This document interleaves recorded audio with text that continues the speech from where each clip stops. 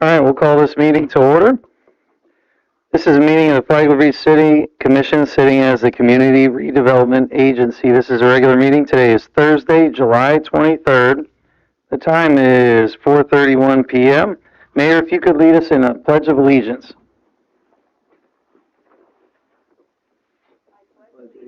the flag of the United States of America, and to the republic for which it stands, one nation, under God, indivisible, with liberty and justice for all.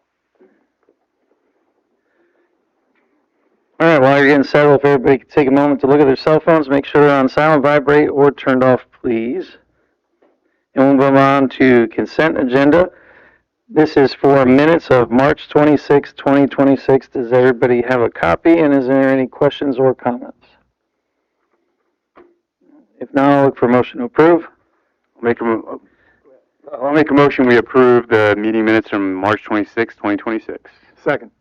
All right, we have a motion and a second. All in favor, please signify by saying aye. Aye. Aye. Any opposed? Motion passes unanimous. Wait a second, we have consent agenda before public comment. Is that normal? We normally have public comment first, right? No, I'm looking at the last agenda. Same thing. Interesting. All right, let's open this up public comment. Citizens are encouraged to speak. Comments should be limited to 3 minutes. Please address the chair. Please start by stating your name and address for the record. Mr. Paul McKitka. Hello, Paul McKitka, 351 Palm Circle.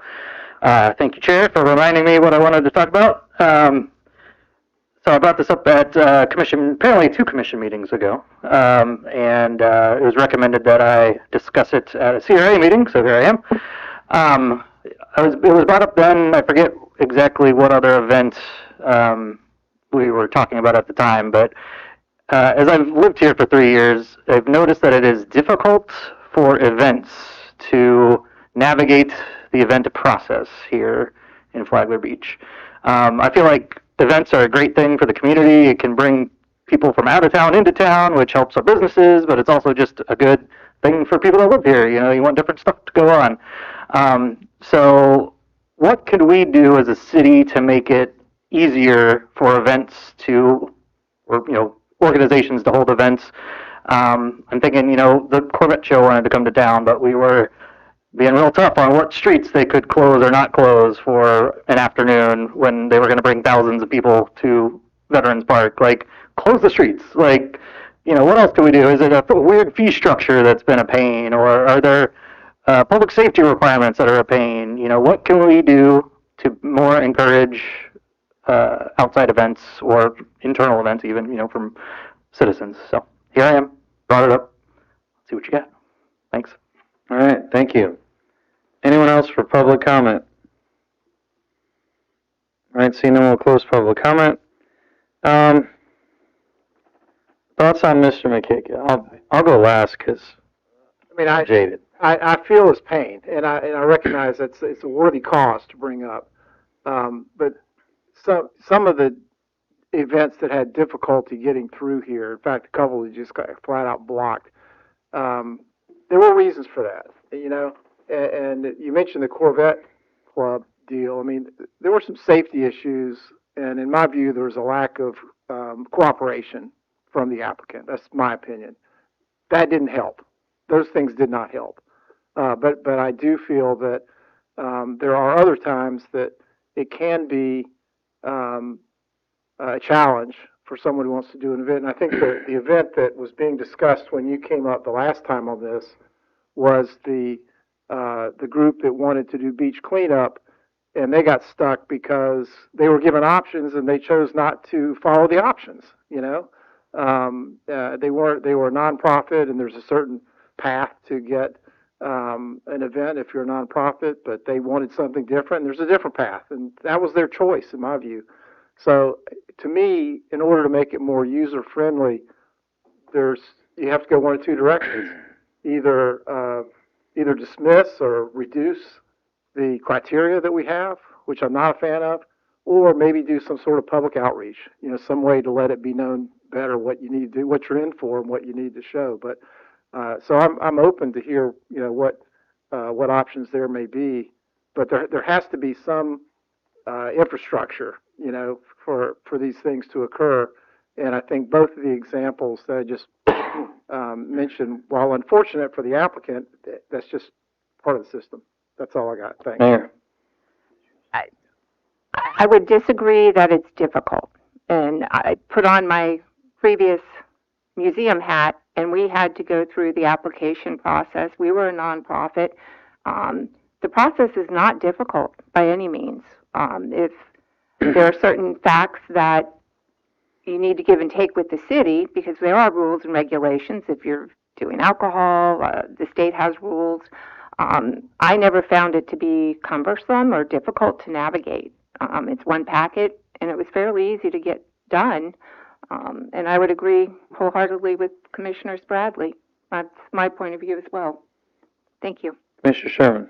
Yeah, I'm for having events. I just think that, I think a lot was brought up the last time that, I think Commissioner Spradley had brought up the Corvette event, and that one, I think a lot of the concerns were the impacts that it would have on some of the local businesses. I know there was some back and forth, like, oh, we're going to do it on a Sunday or this time, but I'm just going to brainstorm freely here with this. I mean, maybe maybe in lieu of paying a fee or something like that, you say, okay, we're going to get so many businesses in the CRA district to sponsor it, and they would have, some sort of partnership to encourage people if we're going to shut down the roads, if we're going to, shut down certain areas that are going to limit maybe, parking or prohibit parking for those businesses to be patronized. Maybe it's some sort of way of like free marketing on their advertising in exchange. Maybe we'd give them a discounted rate on the, maybe some of the fees that they would have to pay to put on that event. So that's just kind of my thoughts on that matter. Any other thoughts? Commissioner Santori. Yeah, I think with the one that we denied recently, I don't know if it was a good fit for this particular time with the parking issues, but I was open to trying it, and maybe we'll get a chance of trying something new. But recently we've had the Centennial events, and I think those were a hit, like the Centennial dinner, and Tortugas just had a really amazing event recently. And that was a good fit, and it was in a spot different than I would have expected it to be in. So hopefully we'll get some more coming forward. Like personally, I'd love to see the Italian American Festival. I haven't seen one of those in a while here, so that's all I got to say. Commissioner Cunningham.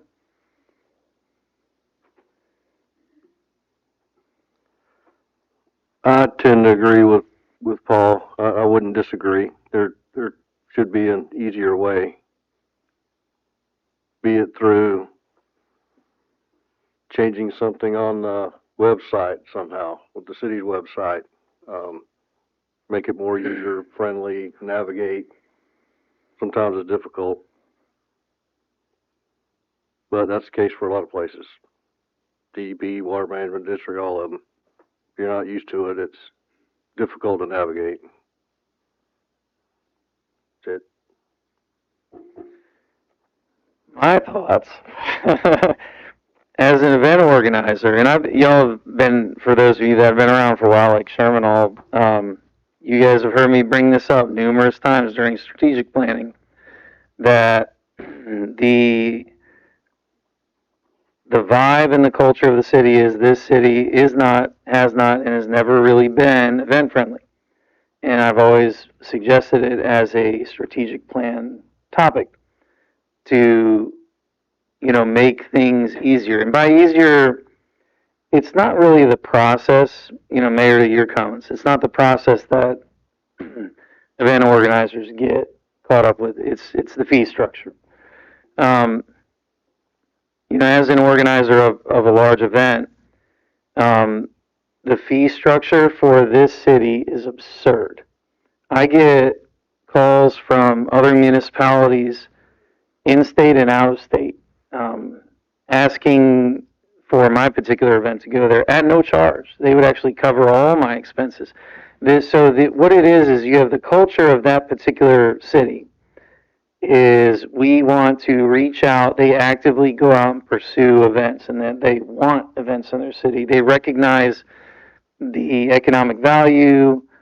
And, there's a lot of cities that they don't want certain events too. Like you take all these crazy beach takeover stuff and all that crap. Nobody wants that. But then you have good, wholesome other events, and those municipalities actually seek them out, recruit them, bring them here, recognize the economic value. And this city, unfortunately, has never done that. And the city has actually, through all the years I've been engaged, over 10 years now, we've lost a lot. We've lost the Seafood Festival, we've lost Pirate Festival, we've lost 3 or 4 minimum surf competitions, series that just pulled out and decide to go elsewhere because it's too much trouble to be here, or it's too expensive to be here.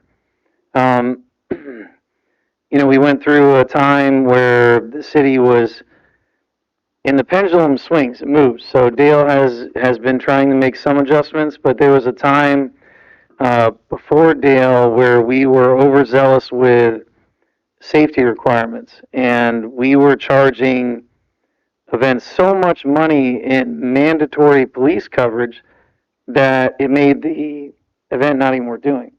They said all our money that we raise is going to go towards Flagler Beach's police department for it to have an unnecessary amount of officers there. Just so I think the bigger question is and this would be again another strategic type decision, because everybody says in the strategic meetings that yes, we want to be more event friendly, but then when strategic meeting's over, nothing is done. Nothing ever gets put in place.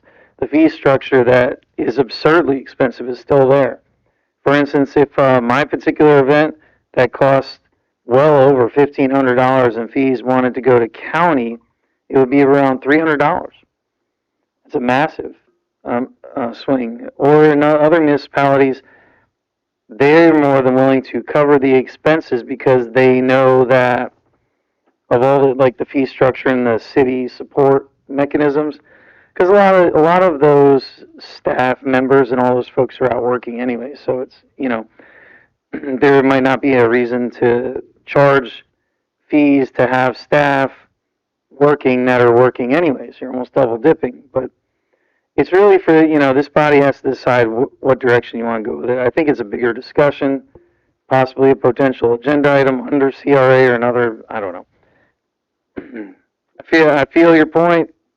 I know. I am a slightly disenchanted event organizer, so I get it. City manager.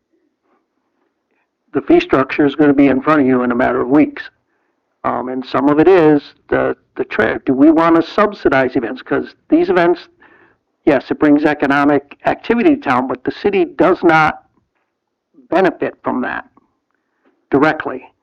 So when you want additional police, are you going to leave it up to the event organizers to say, no, we don't want to pay for police, and on a major event, 500 to 1,000 people, we're going to have the standard 2 officers and 1 sergeant on duty, and then we're going to get complaints that, well, there wasn't enough police present. So the fee structure, that's going to be part of the budget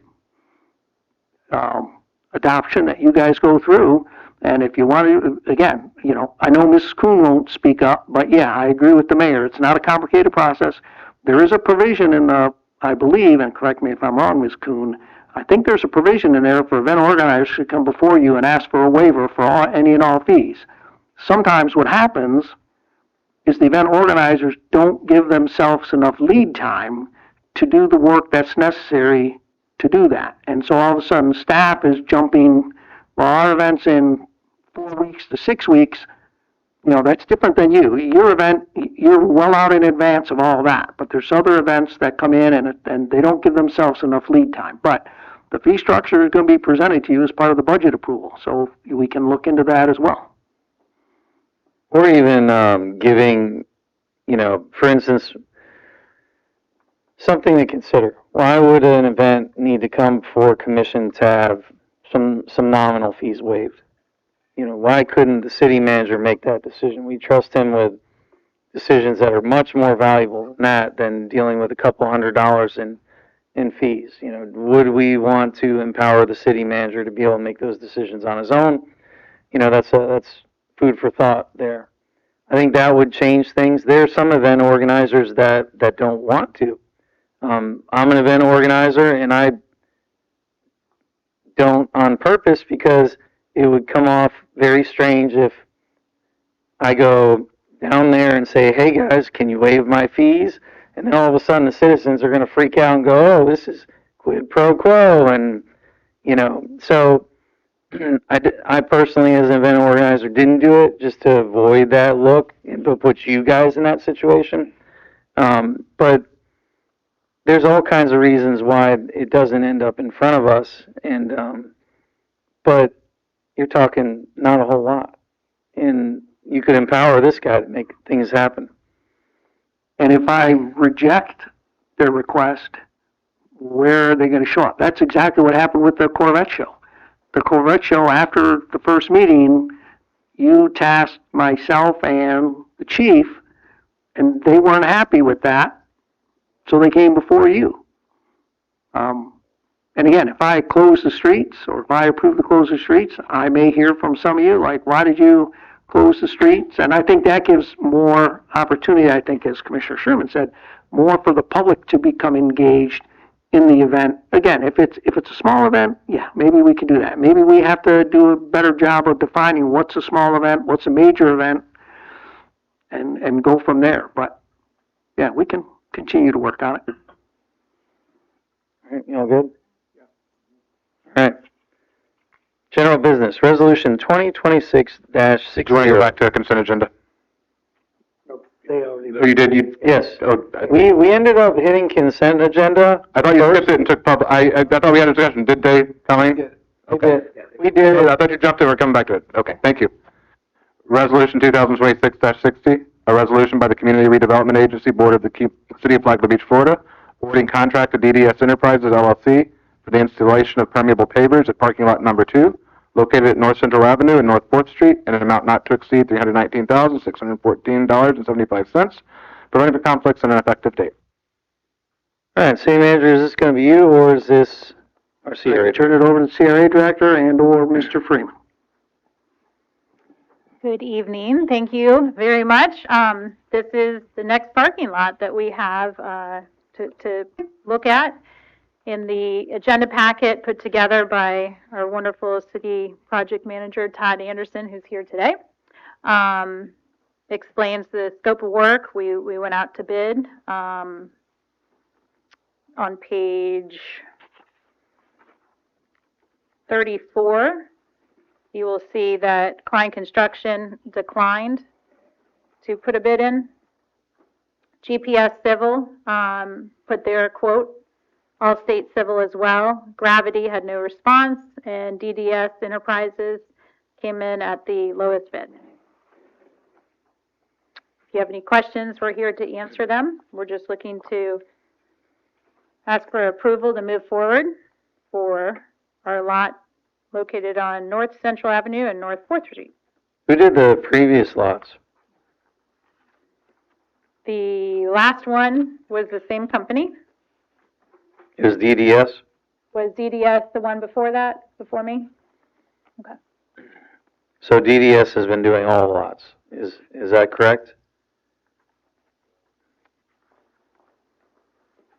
They did the last 2 lots. The first lot was done by a different contractor. The one on South 8th. That was the one that there was confusion about the curb or something like that? Correct. Okay. Okay, so DDS is familiar with it. Mayor? What was the previous lot's total cost? I don't have that on the top of my head, but those lots are substantially smaller than this proposed lot. The lot that we're looking at is going to have approximately 34 sites, I believe, 34 parking spaces. So this one's a good bit larger than the other lots. Thank you. Further discussion? Yeah, that company, that DDS that did the last lot over here, didn't the city have to come back, our own employees come back and fix handicap? And if you go out there and look at it now, it's all wavy. Doesn't look like it was done very well. Was there any kind of warranty on that? There's no warranty, however, if there is something that needs to be looked at, we've asked the contractor to come back and look at it. He has no objections to that. What was it the city had to come back and? It was the gravel. Like, wasn't there an issue with the gravel? Handicap ramp or handicap So space. what happened then was the original handicap parking spot did not have a 5-foot aisle, and it wasn't on the original plans. However, the city building official said, "Hey, we want to have a ADA aisle on that parking lot." So that wasn't in the original drawings on the original bid. So we went ahead and took care of it ourselves. Because it wasn't drawn. So the proposal given to them for the scope didn't include handicap per specs ADA? No, because that particular site, there was an existing handicap spot, so we weren't exactly altering the site, or we weren't adding more spots or anything like that. We were just changing the surface. However, afterwards, that's when the city building official said, "I want to see the handicap spot with an aisle on it." So that's what we did. So we had a handicap ramp, handicap space there with no. That's right. It was non-compliant for all these years. Yeah. So we made it compliant. But that wasn't what the scope of work was that was submitted to get quotes or proposals for. No, there was for a handicap per ADA. No. So they built it back the way it was. Correct. No, they didn't touch the handicap parking spot on the South Fifth Street lot. That handicap spot had been constructed years ago. And when we went forward with the paving that's why it was an existing handicap parking spot. That was apparently approved by the former building official when it was first installed. Well, the old one wasn't demoed, so we're saying? There was no demolition of it. It was all existing. So there was nothing touched there. All we did was the rest of the spots that were originally the crushed shell were converted to the turf blocks. Gotcha. I was looking at the base bid and the other bid, and looking on it, there's some duplicate items on the base bid and the additive bid, like the removal and dispose of the hedge and shrub, all the vegetation.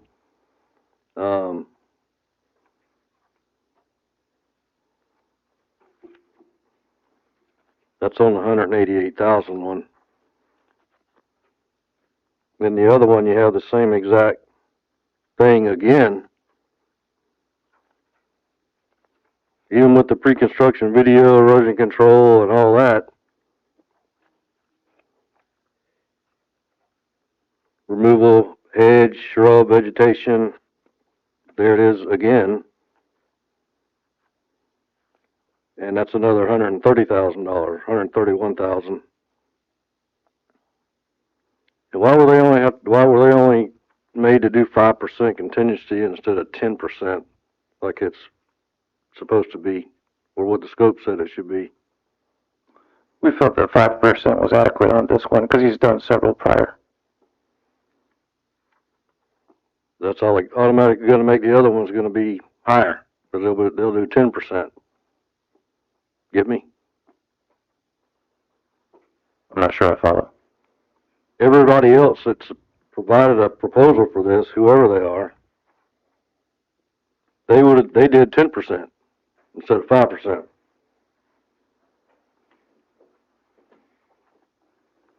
Okay, I see what you're saying. So that's going to make the price higher, obviously.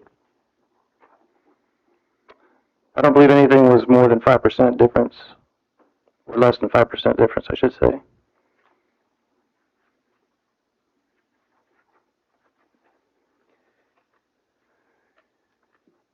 I mean, I like the fact we're getting more parking spaces, and I like the layout of it. because you're gaining parking spaces.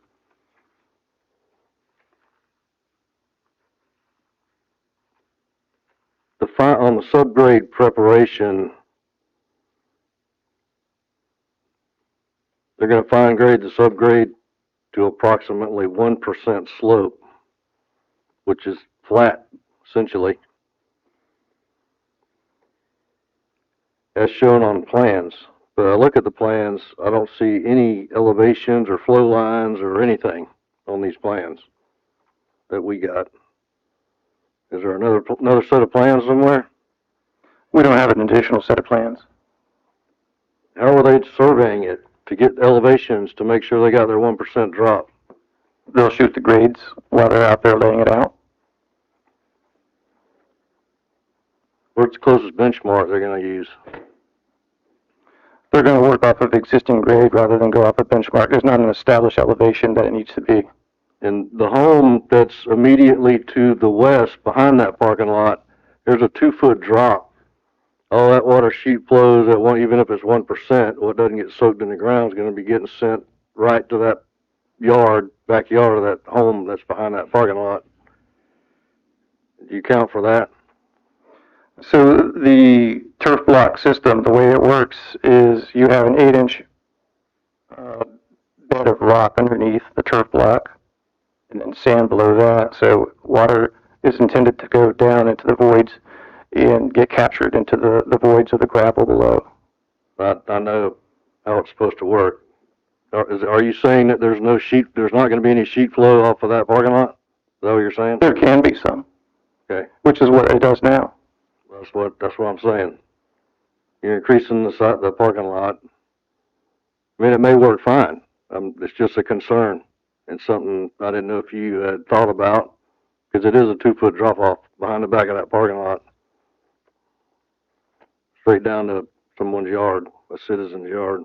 Right.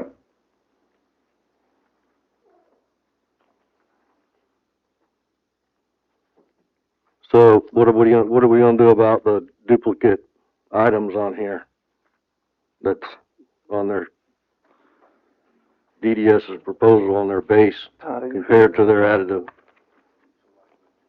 City Attorney, just as a suggestion, would it be possible for commission to approve say an as amended if those get struck, or when it comes to bidding, we accept bid. We do not negotiate bids. We accept bids. So it's go or no go? Yes. I mean, if you look on both bids, there's duplicate items on there. Are those itemized? How much we talking? All right, so I have it in front of me now. So in the base bid, there's some hedge removal for $12,500. It's remove, properly dispose of all existing wheel stops within the project limits, remove and completely demolish existing ADA accessible parking slab, associated improvements as indicated on the plans, remove, properly dispose of all existing hedge and shrub vegetation, and it's within the base area. So the plans have 2 areas separated out. So that's the base bid area, and then there's the ad alternate. So it's a different area with different hedges. So that's why that one has a price of $7,450. So there's 2 different sets of hedges, Correct. one inside the base and one outside the base? Correct. Did they come back at the same dollar amount? No. One's 12,500, one's 7,000. Right, so the bid alternate is a smaller area. So there's 2 separate areas. So the original one, I think the base bid was for the area having approximately 22 parking spaces, and then the other, I think there's 11 parking spaces, is the ad alternate.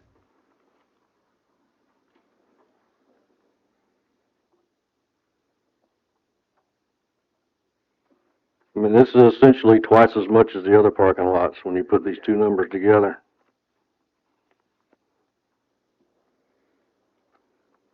And I think it was parking lot 4, whichever that one is. It's the same square footage. And that was 165,000.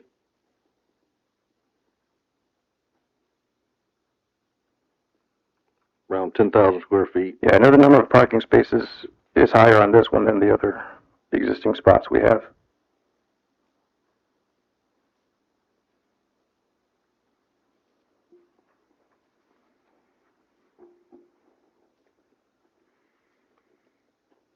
And they got doing a whole nother pre-construction video, and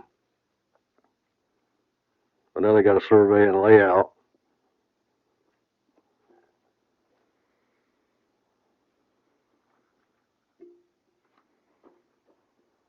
I mean, if he's gonna do a video, he's gonna do that when he does the first mobilization.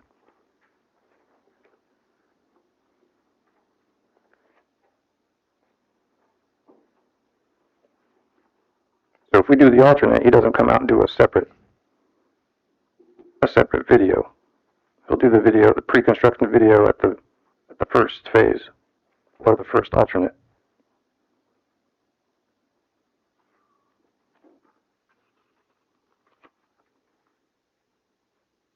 So will that be deducted from the additive bid? No, He's gonna do it all at the first time? no. We're gonna combine the two. I hate to nitpick, but I'm just trying to save a buck.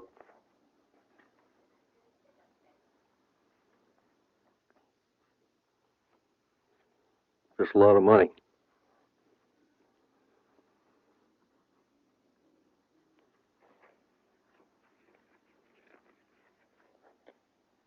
That's all I got. So to piggyback off what Commissioner Cunningham was talking about, just to avoid issues or any concerns about that adjoining property, is it possible staff can either swale or berm it? Absolutely, we have room to do that. Does that work for you? Is that would be a decent alternative? You can get it to flow to the north, to the street. I don't know where else it would go. Alright.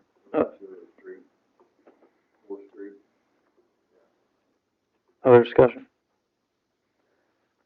The only thing I got is not directly, but somewhat directly tied to this agenda item is, well, so the other question is, this is gonna have stub outs like all the others, right? For future build out of city restroom? This one will not have an option for a restroom. Is this one not planned to have one? No, it's not. I thought this was. No, the two that are stubbed out are that are stubbed out are 8th Street and North 5th Street, and then we'll stub out 6th Street. So those are the three lots that are immediately on the, ocean front. Wasn't it in the long-term plan to have at least stub outs in all the lots? I don't think we In case they planned on that. Okay. Could have swore it was, but. And the reasoning behind this one not having stub outs is just because it's not on the first block close to the beach. It sits a block in, caddy corner. Right. To line, okay. And it's close proximity too, right? It is. Yeah. Alright, so in budget time, I think this body needs to decide if y'all are gonna do something about the restrooms in the city. It's getting crazy, because the general public does not think that the city has any public restrooms because of the construction. So the businesses are getting flooded with becoming city facility restrooms. The reason why I brought it up under here is because I thought this was gonna be one of the ones that would have it. I was gonna be like, we gotta do something, but, so in budget time, you'll hear about it again, because we already approved 2 of them, and the money got set aside. We just haven't gone forward with it. But that's off this agenda item. What other discussion we have on this one? Motion to approve resolution 2026-60. I'll second. Alright, we have a motion and a second. I'll open this up, public comment. Any members of the public wish to speak on this agenda item? Mr. McKitka. Bob McKitka, 351 Palm Circle. I don't see any golf cart parking The north fifth lot is awesome. It's got 3 or something golf cart spots. That's great. The south fifth lot didn't have it. I was disappointed to see that. So just wondering, I thought we were going to do golf cart parking everywhere, and it'd be great if we could. Thanks. All right, thank you. Anyone else for public comment on this agenda item? Dave Crabtree, 209 South Fifth Street. Just out of curiosity, are you benchmarking unit costs? Because that's really what Mr. Cunningham was getting at from the past parking lots. So if you got 34 spaces, either a unit cost of like, is this 10,000 a space, for example, and previously there were 5,000 a space, and if they're all in a reasonable time frame, then you might have a concern. I can't really tell because I don't have a detailed budget. At $30 a square foot for a turf block, that seems about where you're coming in at, and maybe in the past if it was 15, now you'd have reason to go deeper with your questioning before approving. I guess if it's a competitive bid and everybody's within 5%, but that all seems to play out, I think, with Mr. Cunningham's questioning of if everybody else is holding 10% contingency, they've got 5, where were you previously? Just would be interesting because it $30 is not unreasonable. I'm an architect, urban designer. We track costs, but I'm not a contractor. But we do see it lower. I would say 30 is probably at the higher side, but that also gets into what they bid in terms of drainage. The other thing you might consider is if they've said we're only grading to 1%, and then you're going to go back and ask them to like not shed water to your neighbor, then that sounds like an add or at least a change order. Typically, code would be 2 inches to your neighbor. It has to be protected 1 inch from the street on site. But again, just wondering, it seems a little, maybe it's all buried into the bid, so sorry for being in the weeds. But just as a concerned citizen, those would be my couple of thoughts. All right, thank you. Anyone else for public comment on this agenda item? All right, so we'll close public comment. City manager, I don't know if you want to take any of these. So the first question was about golf cart parking. Very good question. How come this lot does not have golf cart parking? Because proof in the pudding, those golf cart spots are getting highly utilized. The ones that are available. Sure, if there's any comments from Mr. Freeman.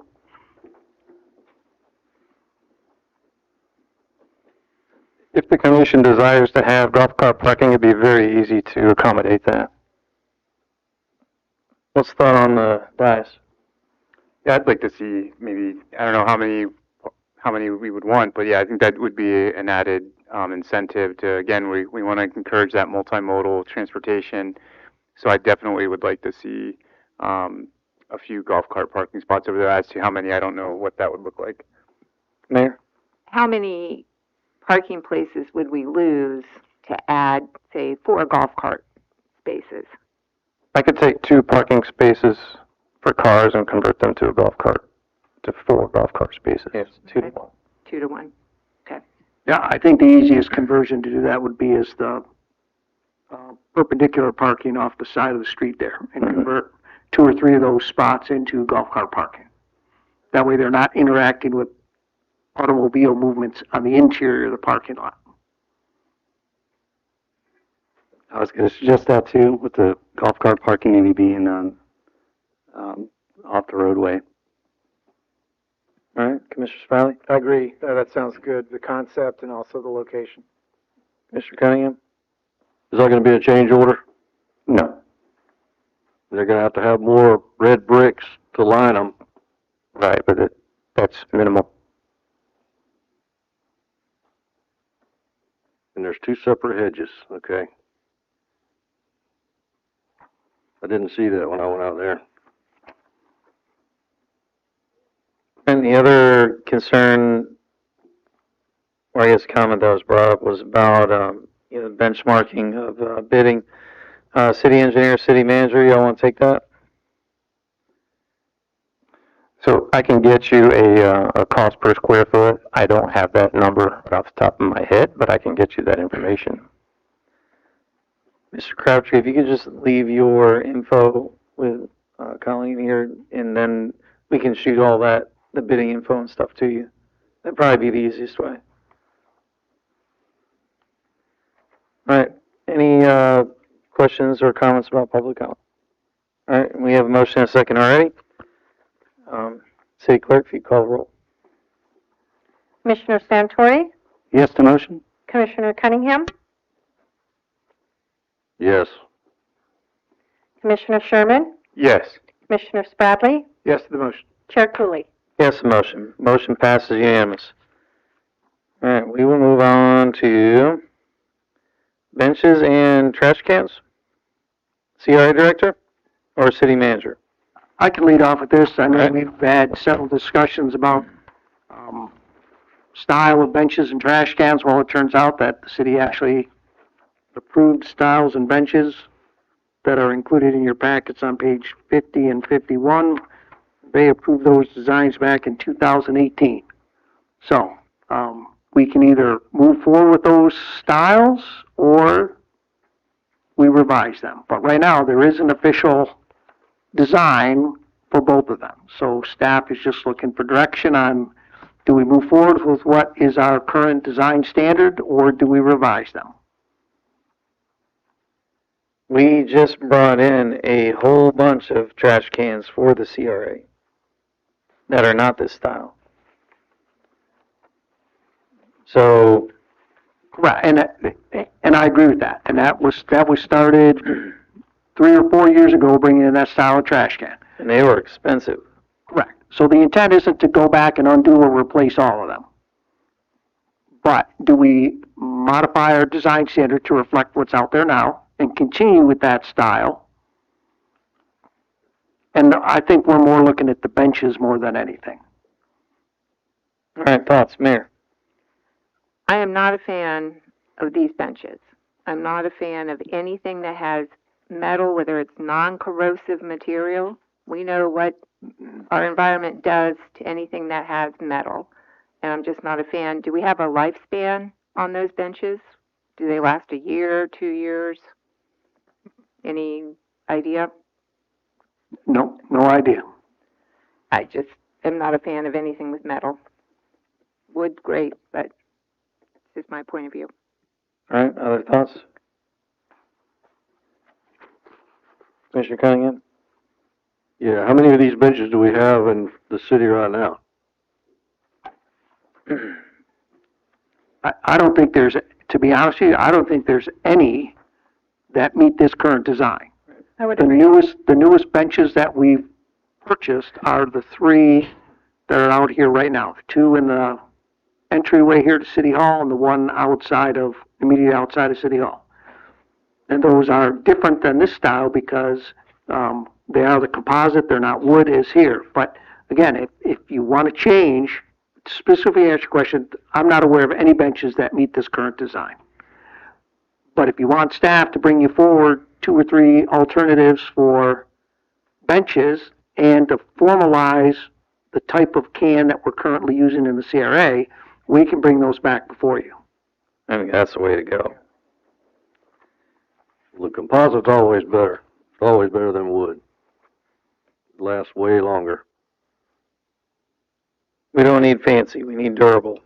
No, we agree, and it was only as we're looking through these design standards, it's like, because the mayor and I have talked about what's gonna be our design for the pier and all that, and it's like, oh my gosh, we actually, back in 2018, 8 years ago, the city developed this design standard, and it's like, okay, do we wanna change the design standard, which is what I get the general consensus to be, or do we wanna move forward now, going forward with this style of bench?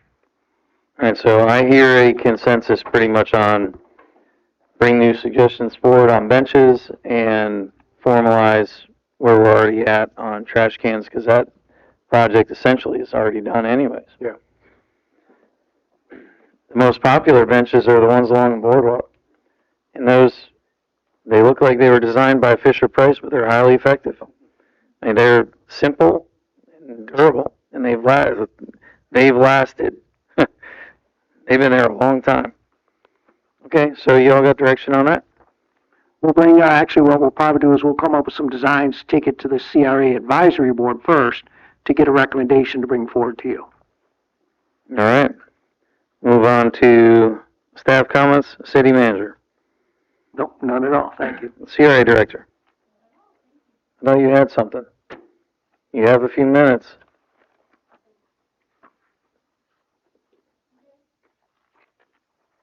You said you had something earlier. Yes.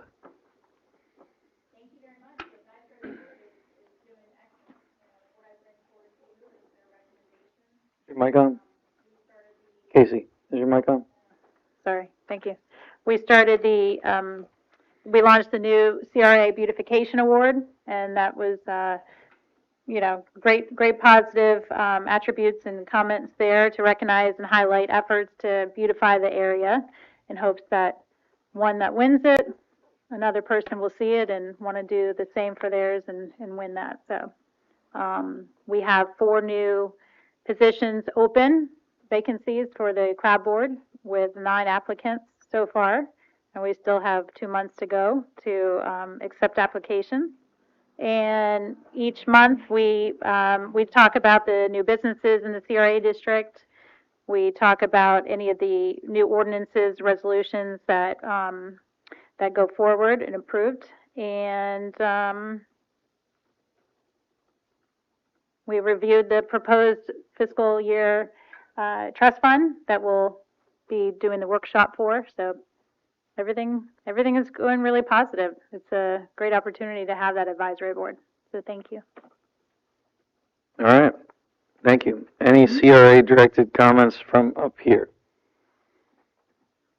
Just general. Nothing? The benches are in Veterans Park. If you sit in them, they're leaning forward. You just kind of slide right off. They kill your rear end. Very uncomfortable. They need to be stood back up straight. Sometimes. They kind of settled wrong or Yeah, something? they're leaning forward. All of them except one. That would probably be relatively easy for maintenance to We can take a tweak. look at that. Yeah, we can take a look at that, but I think, again, this goes to I know there are veterans markers on the benches, but again, I think a lot of it could be, how can we repurpose those? Can we replace those benches with something substantially more comfortable and find a way to still memorialize the veterans that are included on those? So those bronze plaques and the recognition of those community members is not lost. But I think that's one of the common complaints that we hear about Veterans Park is the benches just are not comfortable even when they get hot, very hot to sit in. So that's something that we're going to look at when we include in the budget our improvements to Veterans Park. So that'll be looked at. No, all I was suggesting is tomorrow go out there and dig behind the 2 back legs of the ones that are leaning and pull it up straight and cover the hole back up. That's all I was suggesting. Level them out. Commissioner Sherman? Yeah, I was just going to say, I know Commissioner Cunningham mentioned the benches, and I know we've kind of had some conversations about those placards. I just would say, those are fairly new, and people paid a very decent amount. I mean, you remember when Commissioner Bryan was pushing that, everybody paid a pretty hefty penny to get their name on that placard.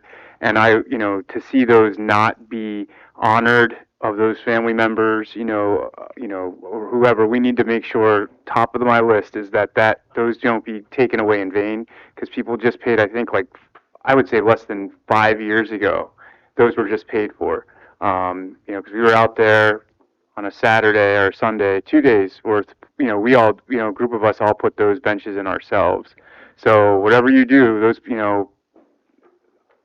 we need to make sure those placards are accounted for. Yeah, there's definitely no intent of eliminating those bronze markers. Any other comments about CRA? The only thing I got is, I'll say it again. City, at some point, we have got to take action on public restrooms. It is, with the pier construction going on, it's not good. I think you don't hear a lot about it, probably because, number one, I do, and number two, because, the businesses are just, this is just another thing. They're just used to it. But on a typical busy day, my own business probably sees, and this is not an exaggeration, every bit of between 30 and 50 people every hour looking for a public restroom. And, and I know they're just going into restaurants.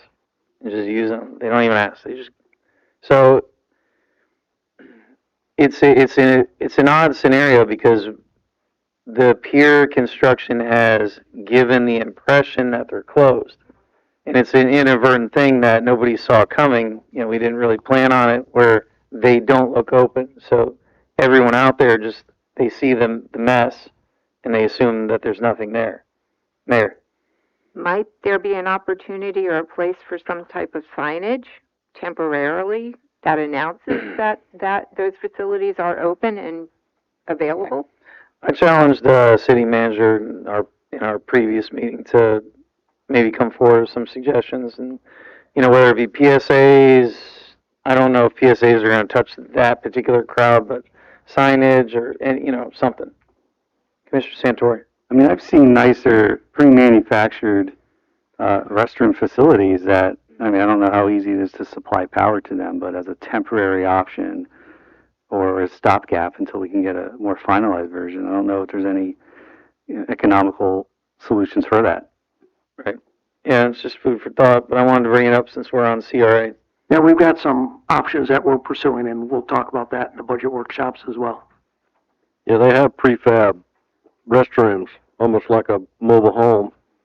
And you could set it right over the top of where the stormwater management facility is on some of the parking lots. Not this one anymore because they're filling it in. You could fit one in there. Do one out there at Golden Line. Prefab, ready to build, hook plumbing and electricity up, and we got bathrooms.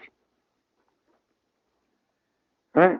Well, now look for motion to adjourn the CRA meeting. Motion to adjourn.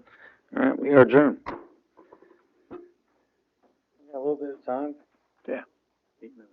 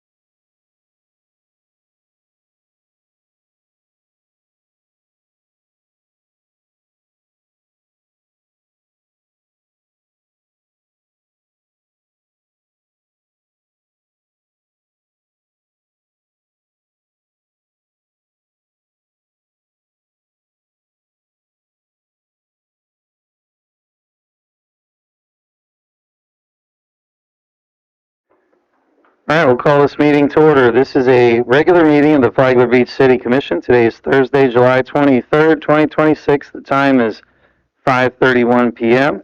Mayor, if you could lead us in the Pledge of Allegiance, and we'll follow that by a moment of silence to honor our veterans, members of the armed forces, and first responders. To the flag of the United States of America and to the republic for which it stands, one nation, under God, indivisible, with liberty and justice for all.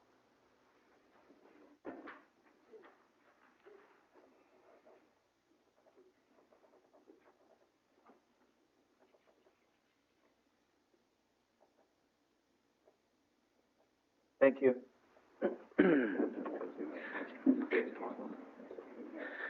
Okay, while everybody's getting settled, if you could take a moment to look at your cell phone, make sure it's on silent, vibrate, or turned off, please.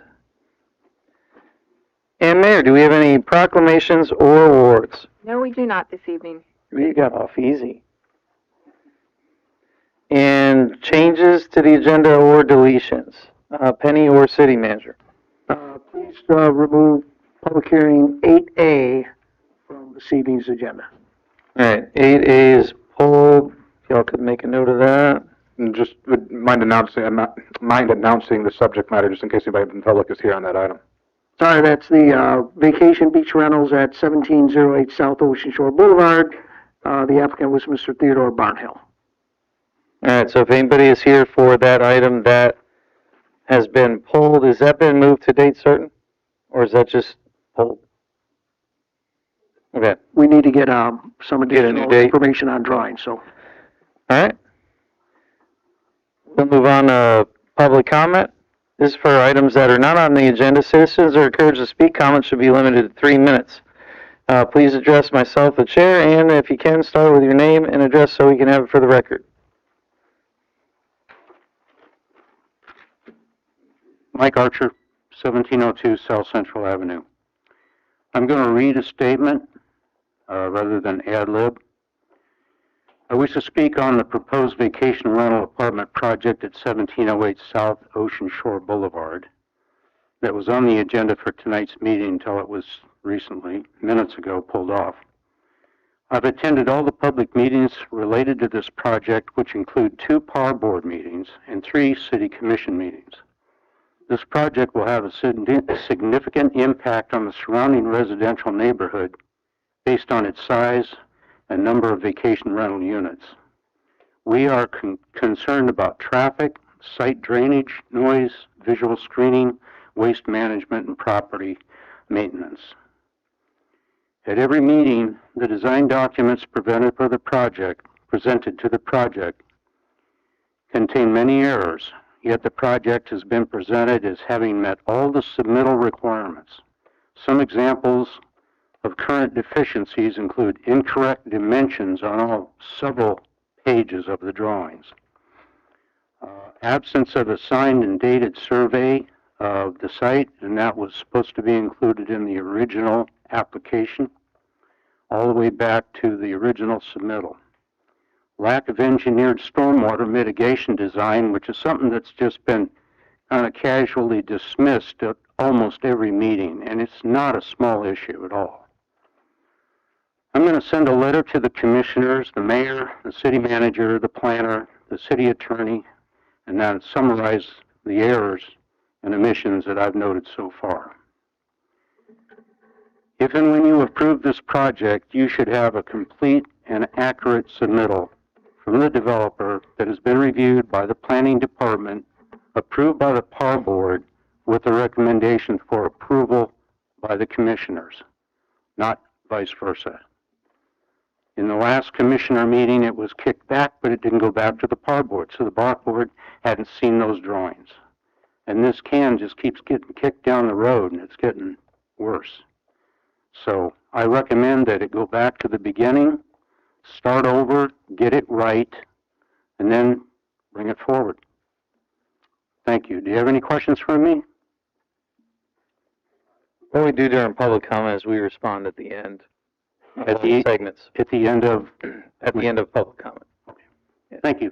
All right, thank you. Anyone else for public comment? Related to this, I'm going to take a minute.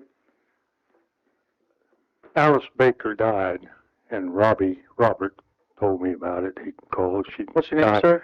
Harry Moody, 1610 South Flagler. I'm very sorry I didn't say that first. But if y'all have the authority, Alice Baker spent 20-something years here. First assistant to the city clerk, took over the building department, became mayor for about 4 terms. City manager resigned, became an acting city manager. The board appointed her city manager, 20-something years. So if you can put that flag down, half-staff for a half a day, if y'all have that authority, y'all need to acknowledge her. She had 20, as is Betty Steflik. They both worked hand in hand. Betty Steflik got the park named after her, and that was fine. But Alice Baker was hand in hand with her. Thank you. All right, thank you. Anyone else for public comment? Good evening, y'all. Kevin Sullivan, 2264 South Ocean Shore. Commend y'all for updating the litter program with the metal and the balloons and all that. I'd just like you to take it a step further and look at covering the dumpsters at construction sites, especially on A1A. Weekly walking across A1A, picking up construction stuff that's blown out by our winds. I'd like to do something that they can cover those. I think that would be a really good thing, because right now there's stuff blowing out all over the place. So I'd like y'all to consider that. Thank you. All right, thank you. Anyone else for public comment? All right, seeing none, we'll close public comment. All right, first thing on here, comments about the Barnhill property. This is already in process. City Attorney, one of the suggestions that was brought up is... I would encourage, well, since it is a quasi-judicial item, while the public speak during public comment, I would encourage you all not to speak about the item until you have it here before, until you have the applicant here before you. Got it. As far as process goes, it was brought up, this is not going back to PAR board. That you have the ability to kick it back. But again, I would not take any action on that item when you don't have the applicant here before you on an agenda Right. item. Got it, because that's quasi-judicial. Makes sense. All right, next was brought up about Alice Baker. Mayor, do you have any thoughts on that? Yes, I know that the Women's Club is working on an event to honor Ms. Baker in addition to, I don't know if we are Can you put the allowed. mic a little closer? Sure. I don't know what the, we have to write the governor's office. Okay. We will work on making contact with the governor's office to seek permission to lower the flag in her honor. Thank you for bringing that up. Another consideration, Mayor, we do these recognition days a lot. You know, something to consider. I know you read those quite a bit too. Yes, we will look into doing that. I was thinking about speaking with city staff on producing something along those lines for the honor at the Women's Club, which is going to be held in September. Okay. That we'll make that publicly known as well. All right. Last thing that was brought up is I had dumpster. some real I'm sorry? quick. I had something real quick on that. If it just popped in my head. If we have a building it's a city building in town that doesn't have a name, name it after her. Why not? I think it would be nice. Yeah, I could put it in the list of considerations for when you come back.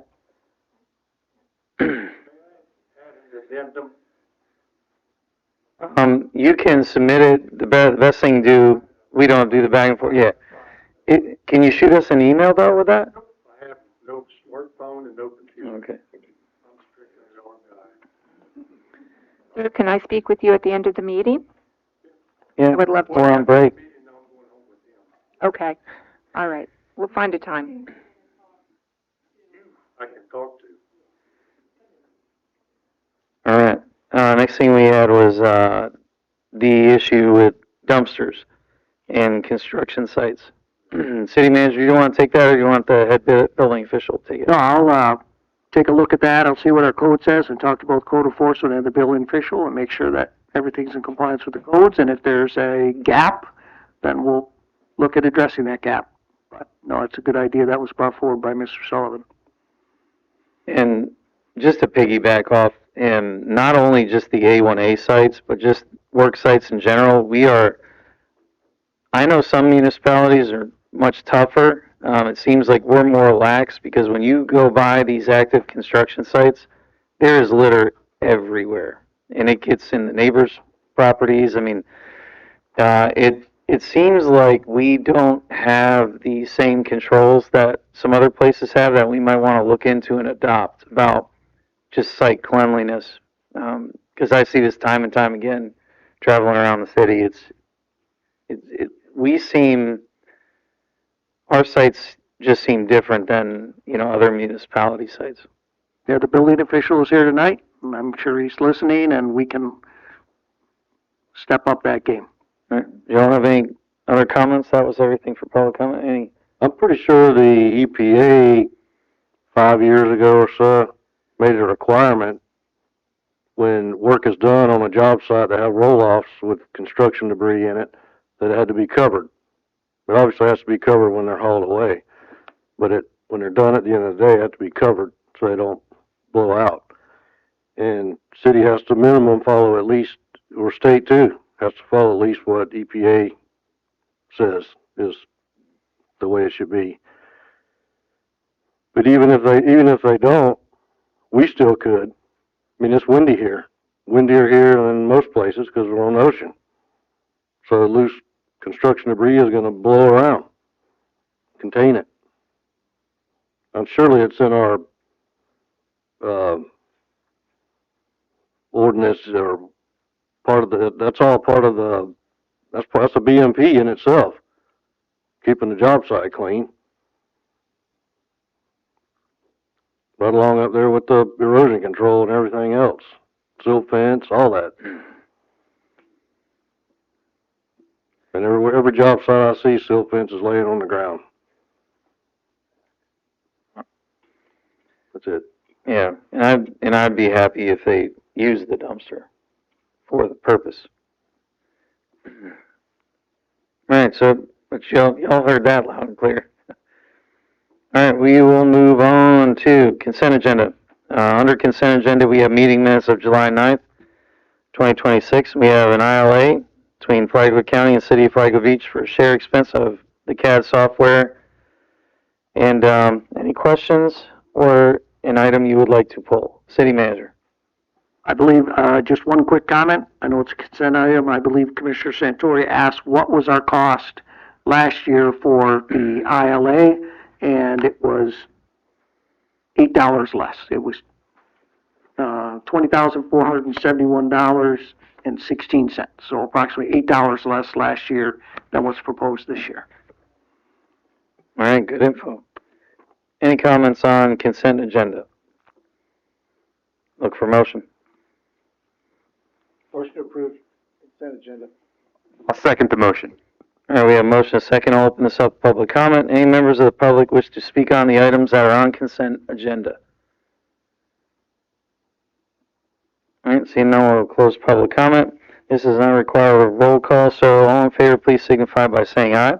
Aye. Any opposed? Motion passes unanimous. Move on, general business. We have a budget presentation. City manager.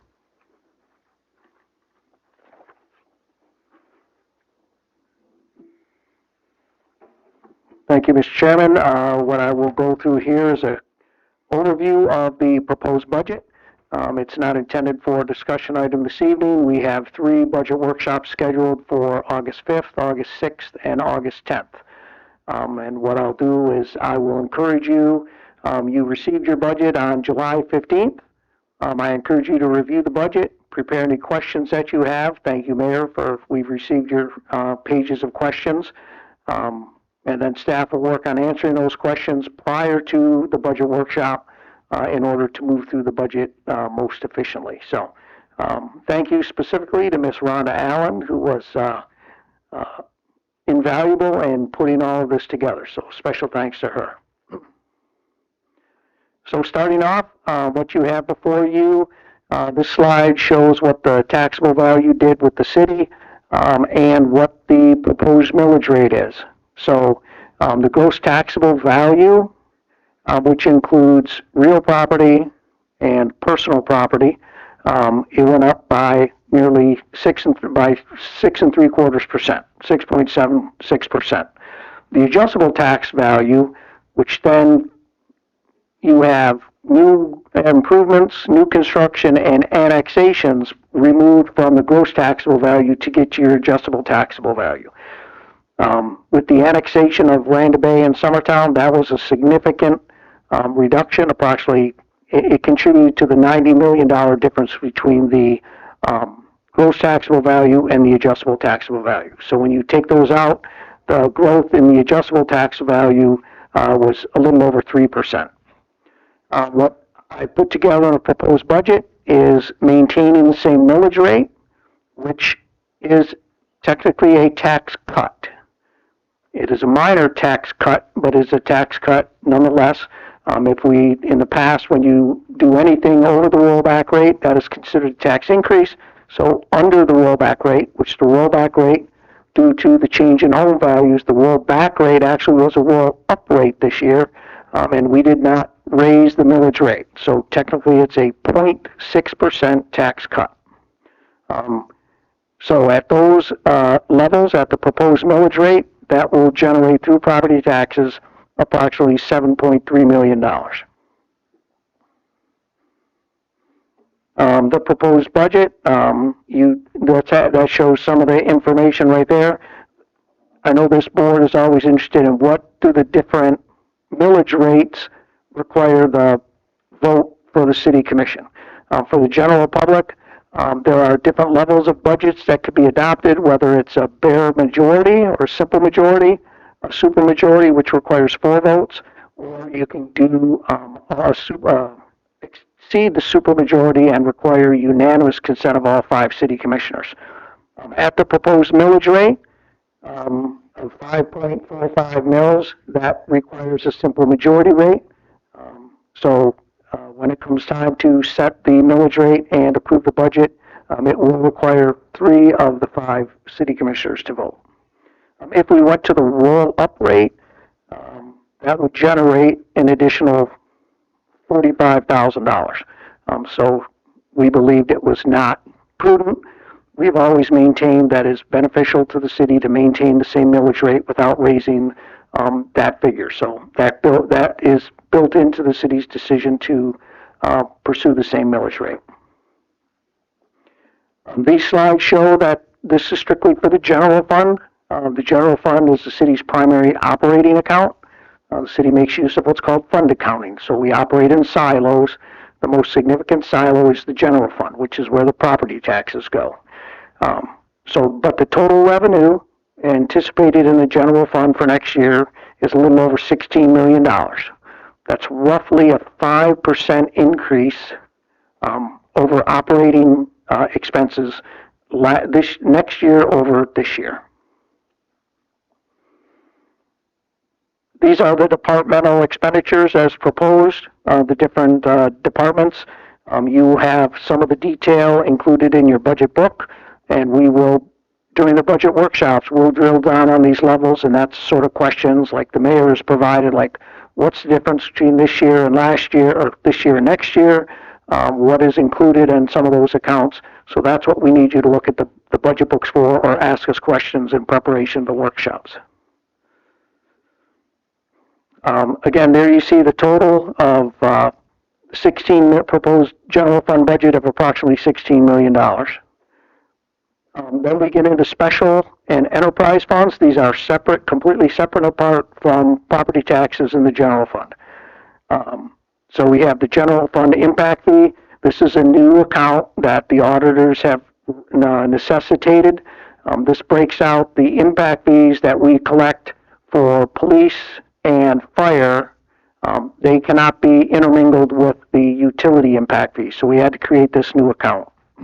The capital fund, the CRA agency fund, building code inspection, the pier fund, then we have water and wastewater plants.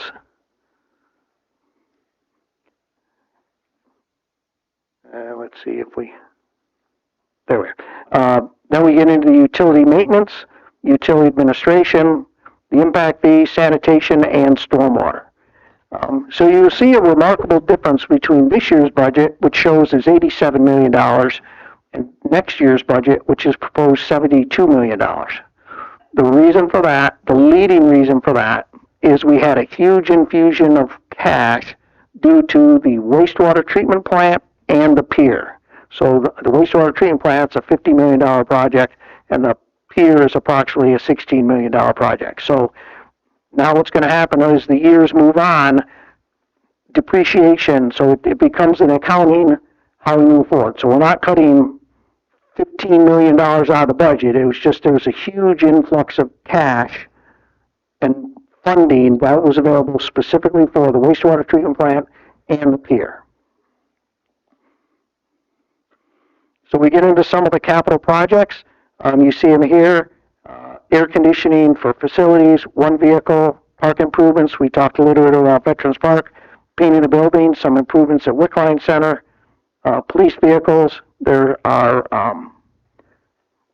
1.5 police officers projected, rehabilitating the lobby at the police department, rehabilitation at the fire department, information technology, the equipment. Again, this year is the first year the city is breaking off from the county, so we've had to invest in some of our own equipment. Cameras that were considered previously. Street paving and sidewalk paving, bridge lighting, library interior renovation, Custer Park improvements, that's the FINE grant that the city is awaiting word on, and then a recreation vehicle for beach or ocean rescue. So the total capital funds to the general fund are approximately $1.4 million. Moving on to the special funds, which is CRA, parking facilities, street lamps, Veterans Park improvements, crosswalks, and I've already had a discussion that we may repurpose the crosswalk funding to bathrooms. So that'll move forward as part of the budget workshop. So we may reappropriate or redesignate restamping crosswalks at the commission's direction, that maybe that money is more appropriately used for moving forward with some of the restrooms at the public parking lots. Wayfinding signs, and then building code inspection, that is to repair, replace some of the columns that have been damaged by parking vehicles on the south side of the library and the south side of the Wickline Community Center. So those special fund capital projects total approximately a little over $1 million. Moving into the enterprise fund capital projects, again, enterprise funds are those funds that are wholly funded by fees and charges. There are no property taxes that are used to support these operations. So we have the pier, both the reconstruction of the pier as well as the beach walk project, water projects, new well number 17, moving forward with the Lambert water main that you've approved recently, the design for the actual component of crossing the river, the South Central water main, additional filter elements, storage tank, million-gallon storage tank out at the water treatment plant grounds, stabilizing a road by a well, and then other features or improvements at the wastewater treatment plant themselves. Moving to the wastewater treatment plant, we've got construction of the plant itself. We've got the reverse osmosis treatment design, transfer pumps, and then a significant amount of funds for planning and moving forward with reclaimed water, which is an unfunded state mandate. So those will move forward. Some of the things that are listed here as Ms. Allen and I continue our discussions with the budget, some of these things may be moved out of capital and into the operational budget, such as exploring funding options, impact fee study, and developing the interlocal reclaimed water agreement with Palm Coast. Those may be moved into the operational budget for either professional services or contractual items. Yard spotter, that's a small vehicle to help with the operations of the new screw press. We are looking at other options instead of that vehicle as well. So I may have more information for you when we get into the budget workshops. Utility maintenance, we have pumps, wet well, pump station, lift station rebuilds, generators, fire hydrant replacement, and a sewer camera to help facilitate maintenance and rehabilitation of our sewer system. Meter reader truck, replacing the flooring back in the utility building section that's been flooded, buy a new sanitation truck, and large bulk item, $500,000 for additional continuing stormwater efforts. So the total enterprise fund capital projects are a little over $51 million. That's projected. With regard to the organizational chart, you have that before you. This will come before you in September for formal approval by ordinance, which has never been done by the city before. So you have this before you. That'll be presented to you again in September for the first and second readings. But the proposed changes in staffing, at the end of all of these changes, you see at the bottom, there'll be a net addition of 2 full-time employees and no addition of part-time employees.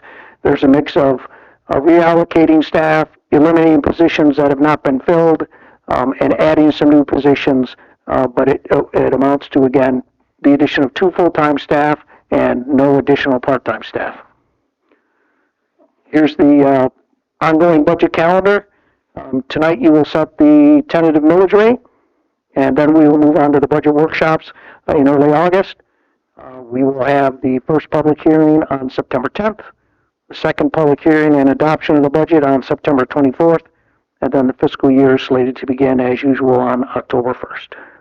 So I look forward to working with all of you in preparation for the workshop, so please review your budget and submit your questions that staff can prepare the answers for those workshops in early August. So thank you again for your support. All right, while the city manager is up there, any questions for the city manager? Keep in mind, we're just at tentative mill rate. We're not getting into the weeds on budget right now. Any questions for city manager while he's up? All right, thank you. And any discussion or anything needed on the actual presentation before we move on to the next item, which is tentative mill rate? All right, we'll move on to resolution 2026-61. Drew? Resolution 2026-61, a resolution by the City of Flagler Beach, Florida, adopting a tentative millage rate for the fiscal year 2026-2027 budget, providing for conflict and providing for an effective date. All right, city manager, anything else we need to know? The only thing is the millage rate, the tentative millage rate that you set, you do have the ability to go lower in the future with minimal effort. You also have a very complicated opportunity if you want to raise the millage rate above whatever you set tonight, but it's extensive and not highly recommended. So think about what you set the millage rate tonight. You can always go lower, and it doesn't require the legal machinations that going higher would be. So staff recommends setting the tentative millage rate at 5.4500 mils. Which was also the mill rate last year, just for clarity. Last 3 years. Right. And just for clarity, this is what we were looking at is basically, for all intents and purposes, would be the cap, not to exceed. And then when we get into budgeting, then it can go down easily. I didn't even know you could go past it once you said it, because it's got to, you send out trim notices and all that. And that's actually, it's almost impossible because of the legal hurdles to do, it's almost impossible to go up. Technically there's a way, but it's practically impossible. Not a road that I want to go down. Yeah, all right, questions or comments about mill rate? Commissioner Spradley. I think the city manager gave during his presentation the reasons why this should be considered by us as the mill rate for next year. And I think he covered those reasons. I accept that. I think we should support it. Questions or comments? Commissioner Cunningham? I look for motion. Motion to approve Motion to approve resolution 2026-61. All right, we have a motion and a second. I'll open this up to public comment. Any members of the public wish to speak on this agenda item? Nobody wants to talk taxes. It's just the cap. All right, seeing none, we'll close public comment. Further discussion on tentative mill rate. All right, Penny, if you call the roll, please. Commissioner Santori, Yes to motion? Commissioner Spradley, Yes to the motion. Commissioner Sherman, Yes. Commissioner Cunningham, Yes. Chair Cooley. Yes, the motion. Motion passes unanimous. Next item, we have a request for a temporary waiver of code 4-129. This is to consume alcoholic beverages in a park for an event. And is that, Penny, is that you or is that city manager? City manager, you got this? No, I can defer to Miss Overstreet. I know Miss Kuhn, I don't know if Miss Kuhn is still here. I'm not sure. I've never met the applicant. I'm not sure if the applicant is here. That'll have any comments, but yeah, it's applicants filed for temporary use of Wickline Park. There's a family event, and she's simply asking for a temporary waiver to have alcohol served under family control at the pavilion in the Wickline Park. All right, is the applicant here? All right, come on up. If you can, just, if you have anything you'd like to share with us for consideration. Sure, yes, hi. My name is Roxy, and I was a part of the community for like almost 20 years. I volunteered at Stennis College for FPC and Banner Elementary. My kids went to school here. So my younger one is graduating. She's 18. She's 19. She's graduating with a bachelor from UCF. She's got accepted to Johns Hopkins. So she's in the area. And we wanted to have events with teachers and coaches and family members to say goodbye. I got the email. Well, when I applied for the park, I asked many times how much it costs. I was told that it doesn't cost anything. I have to put the applications. The application said we don't want alcohol. But as we were talking, the question arose about the liquor. So I said, we would like to have like some prosecco or wine and stuff like that. So what does it take to do it? So I was told that it is free, and I could ask commissioners if you would allow me to do it. So today I opened my email, and I got an email from Frederick Beach commissioners, I guess, with the invoice. So invoice for the waiver was $2,500. So for an amount of 20 or 30 people just hanging out in the park and have some wine, it's $2,500. I don't think that's a reasonable price, so I would say no, I don't want any alcohol, as we were planning not to have it at first place, but I think it is, it's not reasonable. The price like that is not reasonable. That doesn't sound right. Okay. I have it in here. So it is saying the application review and processing fee is $900.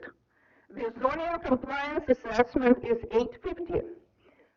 The legal and administration fees $800. Then public notification is waived. That might be a potential spam or a hack email. Okay, I'll tell you who it came from. Just 1 second. Well, and honestly, we don't need to know because we're gonna get you the details right now on that. But as far as just permission to have alcohol in the pavilion, is there any questions for the applicant from up here? Okay, and I believe the fee, if there even is one, is very nominal. Is that right, Penny? She's pulling it right now. Okay, thank you. I'm curious who the from on that email is, just so we can tell her that it is not from the city, so she can do it to one her particular account. Eric Cooley, chairman. That explains it. He's here, so I can understand the laughing. That sounds like that's definitely a scam or hack. So I would. Then he's paid right at this meeting. But for your own benefit, treat that like a spam email. So make sure you're. So I'm glad that I came here. Otherwise, I would spread the news to everybody. Yeah. And make sure your accounts are, I want you to have the information to make sure your accounts are still protected, because that's always concerning when I see somebody who's opened a spam email like that, yeah. Okay. That's, Yeah, it looks very legit because that's, these two guys right here.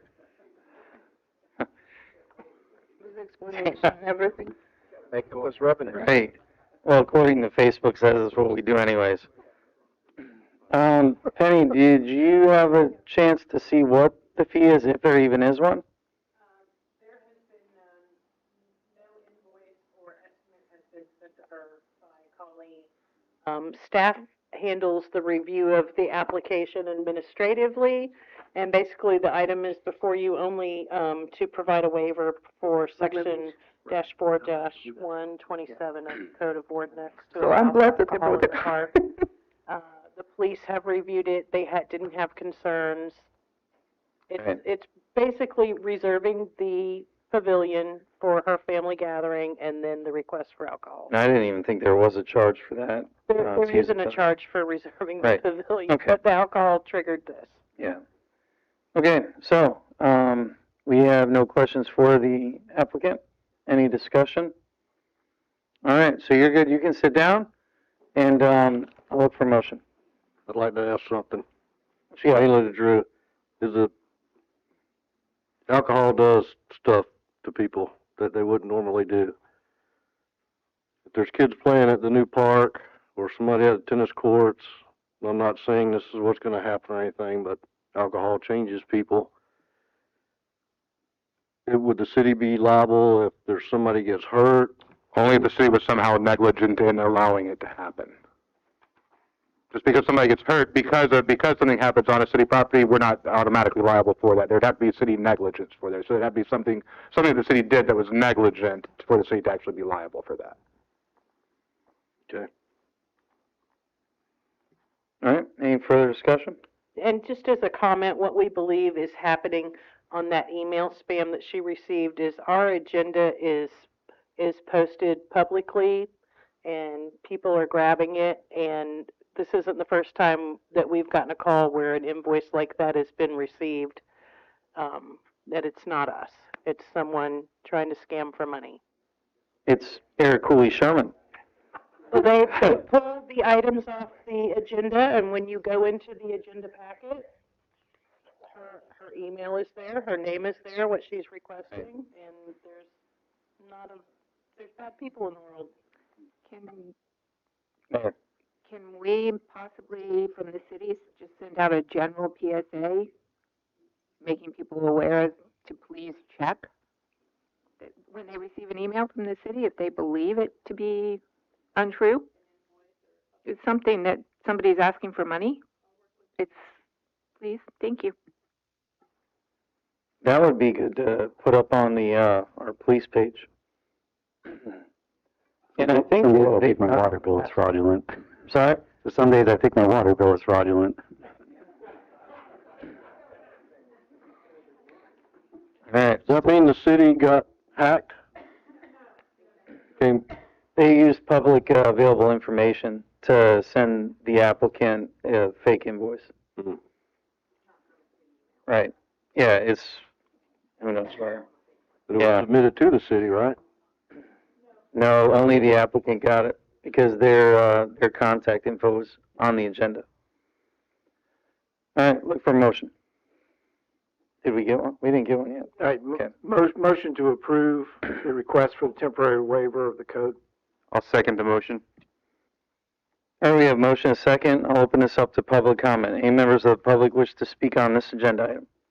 Come on up if you can. Please state your name and address for the record. Thomas Hagman, South 01A and 10th Street. I got a Eric Cooley invoice too. Really? Yeah, I'll forward it to you guys. It said that my application was approved and that I owed fees of $2,500. Well, same amount. So I responded, what application? Exactly. He And- didn't have an application. Yeah, we've done some emails before, so I said, good, could this be legitimate? So I'm glad to hear it, so I'll let you know about it. Thanks. Somebody's taking advantage of me. just one thing for everybody's benefit to kind of think about. If you receive an email that looks odd to you, the first thing to do is go up to that from and see if the name matches the email address.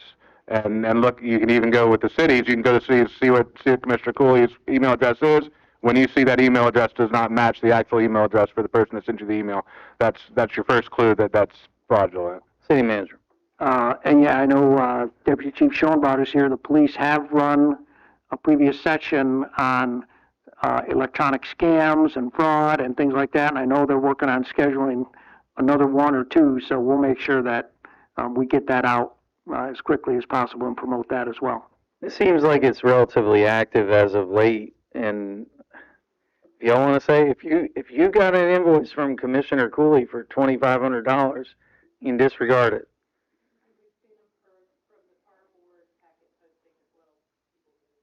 Wow. Eric, do you take Bitcoin or Walmart gift card? Yeah. I was gonna say I'm not seeing any benefit of this. All right, so we have a motion. Oh, we're still under public comment. Any members of the public? Anybody else wish to speak on this agenda item? All right, seeing none, we'll close public comment. This does not require a roll call. So all in favor of this exception, please signify by saying aye. Aye. Aye. Any opposed? All right, motion passes unanimous. You're good, and Penny will invoice you hopefully something reasonable, if at all. Oh. All right, so thank you. All right, where are we? I just lost my agenda. Let me see your agenda here. All right. All right, we will move on to item D, which is a requirement of builder 1011 North Ocean Shore. This is a citizen requested agenda item. And what we will do with these is just for structure for everybody up here so we kind of know how these flow. What I want to do is hear from the citizen who has the agenda item. We're going to do that first, and then we're going to hear from any relevant staff that has touched this or has input on it. That's right. And then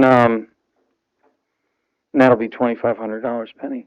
But and then after we hear from staff, then we'll go to deliberation. And what I'd like y'all to do is if we have any questions for, we'll call it, for lack of a better term, the applicant, which is the applicant for the agenda item.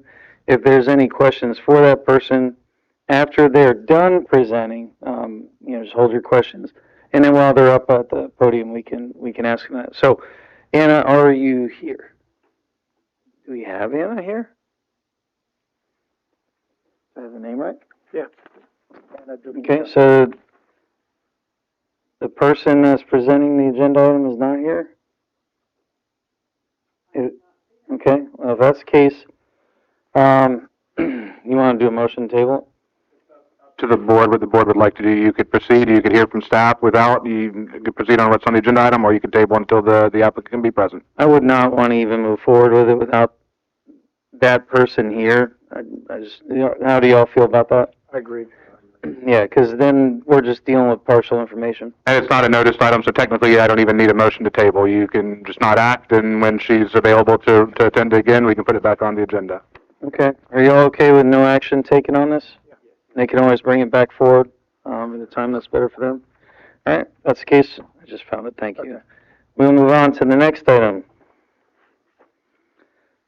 Clarification of ordinances, land development codes. This is Mr. Thomas Hagman. All right, come on up, Thomas. And if you can, the floor is yours. Just take us through everything you got. Okay. So, Thomas Hagman, I'm at South A1A and South 10th Street. We built our beach house there about 36 years ago for weekend getaways and for vacation. And then 12 years ago, when I retired, we're living there full-time now. We're presently working on a plan to get our property eligible for qualified for short-term rental because we plan to do a lot of traveling and perhaps rent it out while we're traveling. My plan right now, there's some safety concerns, ADA compliance. I need to section off some partitions for owner storage and such. check with my insurance company, basically just getting ready for future inspections.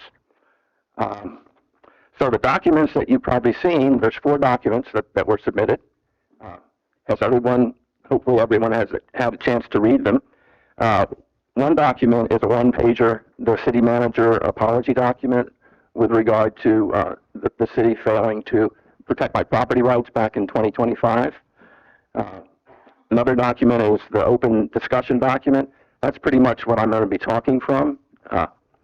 And then I've got 2 other documents, which we probably won't go deep into, but I hope that you've read them. One is the scenario basic document, which is kind of a simplistic scenario that I wanted analyzed, and then an expanded analysis. So 10 minutes is really inadequate to discuss the totality of the issues I've had with the city failing to protect my property rights. It's kind of the tip of the iceberg. You really need several hours to review it in totality.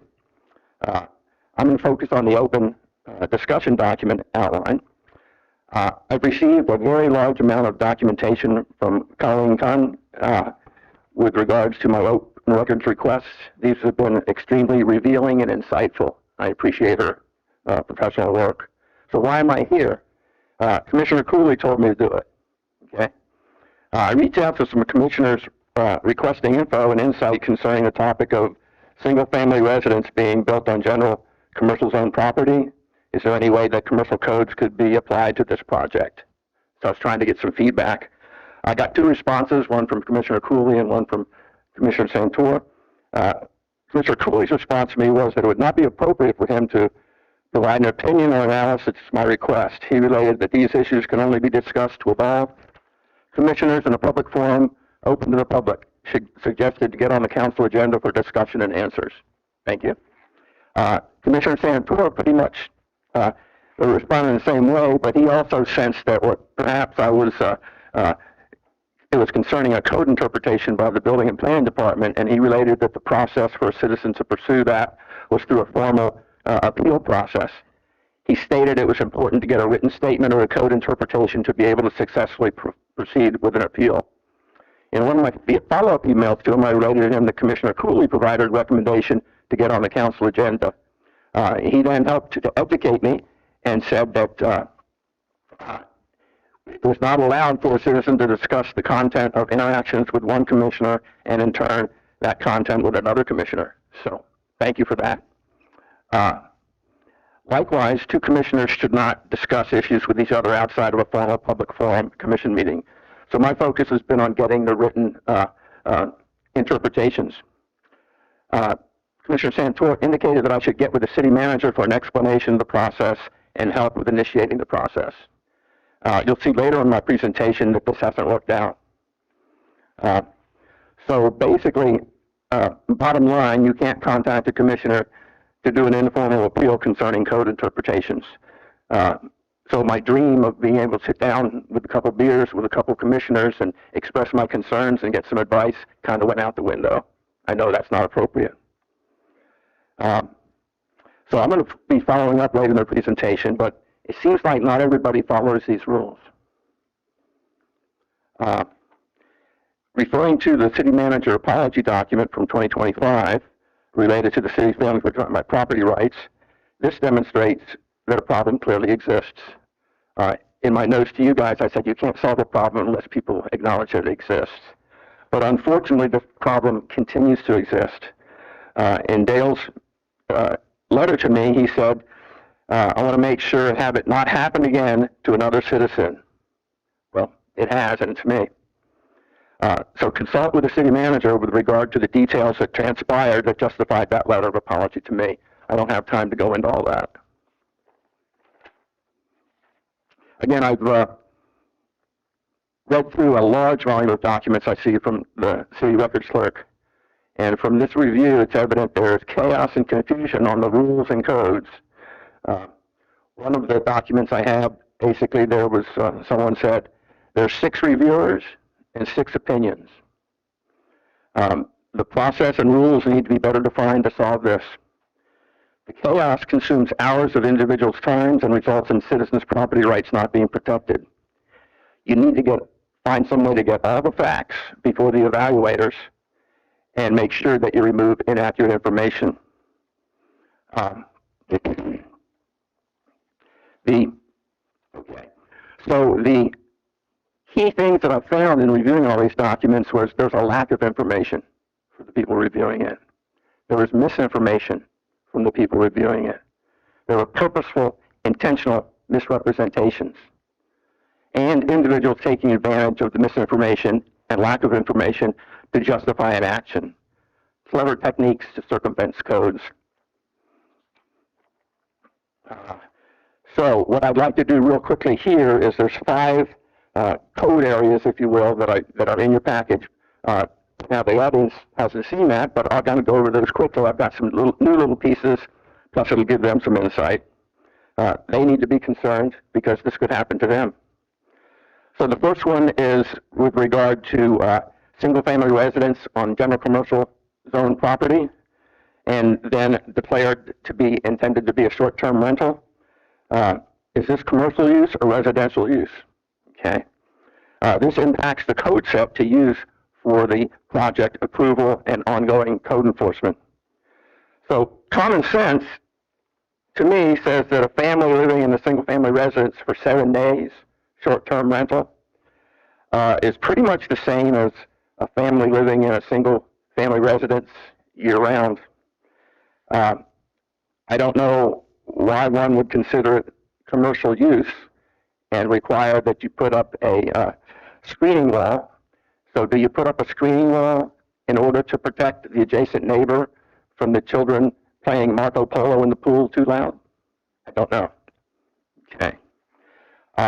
The city attorney prepared an excellent document for Dale with regard to this topic, and basically he determined that based on Florida law, that only residential use is appropriate for short-term rentals. The attorney also identified quite a few case law findings and scenarios supporting the residential use only applies. I met with the building department folks on June 4th, I think it was, and a verbal statement from the building department said that any construction on general commercial zone property is automatically considered commercial use, even if it is a single-family residence. Short-term rental is not even needed to justify commercial use. I was told that even I had the right to build an 8-foot screening wall on my property, real property that's adjacent to residential. I'm commercial zoned, single-family residence. So the code clearly states required screening, and this is very confusing to me.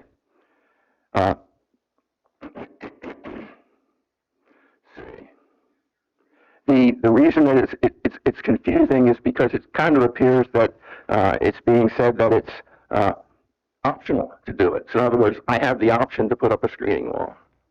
So I'm kind of confused with all that, and I hope to get things resolved. On the second top, I've got two emails that I got from my document release, and one of the emails from Dale Martin basically asserted that both the two properties adjacent to my property basically should never have been considered commercial use projects. Approval process, that's the key in those other documents that I provided. We have submitting a residential, submit as residential, this is regarding a project, approve as residential, and then midway through the project declare commercial use, and now commercial use codes apply to the deviations from the submitted plan. All done by phone calls and emails. No public record that will be clear in a documented amended city approval to convert to a commercial project. A magic wand, I think, was waived to convert to commercial. Converting to commercial with no ARB or council approval. An email from Dale Martin included the inconsistency of claiming a property to be residential when beneficial and or commercial when otherwise beneficial is problematic. I agree. Okay. Next topic is retaining walls. Okay. At that June 4th meeting, I was told that a retaining wall was not a retaining wall. And it was further clarified that a retaining wall that has 30 inches of soil differential is only a retaining wall, and that triggers whether the 5-foot setback code applies. Okay.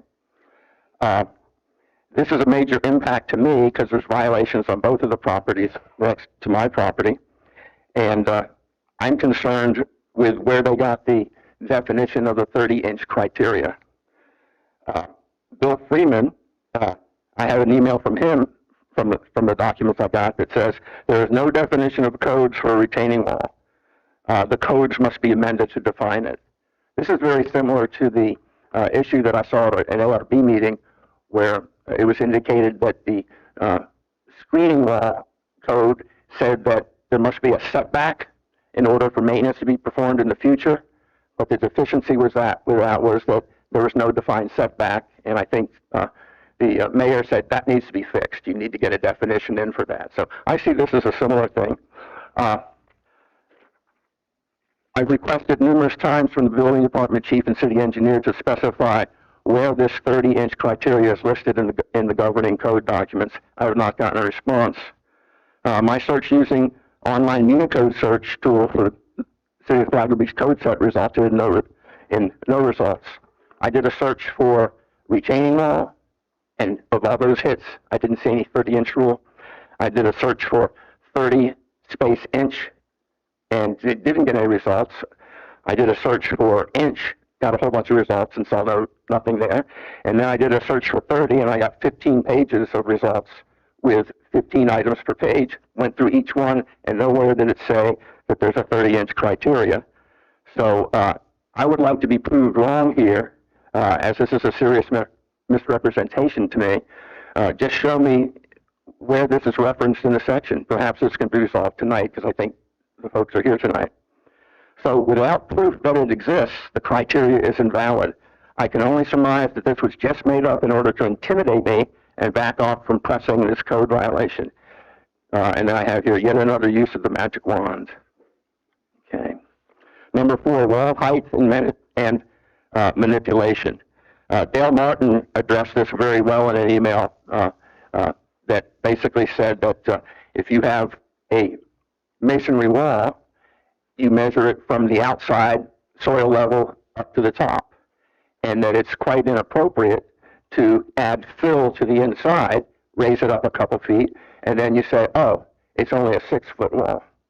I met with him for about 15 minutes back in April, and he briefly discussed saying that he talked to the builder, and he said his communication to the builder was, hey, why do you have an 8-foot wall when it can only be 6? And the builder said, no, it's only 6 feet.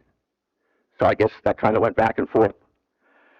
Okay, the next one is reasons to not enforce a code. Okay? I want to know if these are lawful or these approaches defined in the codes. Should a citizen have to surrender private property rights in order for a code to be enforced?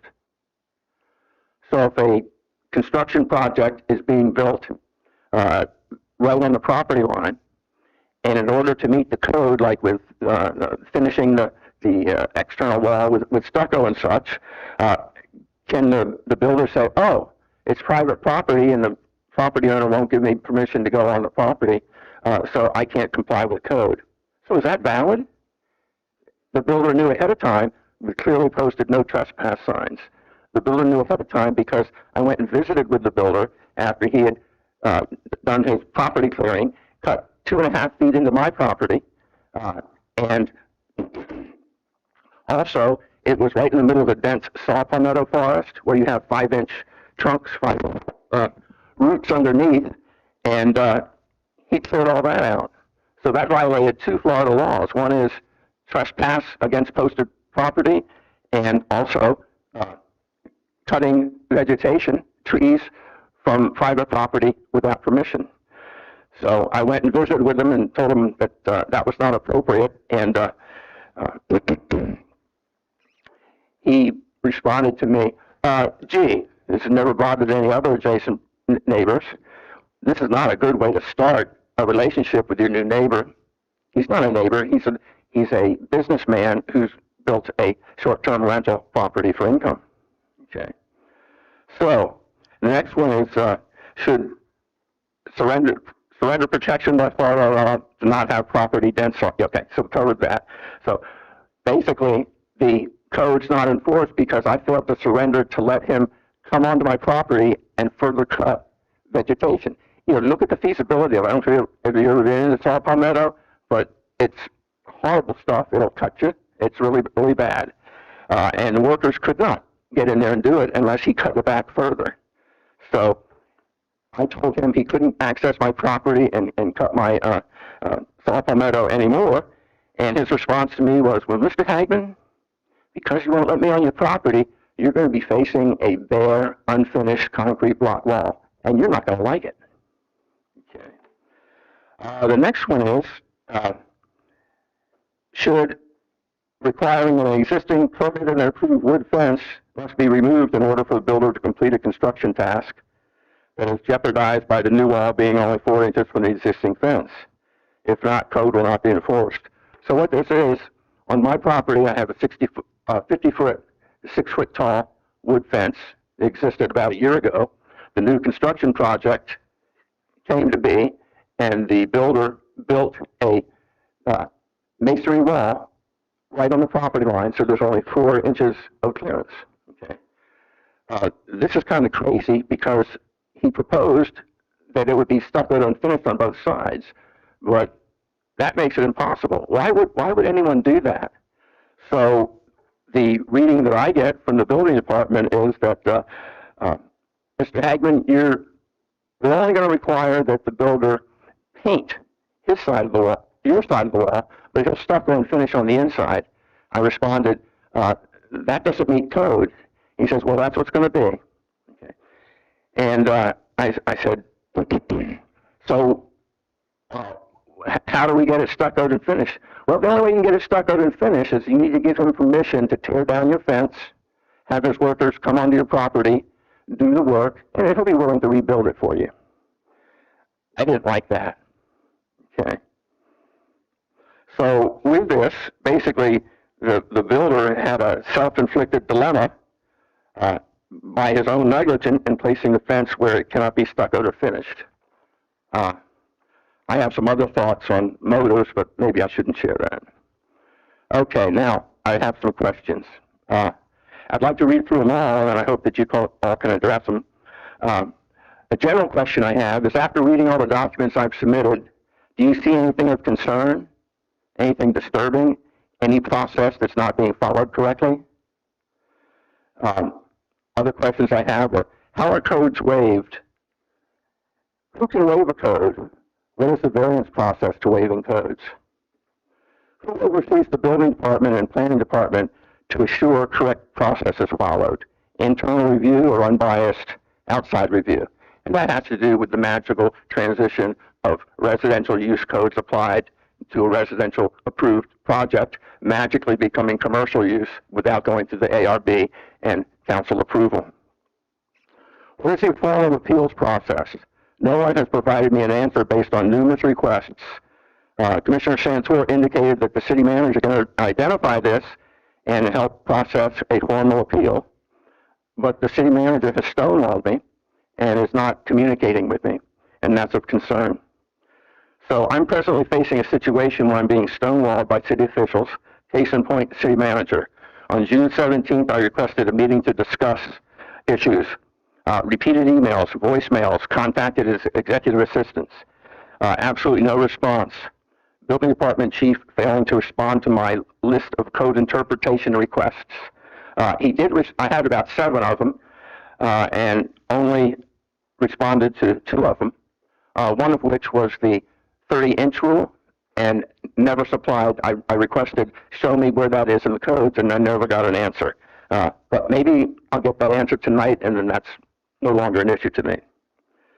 So this has severely impacted my ability to obtain code interpretation written documents.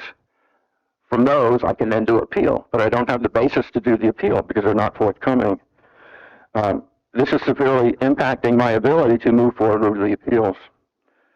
I can only surmise that this is an attempt to obstruct my ability to protect my property rights and end up in another situation as described by City Manager's 2025 apology letter.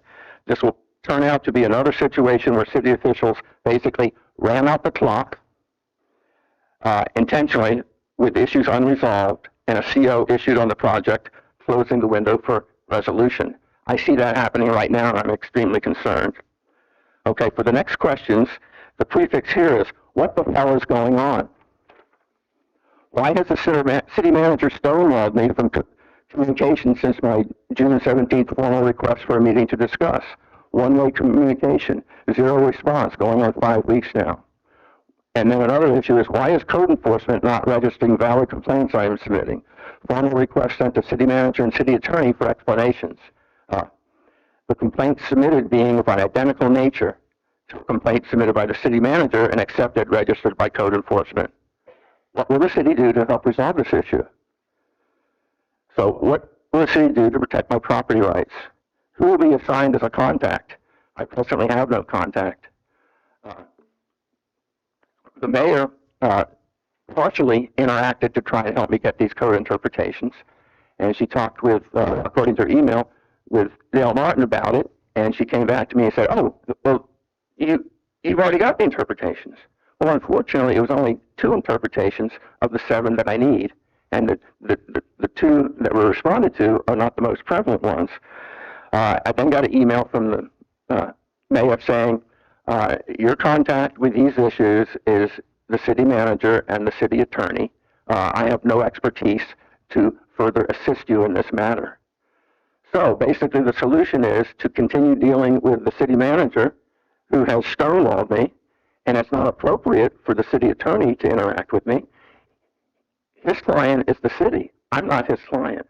I sent him lots of emails as a courtesy so he can help advise various city officials in dealing with things that I hope is going to come across his desk. But I mean, he's doing a great job, but he's of no use to me to resolve the issue other than just to throw stuff at him. Okay, so what will the city do to correct the refusal to register legitimate complaints? I'm hoping that they'll get a response to that. Now, the numerous documents and emails obtained via the open records request depicts numerous examples of behaviors that are quite contrary to the earlier stated rules articulated by Commissioner Cooley and Santor. Remember, we talked about the fact that you needed to do a formal appeal. You can't do an informal appeal by approaching a commissioner. You cannot consult with 2 commissioners at the same time and talk about an issue to help you. So I have provided these relevant documents which identify numerous things that are contrary to what I learned from Commissioner Santor and Cooley, and I sent it to the city manager, city attorney, and the city mayor. And I want to know, what is the status of reviewing these documents and conclusions requiring further action? I don't know the laws. I just know kind of what I'm told and kind of went with it. It made sense. And then I see behaviors that are totally contrary to it. I am concerned that the behaviors cited above have contributed to the city's failure to protect my property rights. I don't know if there's a connection, but it's really concerning. Okay, let's see. And that's it. I've got some other things here, but I don't want to go into it too deep here. That's it. All right, thank you, Mr. Hagman. While Mr. Hagman is up here, any questions for him before he sits down? Mr. Cunningham. You said you had no trespassing signs on, and they came on your property anyway and cut some of your vegetation down? Yes, sir. Okay. So it was clearly posted. The reason I had it posted is because of the salt palmetto berry pickers. We called the police numerous times. They said, make sure you put a no trespassing sign out there. So we did, on the front part there before it got real dense. And he said, if that's there, then we can arrest the people. Is your fence still there, or did they take it out? No, the fence is still there. The fence is still there. 4-inch gap in between, I guess. Yeah, the 4-inch gap. So basically, it's impossible. Well, here's some more information about it.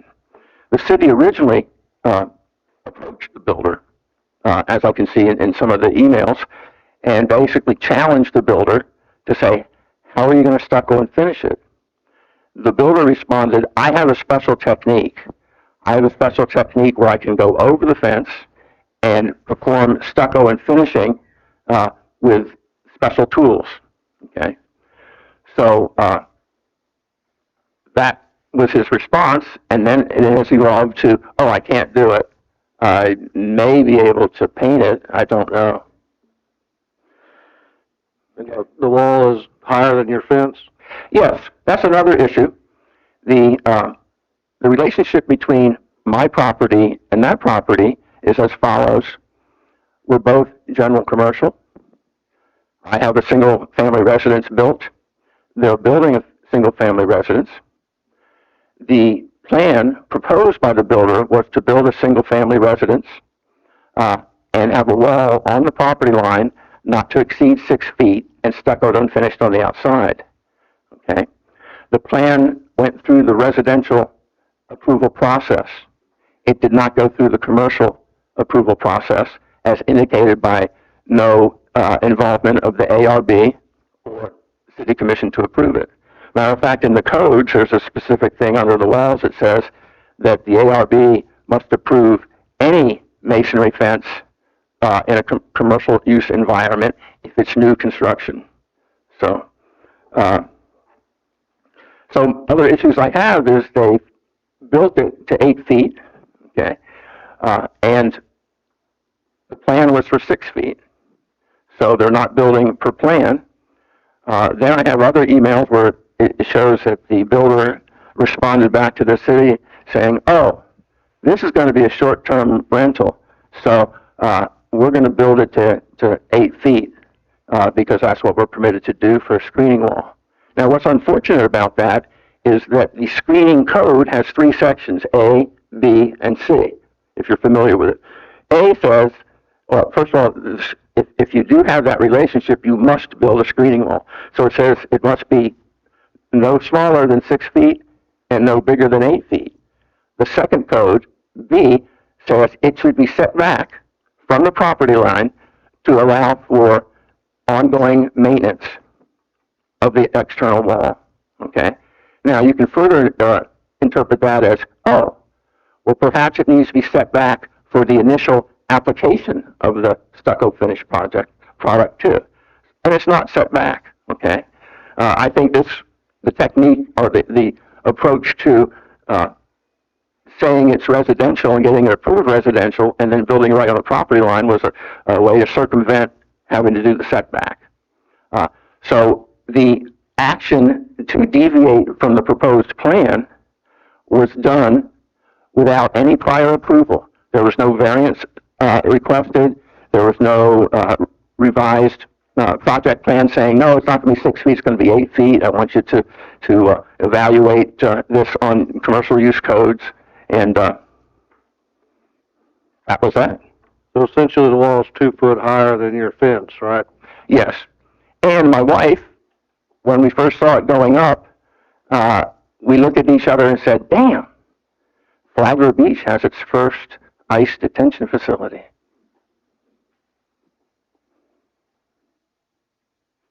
Other questions?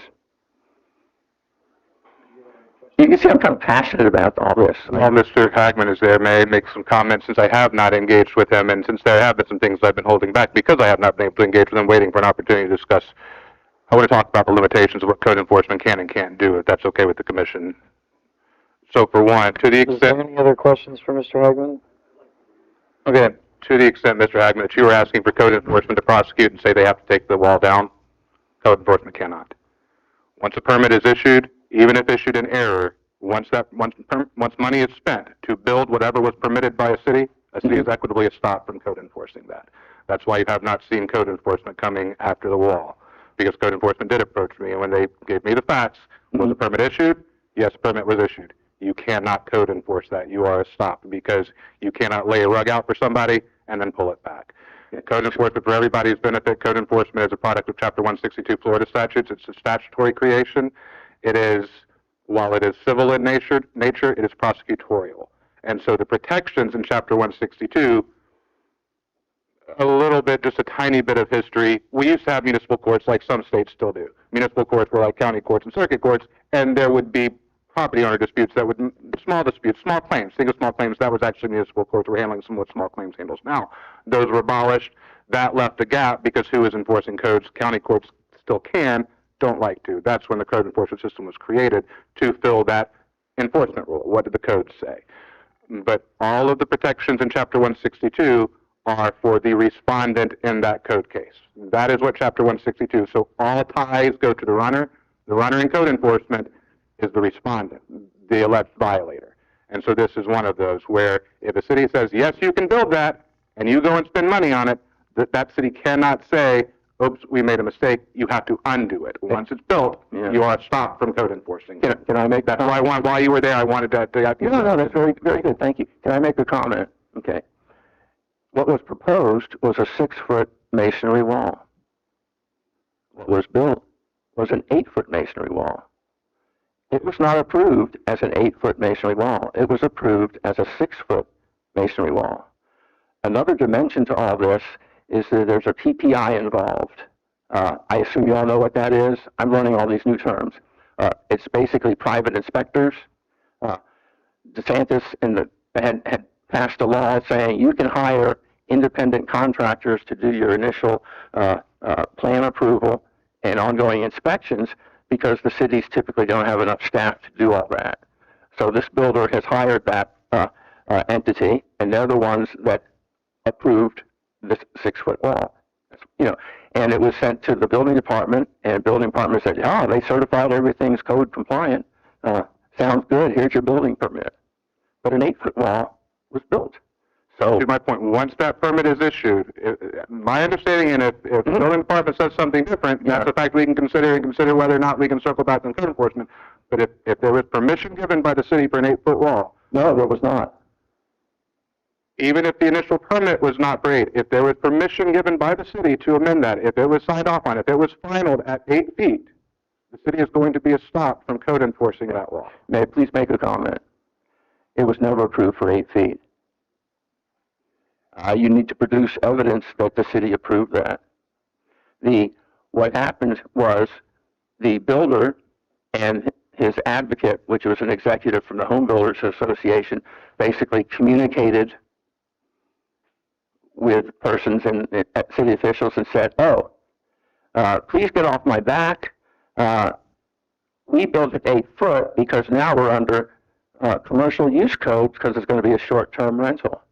There's never been any approval. The only approval might have been some comment saying, oh, well, I guess it's commercial use now, so you can do 8 feet. We're not worried about that setback for maintenance. We won't worry about making sure that there's stucco and finishing on both sides.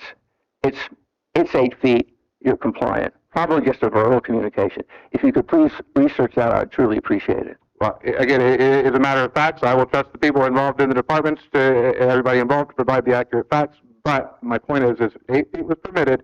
If permission was given for 8 feet, the city cannot code enforce, and that's why you haven't seen code enforcement roll. I agree 100%. Okay. The second, on what is your capacity? What is the request? What is the appeal? And actually, I think the appeal section everybody is talking about is section 8.417, appeals sub 2, procedure. Any person appealing any decision of an administrative official shall make appeal within 30 days after rendition of the order. I won't go into great detail on it, but a couple of things. Well, decisions are not interpretations. So fair game. I mean, to the extent we're talking interpretations, we're talking interpretation of code. If you disagree with how your staff is interpreting code, fair discussion, but not an appeal under this section. And when it comes to code enforcement, specific code enforcement cases, and this conversation has kind of become to the general too, which is good for the purposes that it's serving, because really in these kind of conversations, because of, again, that prosecutorial nature of code enforcement, separating the executive prosecutorial function from the political one is important, that division of labor. So typically commissions do not get involved in individual cases. Again, Florida statutes require a code enforcement officer to find that a violation exists. So it does put that on the code enforcement department to make the determination, does a violation exist? But when it comes to Mr. Hagman's points, when it comes to interpretations, we do see in cities, I'll give you an example that we had just last year and another that I represent, boat, RV parking in front yards. They had passed a code several years ago that required stabilized surface. Didn't have to be paved, but it had to be stabilized if you were going to park that in front or side yard. And then some people put down various materials to stabilize, a group of concerned citizens didn't like the look of those stabilization materials and brought it forward, and a debate arose over, well, what is stabilization? And the result was change of code, refine code, clear up these items so they don't happen again. And with that, and this is kind of going to the extent there's any ambiguity within codes that can be resolved. These are positive conversation steps because they give you the opportunity to address those issues. And just in talking with your staff, I think we've had conversations here where your staff has come forward when it comes to the short-term rental and commercial. You've heard Lupita talk about that, and she's working on codes to kind of start resolving those issues. I know I've spoken to Bill, I think Bill's spoken here on the wall issues, and there being some room to improve codes so to clarify the issues. So this is very helpful for that too. But because code enforcement is prosecutorial and ties go to runner, these conversations don't help us in an individual case. Because what we create in these moments is exhibit number 1 for respondent. Mr. Magistrate, Mr. Code Enforcement Board, these codes are ambiguous. The law requires you to err in my favor. And so I'm expressing the limitations of what code enforcement can do while also kind of applauding what you're inviting for the conversation. There may or may not be things that can be done on your property. I don't think as much as you want done could be done, but it is certainly a positive conversation to have. Just want everybody to understand the limitations of what code enforcement can do. It cannot resolve disputes between neighbors. It can only enforce codes. And because it is a prosecutorial regime, the protections given by law are for the respondent in that action. Let me make something perfectly clear. I don't have a disagreement with the neighbor. I have a disagreement with the city of Flagler Beach not enforcing the codes and not protecting my property rights. Okay? I can do nothing to the builder. What can I do to him? Hey, put that well back 2 feet so you can stucco and finish it. Now let's talk about the, Dale had submitted a enforcement on this issue, and basically, I believe it said you must finish the outside wall to be the same as the inside. And then that apparently moved to, oh, well, you're only going to have to paint the inside, the outside and the inside. And then the latest iteration of it that I've got from an email from the building department is a recommended resolution from the building department to Dale saying, I believe the way we should resolve this is to basically just stucco and finish the top part of the wall that exceeds the fence, and below the fence, leave it bare. Now, what's the issue there? Okay, in the future, Hurricane Milton might come around again and wipe out the fence like it did for my previous fence. Okay, the wood might rot and have to be torn down, or I might just get tired of having the wall there, and I'll remove it, and then I'll see hideous, unfinished wall violating my property rights. Why should I? What? Should not I be protected by the codes to have something decent to look at? Dead silence. All right, Drew, so are you done with your response? That's what I have for now. Okay. Thank you. All right. And is there any questions? Okay, go ahead. Well, I just wanted to respond to one of the emails exchange that you and I had back and forth, and I apologize for bringing up the term appeal, because according to Mr. Smith, it sounds like we don't have an appeal process that I understand you correctly. Within this context, citing the section, I understand you citing the section completely. This just isn't that scenario. And so, what I said was I believe that the interpretation is administrative function, a few other things that said that carry appeal rights. And then, but further down in the email, the right tool for your question may be a written code interpretation with the planning and building department. And that gives you the position that you needed. So, but through our conversations, I was trying to direct you to staff because I didn't know the full process and if there was the proper process to go to. So yeah, you basically said go to Dale Martin and he'll tell you what the process is, right, and help you through it. But unfortunately, I've been stonewalled. So I'd like to understand why that has come to be. My initial interactions with him in past years was he's a good guy. He's straightforward. So there must be something very, very peculiar going on to result in me being stonewalled. And I don't understand it. and it's impacting my property rights. I'm concerned that it's not going to get resolved before they have the certificate of occupancy, and then I'll have section number 2 of the ICE detention facility facing my property. I hear some laughs. All right, questions for Mr. Hagman? Chair Aldis, one other thing I did want to address that Mr. Hagman had raised just in the emails from commissioners and understanding sunshine law. Because I think there's a partial understanding, there's a little bit of misunderstanding. Okay. They cannot speak to one another, and they cannot have a conduit running information between one another. So I saw your emails about it, and I heard what you discussed tonight. So if you tell one commissioner, well, this commissioner is telling me that is why you would have that conversation, because they want to make sure that somebody is not running a conduit between them. Right. There is always the ability for the constituents of elected officials to approach elected officials. But where elected officials, especially a matter like this, where we're also talking about a tangential quasi-judicial, like code enforcement, some of the ones you heard from, when they asked me, I said, you need to limit your response back. So they can listen, they can't talk, and I think that's what was being communicated to you. Yeah, one of the concerns that I had and what I saw in the documents were there were commissioners, the builder approached the commissioner for assistance, because apparently he had done it 2 years ago on the first property, basically saying, hey, the building department is telling me that I've got to set this wall back 2 feet, whatever, it can't be 8 feet, and basically was saying, please help me, please engage in helping me with this issue, okay? And then in other emails I see that there's proactive activity by the commissioner in basically being an advocate to get it resolved for him. In addition, one of the emails identified that the commissioner had consulted with another commissioner on the phone to get an opinion as to what to do. And the email exchanges included the commissioner initially approached doing a CC, carbon copy, to another commissioner, most likely intending to say, what's your opinion, what should we do here?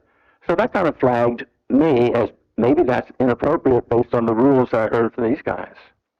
So that's a big concern to me, and then of course that kind of morphs into, gee, I've been getting really screwed with my property rights being denied. Could there be some inappropriate behavior that's contributing to that? I don't know. My friends tell me that there is, but I don't know. Yeah, so I think we're getting away from the structure of how I wanted this to go. I wanted to hear from Mr. Hagman. I wanted to get his presentation done, and then I want to hear from all the staff that's tied to this. And then I want to get into discussion. I'm worried we're getting into a forever back and forth. So, can I down now, or any questions for Mr. Hagman? Okay. You're good. If you still have some, I'd be glad to talk. I'm very passionate about all this. Yeah, I want to get to the rest of the staff. All right, so Drew, you're gonna be first up on this one. That was, you covered all your stuff then. There may be other things that come up, but that was something I wanted you to hear at this point. Yes, sir. Okay. City manager, we'll do you next. Thank you, Mr. Chairman. I think Mr. Hagman has pointed out that there are some gaps in our code. I think staff is starting to address those. And again, I think the main thing that Mr. Hagman was presenting to me was he wanted an interpretation of the code. And the city's building official, Mr. Urquhart, has provided that interpretation of the code as it stands right now. Again, to be honest with you, I stand by my letter of apology from a couple years ago, and that there are, like I said, there's gaps in the code. The discussion about how do you consider something, whether it's commercial or residential, you know, I've consulted with Mr. Smith, I've consulted with other attorneys as well, and I think that led to some gaps in how it was reviewed. I think the former building official had some misinterpretations or some role in how they got approved by the third-party provider that Mr. Hagman referred to. But where it stood was looking for an interpretation of the code, and that's what Mr. Urquhart has essentially finally provided on that interpretation. I agree with, Mr. Hagman in that was a 6-foot wall approved or was an 8-foot wall approved? So I think that merits, further discussion. Mr. Urquhart can offer more insight into his role in it over the last 3 months. And Chief Official, is that everything? Yes, sir. All right. So we have a lot of questions. Hopefully you have some background. Yeah, Berchadias. Yes. If you got anything, if you can just get it to Penny first.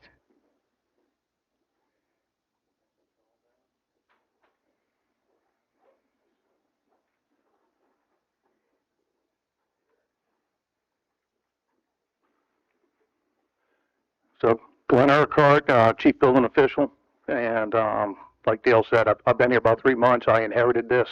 A lot of these projects, they've already were pre-approved as far as with the plans, with the building and everything else. So we'll go into, I'll try to remember the questions that were asked and brought up during that time.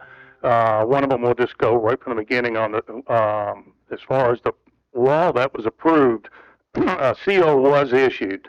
So what law was in place, that's what was approved by the staff that was before me. I wasn't here when this building was given a CO, but it was given a CO as is of what's in place right now. What I handed out to you, just ignore the last picture. That's part of another case coming up after this one. But all the other pictures, they apply to it. And instead of going back and forth on commercial, residential, I'd like to just jump into the definition of retaining wall of what this is, because when you're doing construction projects, especially here in Flagler, as I'm noticing the big changes as far as the slope, when you build a building, you're going to build a building level. You're not going to build it at an angle going with the slope. So you're going to have a retaining wall in place to hold back the soil as well as the pool, and that's why the definition of retaining wall is going to be used.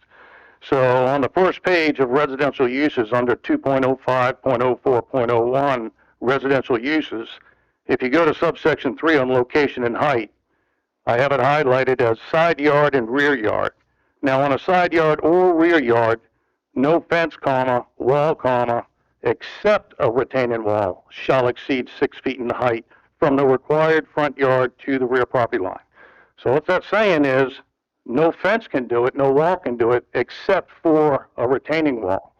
So I agree with city manager as well as the city attorney that definitely the codes need to be a little bit more clearer, but by that definition, it really doesn't give what the height restrictions are on the retaining wall, because it says except a retaining wall. The other two can exceed 6 feet, but it says basically that a retaining wall can. So I think we definitely have to change the code if that's what we're looking for, is to keep retaining walls under that height. But the way it's written, it states that a retaining wall can go above the 6 feet. It doesn't even give the limit, the height limit of what the restriction is. It could be 30 foot. It doesn't say it can't be. So I wanted to point that out on it. Then that was basically to get across the definition of the height of a retaining wall and what it can be. And if we go to the first picture, this clearly defines to y'all as far as what the situation is over there. So on the portion to the left, that's Mr. Hagman's property with the solar panels. That's the wood fence. Then the two properties on the right, the one is under construction right now, and I know Mr. Hagman said it's very close to CO. I can guarantee you that's not close to CO. We're looking at about 6 months. So, and then the property on the right is the one that's already finished. You can see that the wall is unfinished, the concrete wall. So we're trying to, as I came into this, I wanted to try to bring some resolve, a solution to what we have in place. So the next page, the picture that you see, that is the finished stucco wall with paint on the west side. So you can't, on that new portion of he's building right now, there's the west wall over there. And then when you flip to this page, that's the finished product. That's what you see. That's what Mr. Hagman could have on his side. Now, I spoke with Mr. Hagman as well as with Mr. Freeman, our engineer, as well as Lapita McClenny. We had a meeting with him, and I told him, I said, as we move forward, let's try to let's try to get this resolved. Let's get a solution. So my solution was, if you allow them on the property, they're more than willing. I already talked to the contractor that he would stucco that wall and paint it. And right away he interrupted me and said, no, he's not getting on my property. I said, okay, then we have option two. He can paint it from up above. Then painting it from up above, you would put a sheet of plywood in front of the palmettos that he didn't want to get no paint on, tilt it towards his property, then roll down and get a finished product on the raw wall. Ultimately, we would love it to be stuccoed and painted, but that couldn't be accommodated because he didn't want anybody on the property. Now, I never said that we would tear down the fence. I said if they remove the fence and put it back for you, they could go ahead and stucco and paint, or then put the fence back. And if they damage the fence, brand new, they put a brand new privacy up. So that was all agreed by the contractor. He said he would do that stuff. But Mr. Hagman said, nope, no one's getting on my property. We're not taking the fence down. You're going to do it how you can do it. So if you go to the next page, you can see where it was stuccoed. And then you can see it's the upper portion of that fence. Now, we can go back to definitions, and if you go on the second page, you can go to retaining walls, which may be constructed of concrete, solid concrete block, or solid decorative block. Solid concrete block shall, at minimum, be stuccoed and or comprised of a decorative finish on the visible perimeter side and have a cap block. So if you go back to the picture of where it shows the wood fence up next to the concrete, the visible perimeter portion of that fence has been stuccoed and painted. As per definition, that is the visible perimeter portion. So that has been stuccoed, has been painted. The other raw block has been painted white. We offered, as far as for Mr. Richmond said, he would have gladly stuccoed that, to get on the property, and also paint it, but it was denied. So we moved forward and at least had it painted. So we have finished product on all that wall now, not to the liking of Mr. Hagman, but we're trying to bring a solution to it. And that's kind of where we stand. Questions for the chief building official? Commissioner Santori. I have a question about the PTI process, and I know you weren't here for that, but if an approval comes through a PTI, must it be approved by the building department, or does the building department have discretion to go over the whole process again? So the PPI, private provider inspectors, when they do the inspection process as far as the inspections or plans examining, as per Florida statute now, we are not allowed to go back over the plans. Now, the plans can still be reviewed for the land development code as far as heights and everything. But as far as the actual plans, how they're drawn and everything, those, how they're reviewed from the PPI, you're not allowed to do that anymore. Can I jump in rather to ask a follow-up on that, just so to make sure that what Glenn said was clear? Would you agree with me that for when we're talking about the PPI, that we're only talking about building code inspections, land development, local code, they are not doing anything with local code, that's all city staff? That's correct. And as far as, just to kind of give clarity, because I know that they were saying it's a 6-foot fence, that's what it is on the plans. When you go to the elevation part of the plans, it clearly did. Now, like I said, I wasn't here on the plan review part of this process, but I went into the plans. I wanted to see what was pertaining to this project.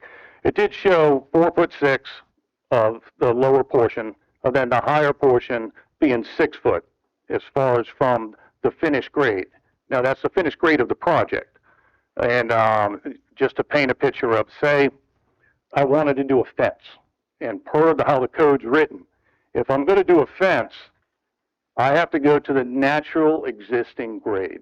So if I brought in 3 feet of fill, I have to measure it from that point going up. So I only could do a 3-foot fence. Or in the 4'6", it would only be 1'6".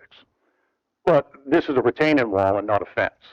So that's why a lot of the clarity in the code, and if we do, as we move forward, change the code and make it, clearer, So that way, when citizens read it, they can understand it as well as developers.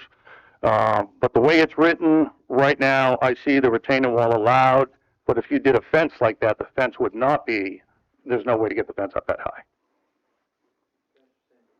And is the setback for a fence the same as a retaining wall in our code? I did not find what he was pertaining to as far as on the retaining wall, and I know he was talking with Mr. Freeman as far as the 30-inch retaining wall. I did not have that information, and I never made any comment to him about it. Questions for the chief building official while he's up? Mayor? Maybe I got lost in translation. How is this defined a retaining wall? What makes that a retaining wall versus a fence? So a fence is just as far as a boundary is, I'm sorry, talk right in front of you, is a boundary marker on your property line. A retaining wall, you're actually retaining back soil, fill, whatever that you're bringing in. It's a retaining wall because it's retaining something within the perimeter of that fence.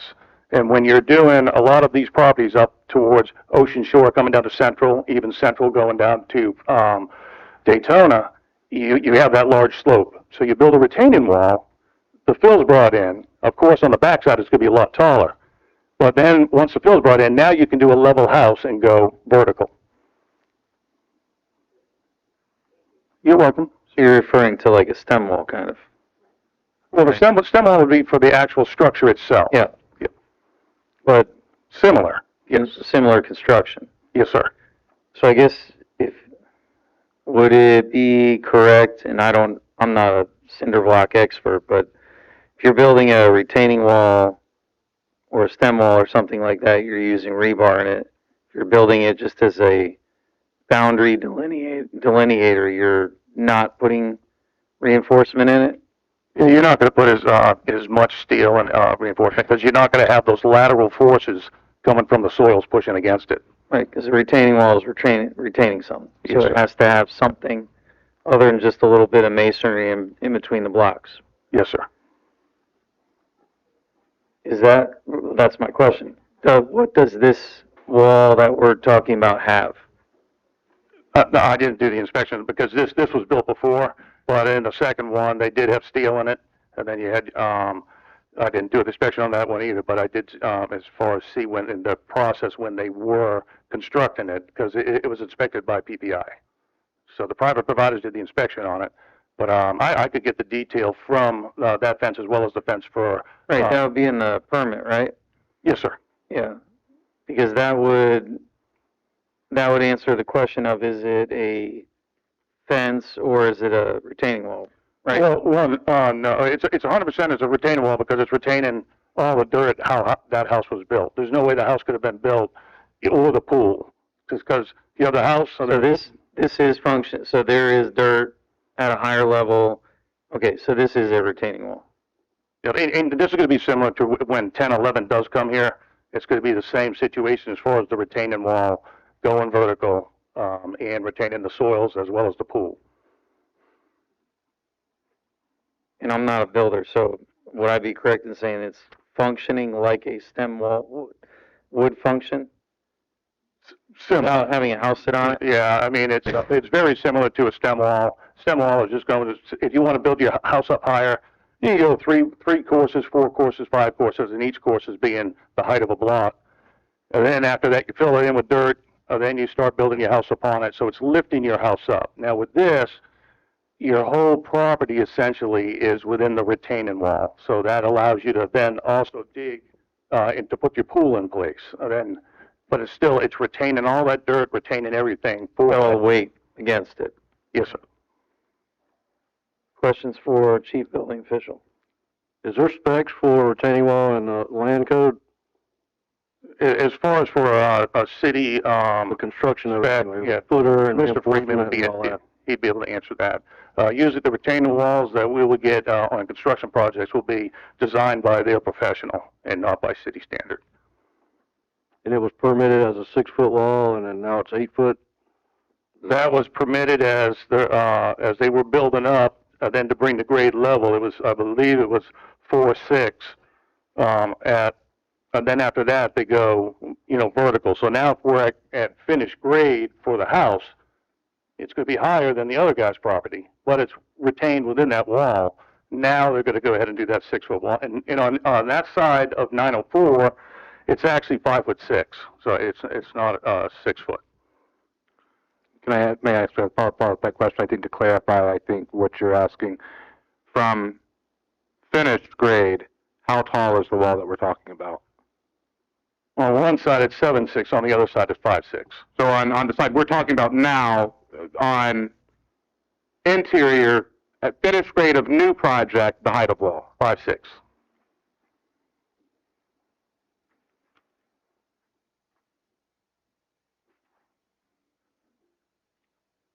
But almost 8 foot on the other side. So, 7'6", almost. 7'6". Yes, sir. Well, and that's my point on providing clarity to the code. With the height of a retaining wall, it's not defined in the code as a limitation. So I think that needs to be cleared up. I agree with the attorney on that. Is there I already asked that. There's a detail of how it's supposed to be constructed, but I think you said somebody else was going to answer that. Yeah, that would be by the design professional for that particular project.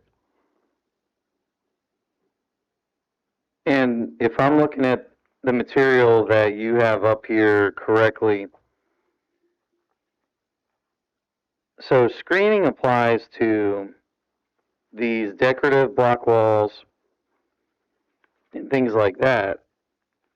Would I be correct in saying that retaining walls, there is no specification for finishing it?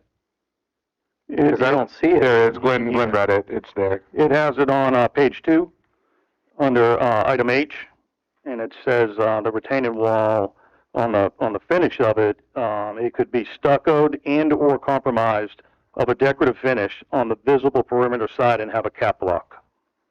Okay, so there is finishing standards for retaining walls. Yes, sir. Okay. All right, questions for Chief Building Official while he's up here? I understand this, if you don't mind. Oh, sure. The height of the fence and the retaining wall together shall not exceed 4 feet. In that application, in front yard, it measured from the average natural grade. Yeah, so the application on item H, and this again points back to clarifying the code, that's when you're combining a fence with a retaining wall. So if I want to put a fence on top of a retaining wall, that's where that would come into play. But if it's built completely of solid concrete with steel inside and then poured as one, that's a retaining wall, all as one. Was it permitted as a retaining wall or a fence? I'd have to go into the guts of it. The PPI did the review on that one. Yeah, because that's important info. Yeah, I would think. Well, they're finished the same, though, not would it have been approved as a fence, though? Because would a fence be masonry, period? You can have a masonry fence. Commissioner Santori. Yes, I'm looking at section 2541, CC, says prohibited fences and walls. No building permit shall be issued for any fence or wall when determined by the building, planning, and zoning department that such fence or wall would obstruct visibility, would impede fire protection, or would seriously inhibit free flow of light and air. Would that be applicable to this? No.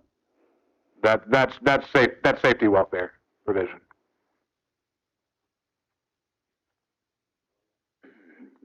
All right, questions for Chief Building Official?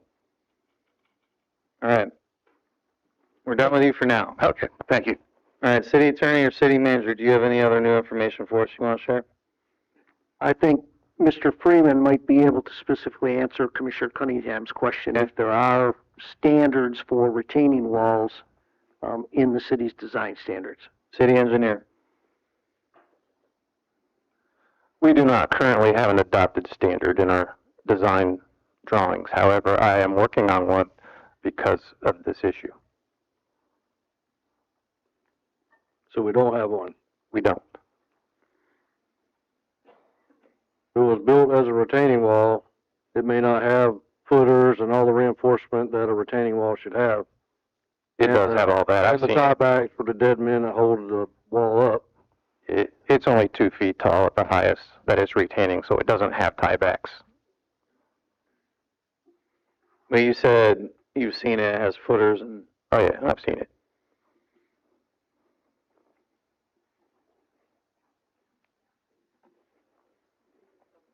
Any other questions while Mr. Freeman is up here for city engineer? I have a general comment. Yes, sir. So, I mean, I thought about some of these same things of looking at the code and making more restrictive or changing the setbacks to the fence line and maybe some other things, but does this fall under making the building more restrictive and outlawed by some Florida law currently because of the hurricanes? Probably not. It's a fair question. Probably not. All right. Any other questions for the city engineer? Okay. And city attorney and city manager, you don't have anything? Okay. Okay, discussion. Or do you want to add anything for public before you have discussion, since you will have public too at some point? Yeah, we'll do that first. All right, I'll open this up to public comment. Any members of the public wish to speak on this agenda item, comments are limited to 3 minutes, and if you can, please state your name and address so we can have it for the record. Public comment. We'll let you respond here in a second, unless, because you'll have a little bit more. Right. Kevin Sullivan, 2264 South Ocean Shore. I have a question, and I might have missed this. Was it approved as a residential and then changed to commercial? That's what my question is. All right, we'll get that for you.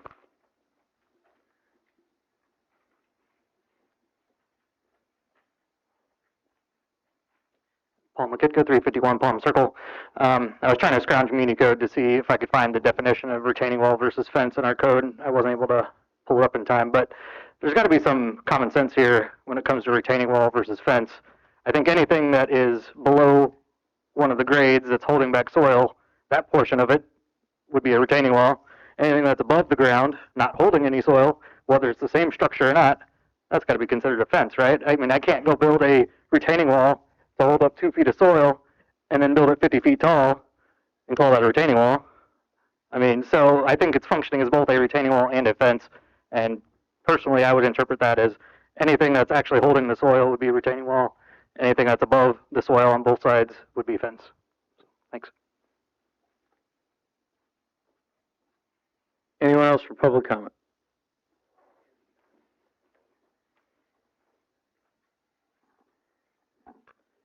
Good evening. I'm Anna Marie Long, Executive Officer of the Flagler Home Builders Association.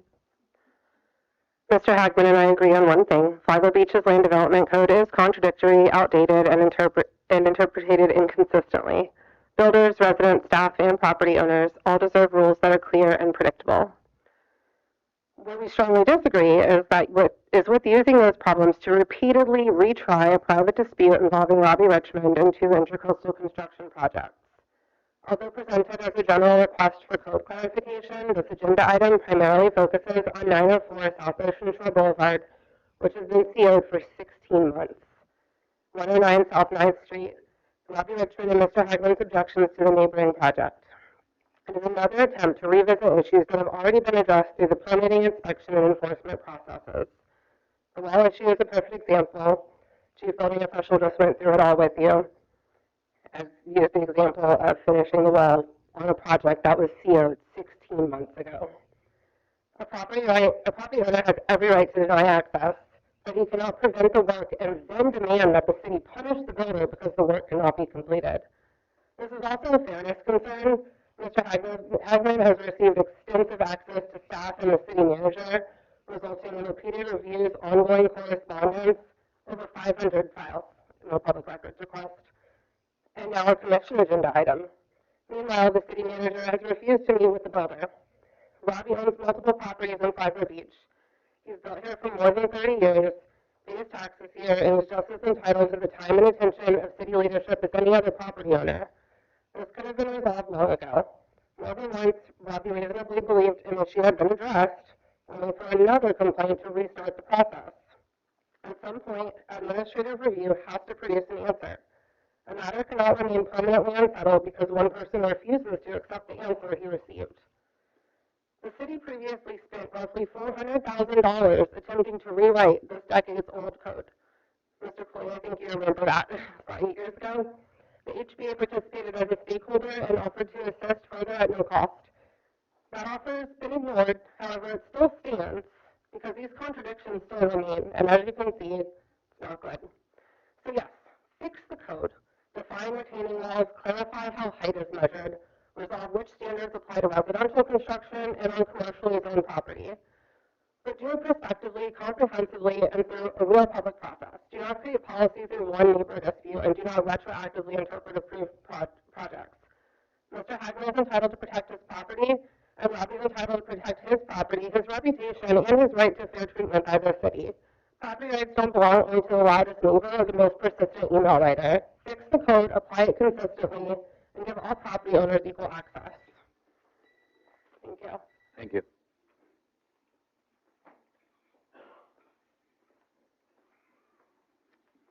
Hello, I'm Robbie Richmond. I'm the owner of Mitchell Coastal Construction. I also own the company that owns the properties in question. These properties from day one were always going to be our short-term vacation rental properties, which are only allowed in tourist commercial and commercial zone areas in the city of Flagler Beach. So it is an exclusive commercial use. They can't be anywhere else. Questions about the retaining wall. It's also in your code that the height of the wall is to be measured by the average of the entire length of the fence, not in one location. It's the average of the entire, and that's in your land development code, just for clarification. That hasn't been brought up this evening. That's an important point. And yes, that wall is a retaining wall. It's designed as such. It has a cantilevered footer. It has rebar. It's filled solid with concrete. That wall is a solid concrete wall. I want to be a good neighbor to Mr. Hagman, and I've offered for, this goes all the way back to 2023, and it's been gone over ad nauseum with your staff, current and previous, and with me involved. I have burned, I can't tell you how many man hours on this issue, and unnecessarily so. And the reason that retaining wall exists, that site, and you can look at it pre-development, it was 3 foot of an elevation drop. There was a high dune in the middle of the property, and the house was built, and then the property dropped off, which is true. Like the building official mentioned, there's multiple properties in the city where you have drops in elevation. I've built on sites, 50-foot lots here in town, where there's an 8-foot elevation drop from front to back. We have to deal with that to be able to build here in the city of Flagler Beach. I've been dealing with it for 30 years. I know how to do it and do it properly.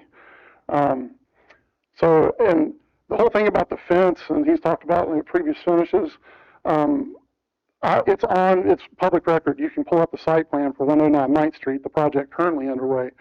The fence, the wood fence that he had on his side was off of the wall further. It was on an angle. After the permit had been closed out, after I had built my wall, that fence got relocated right up against the wall to make it that much more cumbersome without permit being pulled, without anything being changed. And it's public record. You can go on the site plan, look at the survey for this project. You can see the fact that that fence used to be in a different location. So I did everything. I mean, I didn't have to do anything to the wall on the house that got CO'd, 16 months ago legally. I mean, I spoke to my attorney. I did it because I was wanting to be a good neighbor and a good, citizen of Flagler Beach. So, if you have any questions or clarifications, I'll be happy to answer them for you. Thanks. All right, thank you. Anyone else for public comment on this agenda item? Well, you can do it under public comment if you would like. Okay? Will I have another opportunity to talk? No. Okay, good. Then I do have to. Well, I was going to give you a chance to respond to a few things outside of public comment. Oh, okay. Well, since I'm here, let me make a few comments. Okay. Okay, we're not going to do both. I'll do the second one. Okay. All right, anyone else for public comment? All right, seeing no one, we'll close public comment. All right, do y'all want to hear from the applicant before we get into this? Okay, you are up. Okay. Yeah, oh, yeah. Wow. I just wanted to say that I have the utmost respect for the building department chief. He's a real professional. When I met with him on June 4th, he conducted himself in a very professional manner, even though everything he told me I didn't like. But he's very, very professional. Okay. He inherited a hornet's nest with regard to these two situations. I kind of feel sorry for him having to burn cycles to address it. Let's talk about retaining walls, okay? At the June 4th meeting, okay, I was told, and Glenn, you can perhaps tell me if I misheard you, but you basically said, Mr. Hagman, the wall on the 109 property is not a retaining wall, it's a screening wall. And I said, no, it's a retaining wall. And he said, no, it's not. Then he pointed to Bill Freeman and said, Bill, tell him. And Bill Freeman said, it's not a retaining wall unless there's a 30-inch soil differential. Okay? I'm concerned that they made that up. And again, I thought my interpretation is they're trying to intimidate me to back off on that. Now, the issue is a retaining wall must be set back 5 feet from the property line. 5 feet from the property line. So the response I got was, the retaining wall is not a retaining wall, so back off of this 5 feet thing. But I just heard testimony that it is a retaining wall. And as a matter of fact, it's an excellent retaining wall. I've looked at the plans, rebarred, very professionally engineered. I'm sure that a structural professional engineer worked it, but it's not 5 feet back. So that is a big issue that I have. I guess the PPI who approved it looked the other way or didn't know that was a code. Now let's talk about plans. I looked at another property that's down on South Central, and it has a tremendous retaining wall. And it looks like it's very well engineered because the slope of the house went down, so they had to put a big retaining wall up. I got the plans, and I saw that the retaining wall is not 5 feet set back, and that's of concern. Apparently that was approved by a PPI, and they approved it despite the fact that it wasn't set back 5 feet. So I guess if a PPI does that and doesn't catch a code and then gives it to the building department, they say, oh, bless you, it's been certified by the PPI. They've made a mistake.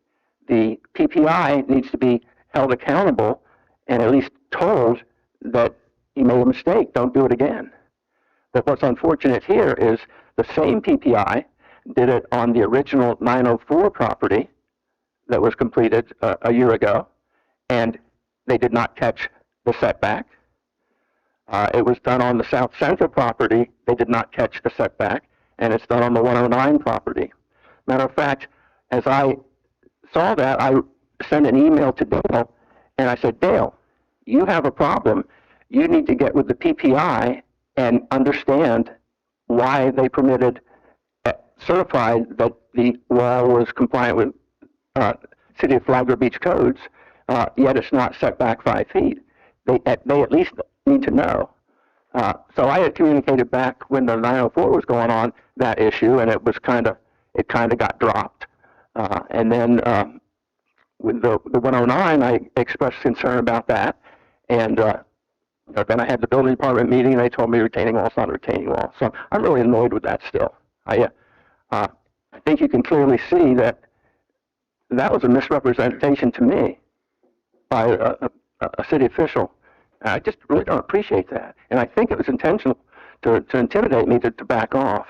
I guess their motive might be, God, this is a can of worms. I want to get this out of my hair. We'll just tell Mr. Hagman that it's not a retaining wall, and maybe he'll back off. We don't have to deal with that issue from him. That's my feeling. Let's see. Glenn, when he was talking, It's a little bit confusing because there's issues with the past 904 property and the 109 property. Okay, I don't care about the 904 property anymore. They got the CO. I disagreed with whether they should issue that or not. So that's not my concern.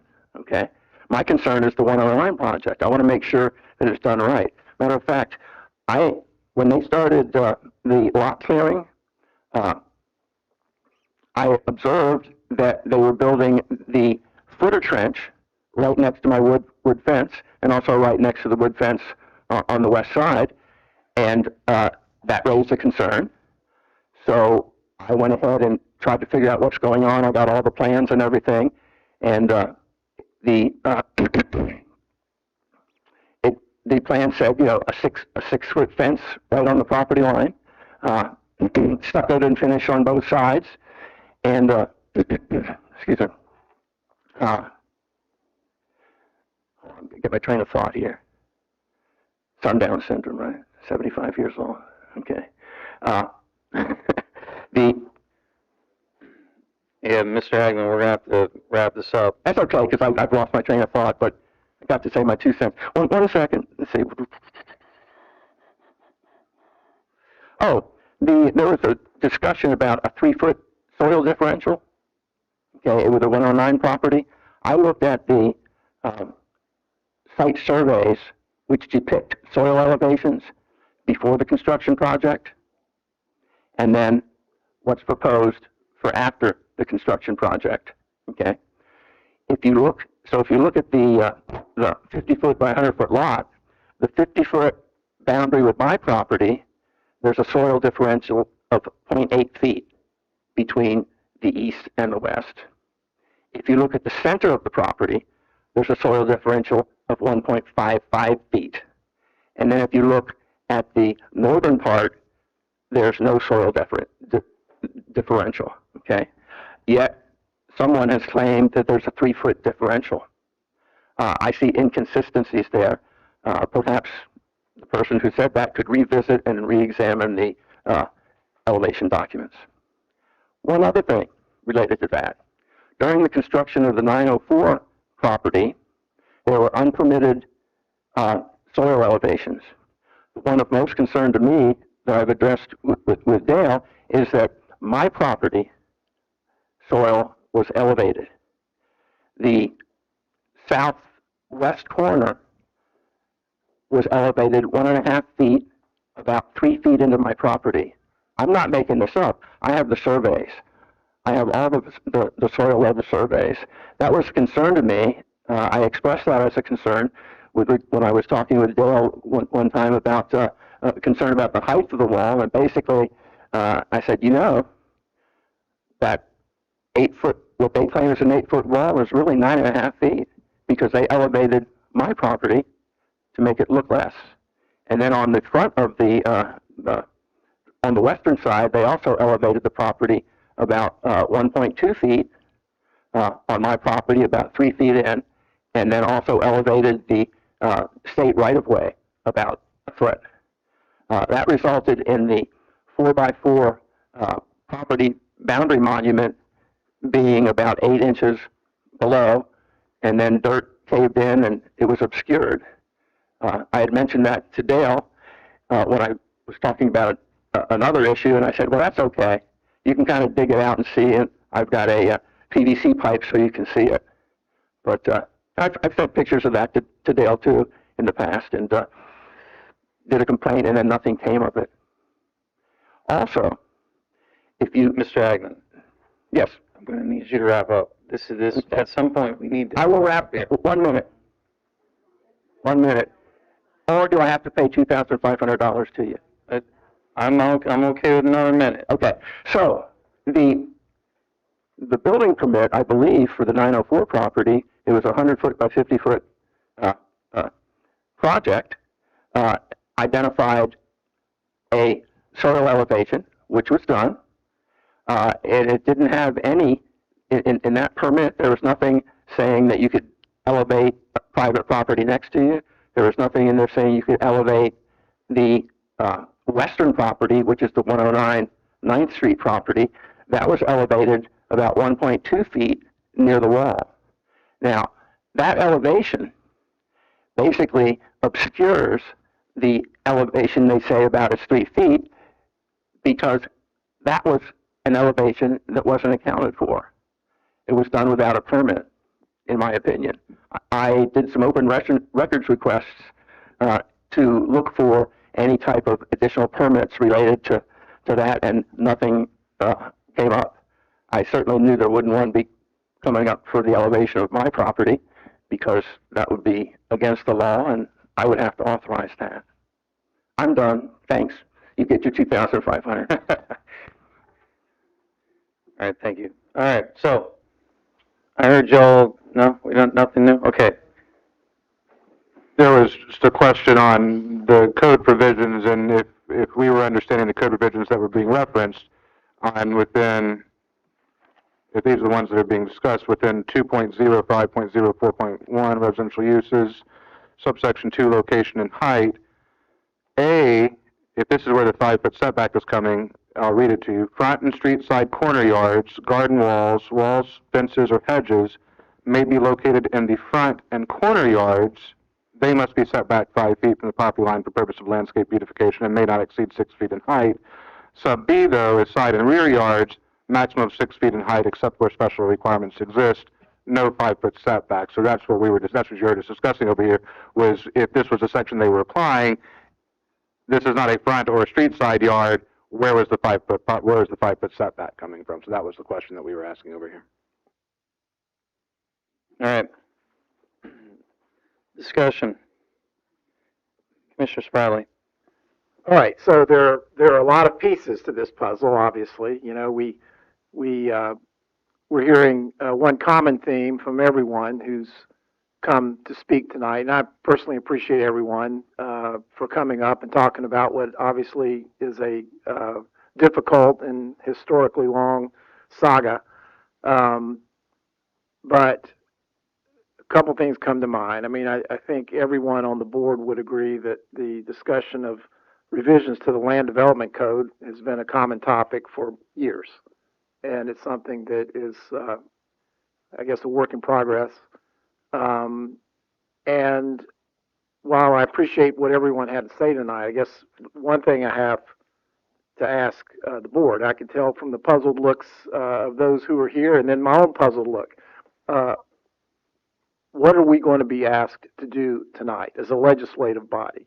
What are we going to be asked to do about this tonight? Well, that's really the question, is one of the decisions the body will need to make, is there any action items to take from this agenda item? You know, and that would be something that Shell would need to propose. So, further discussion points. Commissioner Sherman, you had something. Yeah, I just want to make clear some things up first to Mr. Hagman. I didn't appreciate the allegation you made. Mr. Bellhumer was decommissioned actually on March 3rd. That email and that discussion happened after he was off the board on March 26th. So we were no longer subjected to sunshine law. So I want to make that very clear. And if I had anything to hide, I wouldn't have included the city attorney nor the city manager in the email that I did respond to ask for more guidance. So that's the first point. And again, I wanted to clarify that. I wanted to let you speak, and I just wanted to get that on the record. So that's clear. You know, I mean, I wouldn't want to I have my own code of ethics. I'm not going to violate anything just as anybody up here would. So I just wanted to make clear that with you first off. And then secondly, you know, I'm hoping we can come to some sort of agreement tonight, some sort of compromise, something that would, you know, would it be that, you know, you would not allow the builder, but maybe work with the builder, have something to do. You don't want to see that wall the way that looks. I mean, maybe you would be willing to, you know, they'd be willing to allow you to do something to the wall. You know, I don't know. I'm just trying to find a happy medium here. I don't know what we can do. I would like to come to some sort of agreement. So I'm just trying to find a happy ground here that we can, you know, maybe not be happier, you know, just something that would work for both parties. I understand, you know, you're entitled to your property rights, and I'm 100% behind that. I get your point there, but, you know, and yes, there are some significant issues administratively that I think need to be addressed, and, you know, those conversations, you know, I plan to have with Mr. Martin, you know, about, again, land redevelopment codes, and also having the ability. I heard the builder didn't have an opportunity to speak with the city manager. You were having issues getting a hold of the city manager. That, you know, again, I know the city manager has a schedule, and you know, we need to figure those things out, but he also needs to make time to have those conversations too. So, you know, again, that's all I have, Mr. Chairman. Since you're on that subject, so heard from both the applicant for the agenda item and the builder. Mr. Martin, both these folks are saying they wanted to meet with you. Why did that not happen? I'm wondering, could this have been resolved before it got to us, or I guess what happened? The response from Mr. Hagman is he consistently asked for an interpretation of the code. That interpretation of the code was given to him by Mr. Urquhart. The ongoing issue with Mr. Richmond, and I'd have to go back and find out when the last time that I was asked to meet with Mr. Richmond, because I don't remember that. I know that there were staff meetings that Mr. Richmond met with other ones, but I'd have to go back and find out when such a request was overlooked by me. But I know I've worked with others associated with Mr. Richmond to try to bring this to a resolution, and I think Mr. Richmond has been responsive to those efforts. I think Mr. Urquhart would tell you at this point in time, if you're looking for resolution, I think Mr. Richmond, through his own words, has commented that he has applied some finish to the walls, the visible portions of the wall. So I think Mr. Richmond has been cooperative in the efforts to resolve the situation. Okay. Further discussion. The only comment I have is I could not agree with Mrs. Long anymore.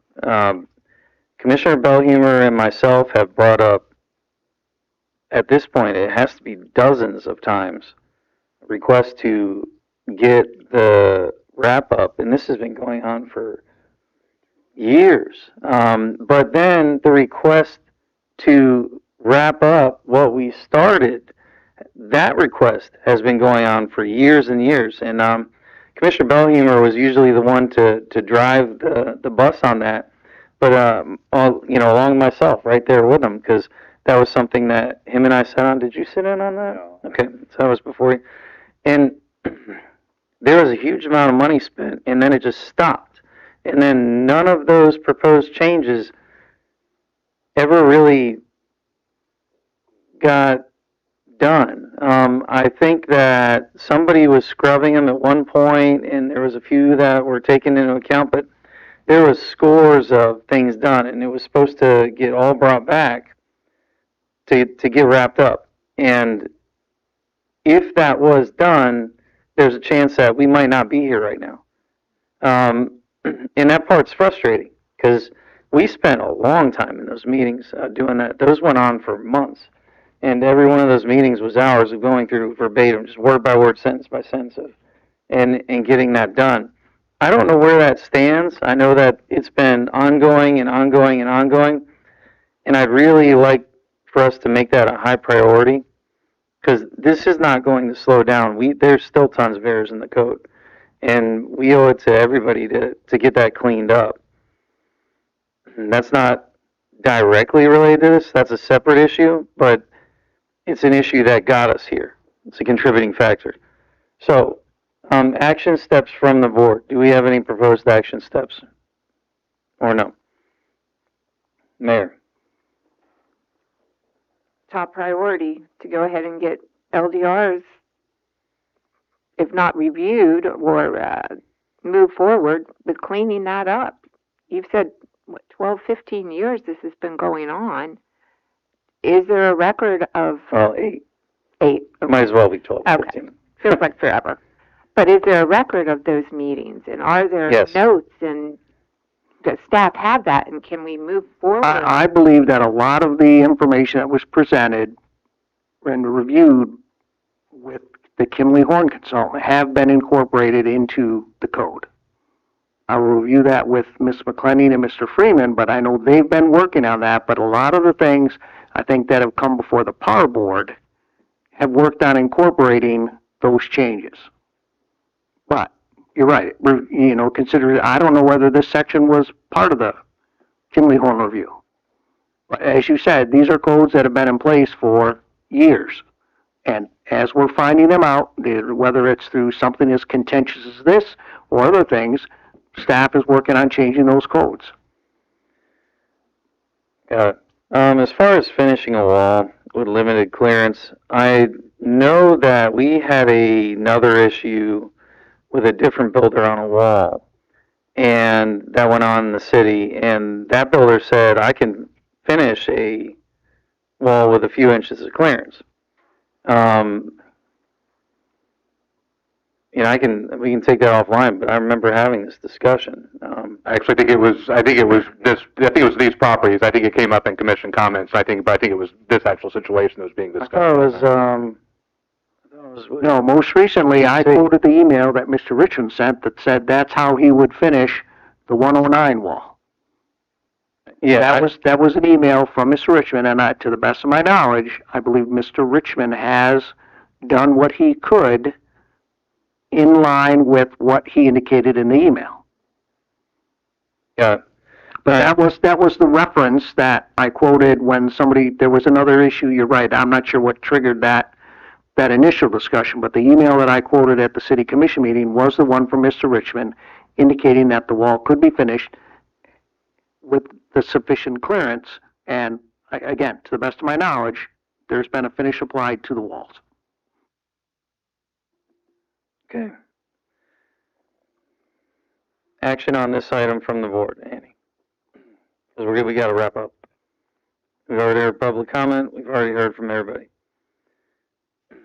My action item that I got here is we got to get the codes cleaned up. If anything, we could just go after these right off the bat. That's straightforward.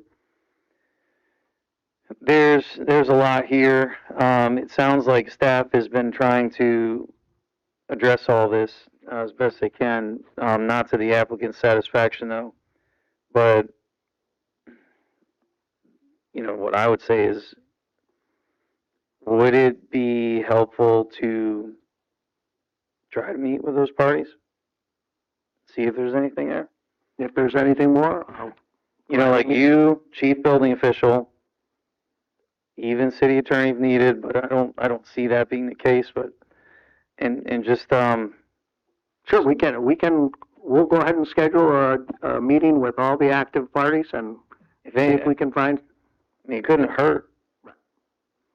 Might not get anything out of it, but I'm not seeing and I'm not hearing any action items from this body. I don't know what we're being asked. Well, we're gonna get told what if it was permitted as residential or commercial, right? Because we don't know. Is that the case? I don't think there is. There's not a permit versus residential versus commercial. Again, when I stuck my nose into it was when I was asked the question: is a short-term rental, is that residential or commercial? By case law, short-term rentals are still residential because, as you heard Mr. Hagman say, and this comes from the case law, it's still people living in it.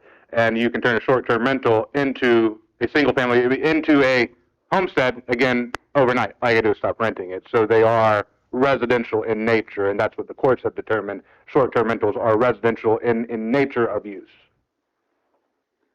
But to Mr. Richmond's point, the only districts you are allowed to build in Flagler Beach are commercial districts, but the same applies. A short-term rental in the commercial district, as soon as you stop renting it and start living in it, it's just your home again. And it's unquestionably a residential property, even in a commercial district. Okay. But it is that overlap that creates a lot of this confusion, which, again, as I think I said earlier, Ms. McClenning is working on that angle of things, is trying to resolve how short-term rentals fit into everything. We've had a couple of those recently. All right. Any other discussion on this item? I also heard Anna Maria say that we had the city code. We spent $400,000 or $800,000, however long ago. I can't remember what she said exactly. 400. How long ago was that? 8 years ago? 8 years ago. What did we get for that? That's the Kimley Horn project that you heard referenced. That was the one you heard where we had meetings upon meetings upon meetings revising the code. It never got finished. I think Kimley Horn delivered theirs. My recollection is Kimley Horn delivered the product. while Mr. Torino was still here, and actually why Mr. Torino, he stayed on longer, because Mr. Torino was trying to get through his comments on that, and then he did not. Yeah, I was just going to say, my memory was about the time I came on the board, Mr. Torino was about to rotate off, and that was his self-described last hurrah was to complete that, but it was not completed. So, And the way that I understand it is there were a lot of changes crafted by Mr. Torino that were different than what Kimley Horn had provided. So I think that's where some of the confusion started, and it's where we are. But again, I think you hit the nail on the head, Commissioner Cunningham. I think some of the question, and I asked our city attorney, I asked other attorneys, yeah, what's the confusion between, because some of our codes talks about commercial uses abutting residential uses. Well, the property is zoned commercial, but as explained by Mr. Smith, the state considers the use as residential.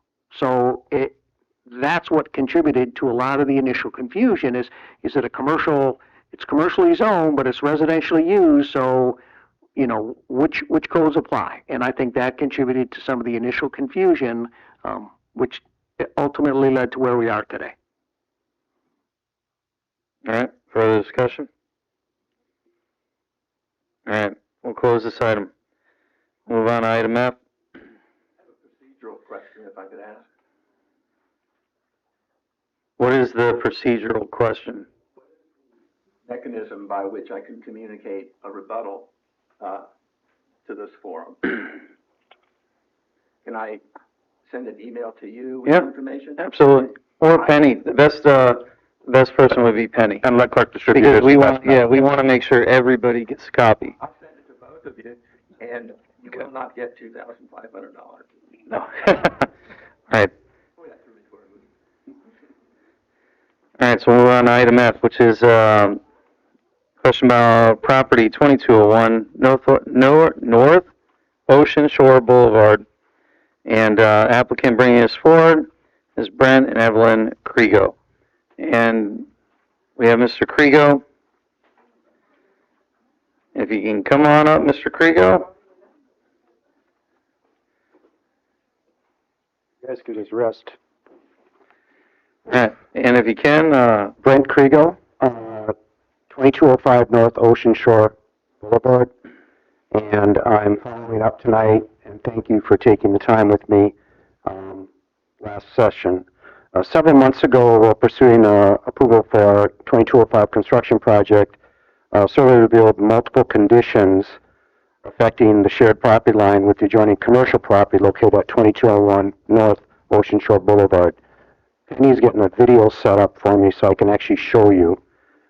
Those conditions include a gas line crossing our property, HVAC equipment, drainage, supporting pads, mailboxes, waste storage, and other encroachments affecting the shared property boundary.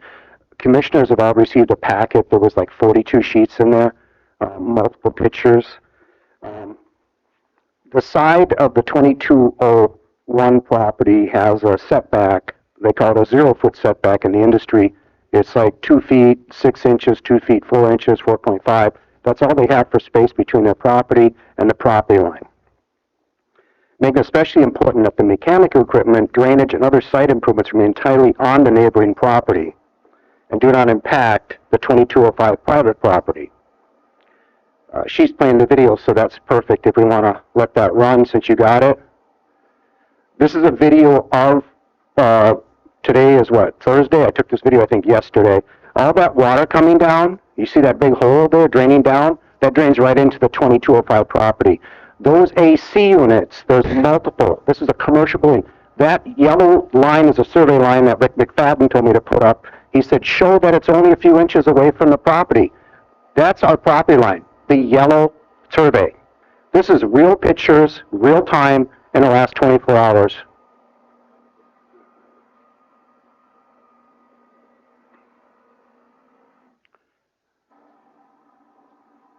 And if you see that drain coming down from the top, that's coming up from the second floor. I'm not sure what they did. The fly traps are there. There's hundreds of flies in there. It's just nasty. That's where the garbage cans were in those black bins. Those tippy carts are as big as this podium where you pull them out and go on our property, where you gentlemen all said, wow, that's really sad. That's what they were storing these garbage cans in with the grease and everything else. All those AC units now have been pushed back. They were overextended and encroaching on our property. Now they pushed them up against the wall. I know for a fact most, I wouldn't say most, 100% of the manufacturers will not say put that air conditioner unit against the wall. You have to have space. Every one of those now is, but look at how they're pushed up in there. The drainage is going into our property. This is the solution. This is the solution. So the drainage goes into our property. The units are barely running. They're chugging along.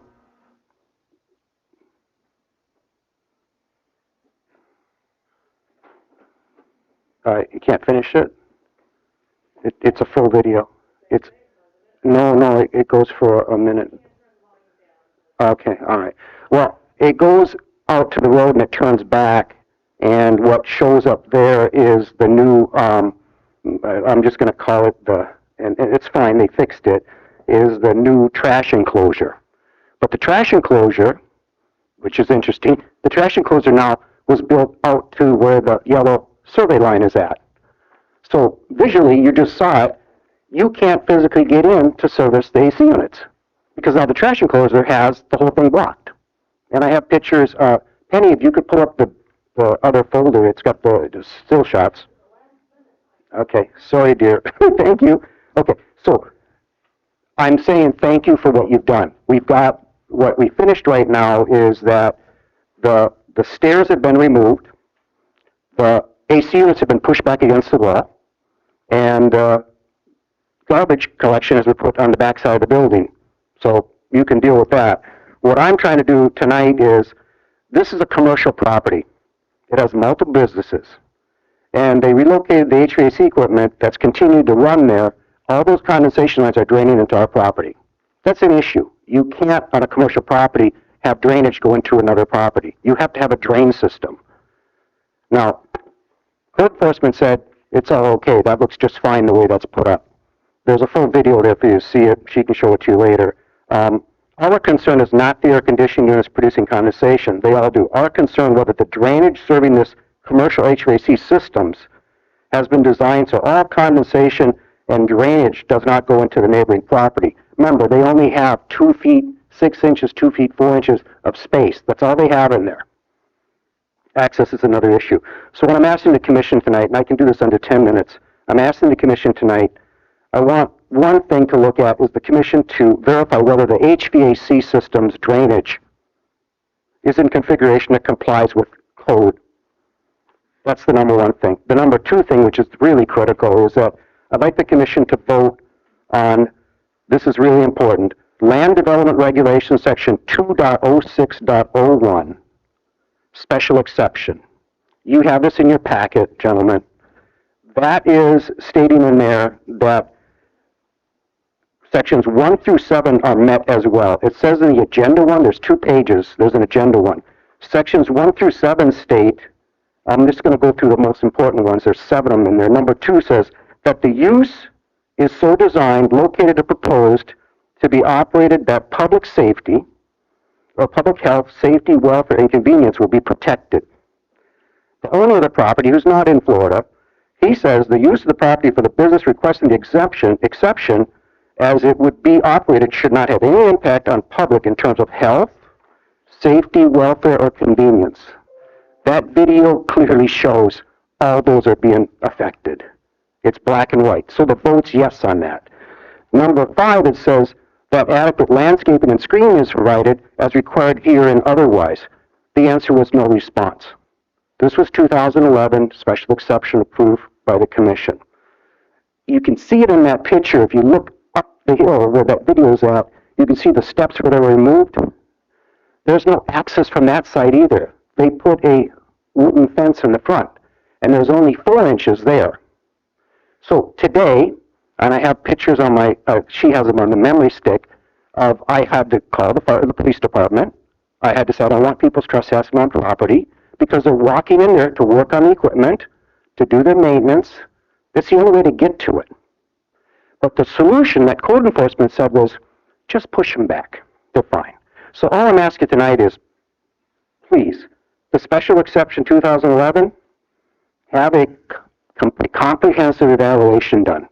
Tell me if those 4 businesses in there, if there's 4, there might be more, I don't even know, those businesses in there, how many seats are on that restaurant? There's a big restaurant, and trust me, I am not here to close down anybody. I love business. But the restaurant has seating, there has to be a parking situation there. Somebody needs to know about this stuff. On the lower level, there's a retail store with a wine shop in it. None of that is in the special exception of 2011, gentlemen. None of it. And Mayor, apologize. So all I'm asking you is, give me the privilege of a property owner, taxpayer, do a compliance evaluation of that 2201 special exception. That's what I'm asking you to vote on tonight, and I'm also asking you to look into that HVAC. What is all that about? That's all I have. Less than 10 minutes. And I thank you so much for your time. All right. Questions from up here for Mr. Kriego? Questions for Mr. Kriego? Okay. All right. Appreciate it, sir. And then we will talk to our staff here. City Attorney. Again, setting context of what can and can't be done, Mr. Kriego is referencing the criteria for granting a special exception. That special exception has been granted. So you don't get to revisit the criteria, although health and public safety is something you can look at. If there's nuisance, if there's a safety issue that's being created, that is something worthwhile, but it's not in the context of the criteria that you look at when you approve. Those are the criteria you have to satisfy when you approve a special exception. Once it's approved, it is approved. There's also, as we kind of discussed briefly last time that we had a discussion about this property, there is a misunderstanding on how special exceptions operate. Special exceptions within code, you have 3 categories of uses in your zoning code. You have principally permitted uses. I can go out and do that without permission today. If I'm in a single-family residential zoning district, as long as I meet design criteria, I can build a single-family house. I don't have to ask permission other than to get my building permit.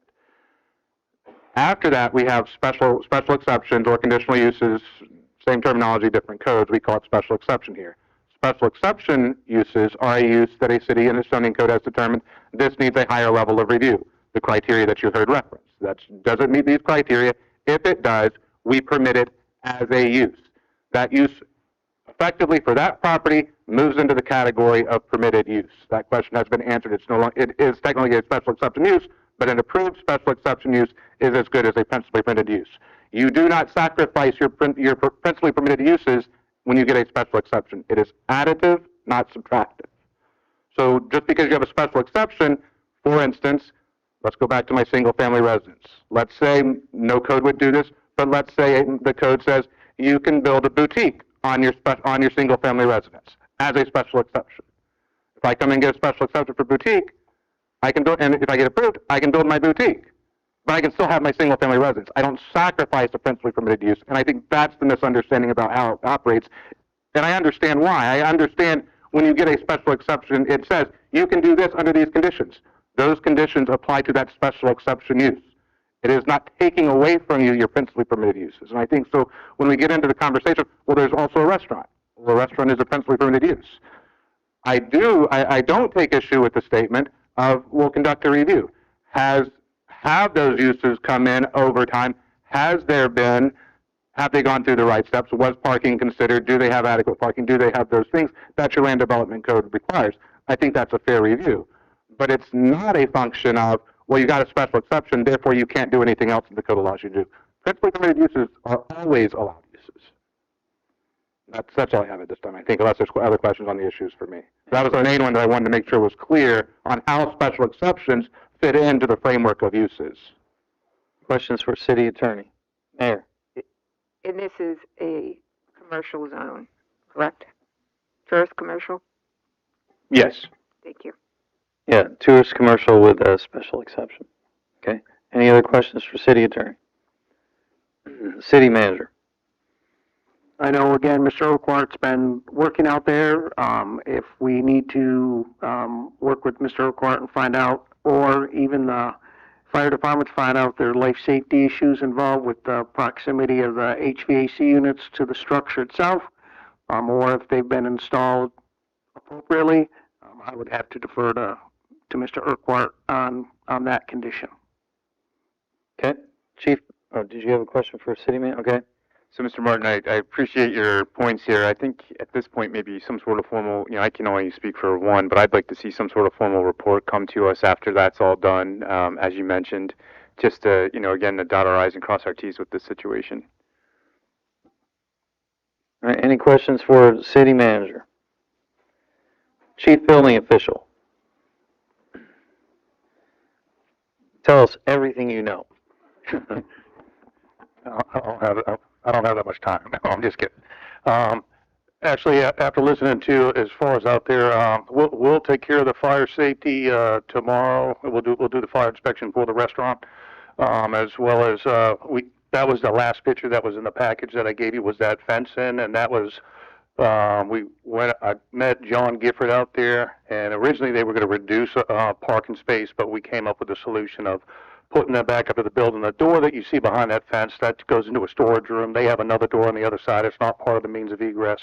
So that facilitated and kind of took care of, because those trash cans were stacked up all on the side and everybody could see them. So now they're behind a nice stainless steel 4-foot fence. So we took care of that. The air conditioning units, of course, it's existing condition that's in place. DG Meyer did come in and ask about moving them closer to. I said specifically, as long as the access panel is not blocked, so we can still access to facilitate anything that has to be done, changing out a capacitor or something like of that nature. So they felt fine with that, and that was to facilitate getting it off of the property line because it was about 2-inch encroachment over to the other line.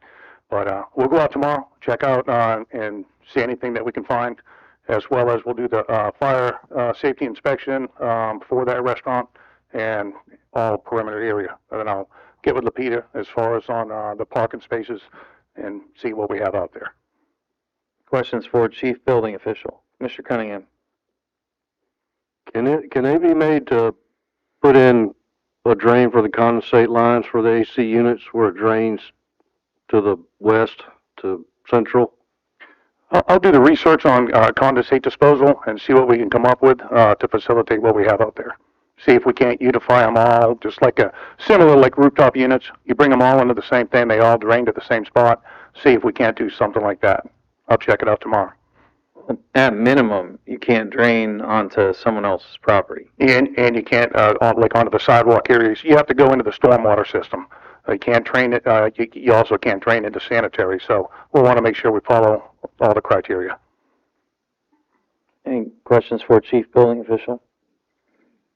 The only question I had, it might just be the vantage point, but might want to look at that roof line. Just to make sure nothing's been changed over the years. I don't know, it's an odd vantage point, but just make sure everybody's on their side of the fence, so to speak. Yeah, I think this is one of those ones that was, the lot split happened years ago, and then that's kind of what happened over the time. Right. And that's just a quick comment from our previous one. Mr. Martin did facilitate the meeting with myself, Bill Freeman, and Lapita to meet with Mr. Agman, and so we did follow through as far as meeting up on him and trying to find a solution, and we met for about almost an hour and a half. But I wanted to bring that up to make sure that y'all knew that. Okay. And the other party too. We would want both parties to get met with. Yes, sir. Yeah, but while you're out there, if you could just check that roof line. Yeah, 100%. I'll check it out. Because they also looks like they've added a gutter as well to the end of it, and we'll make sure that's not encroaching as well. You got it. Any questions for Chief Building Official? Okay, thank you. Thank you. All right, discussion. To me, it sounded like we pretty much already have a consensus on this property needs evaluated, right, for the intensity of the use, and all the legal parameters, and make sure that that is met. So do we have a consensus on that? Yes. Okay. And so we'll direct staff for that. That would be one action item. It sounds like we already had a consensus as well on, AC systems cannot drain into somebody else's property. That needs looked at by the Chief Building Official, and that needs addressed, anywhere that's out of bounds. Those are the two consensus items that I have. What other discussion do we have for this item? And those were also the asks of the applicant as well. Mayor? I would echo Commissioner Sherman's request that we end up with a follow-up just to be sure that it's been resolved. And I like learning, and I can learn a lot just by reading the follow-up to this. Okay. Appreciate that. So when this is done, just if they can send a email report of some kind to all of us. When it's completed, I'll forward it to all of you, and Right. to Mr. Kriego as well.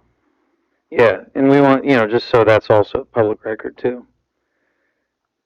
Okay, so do we have any other action items or discussion that needs taken on this? All right, just to be fair, I'll give the applicant a chance to respond. Yes, sir, come on up. Yeah. Could you look at that picture again, please? Which one? From the chief building? Okay. If you look where the metal ends on the left-hand side of that picture, and you look where the survey string is, it's about 12 inches.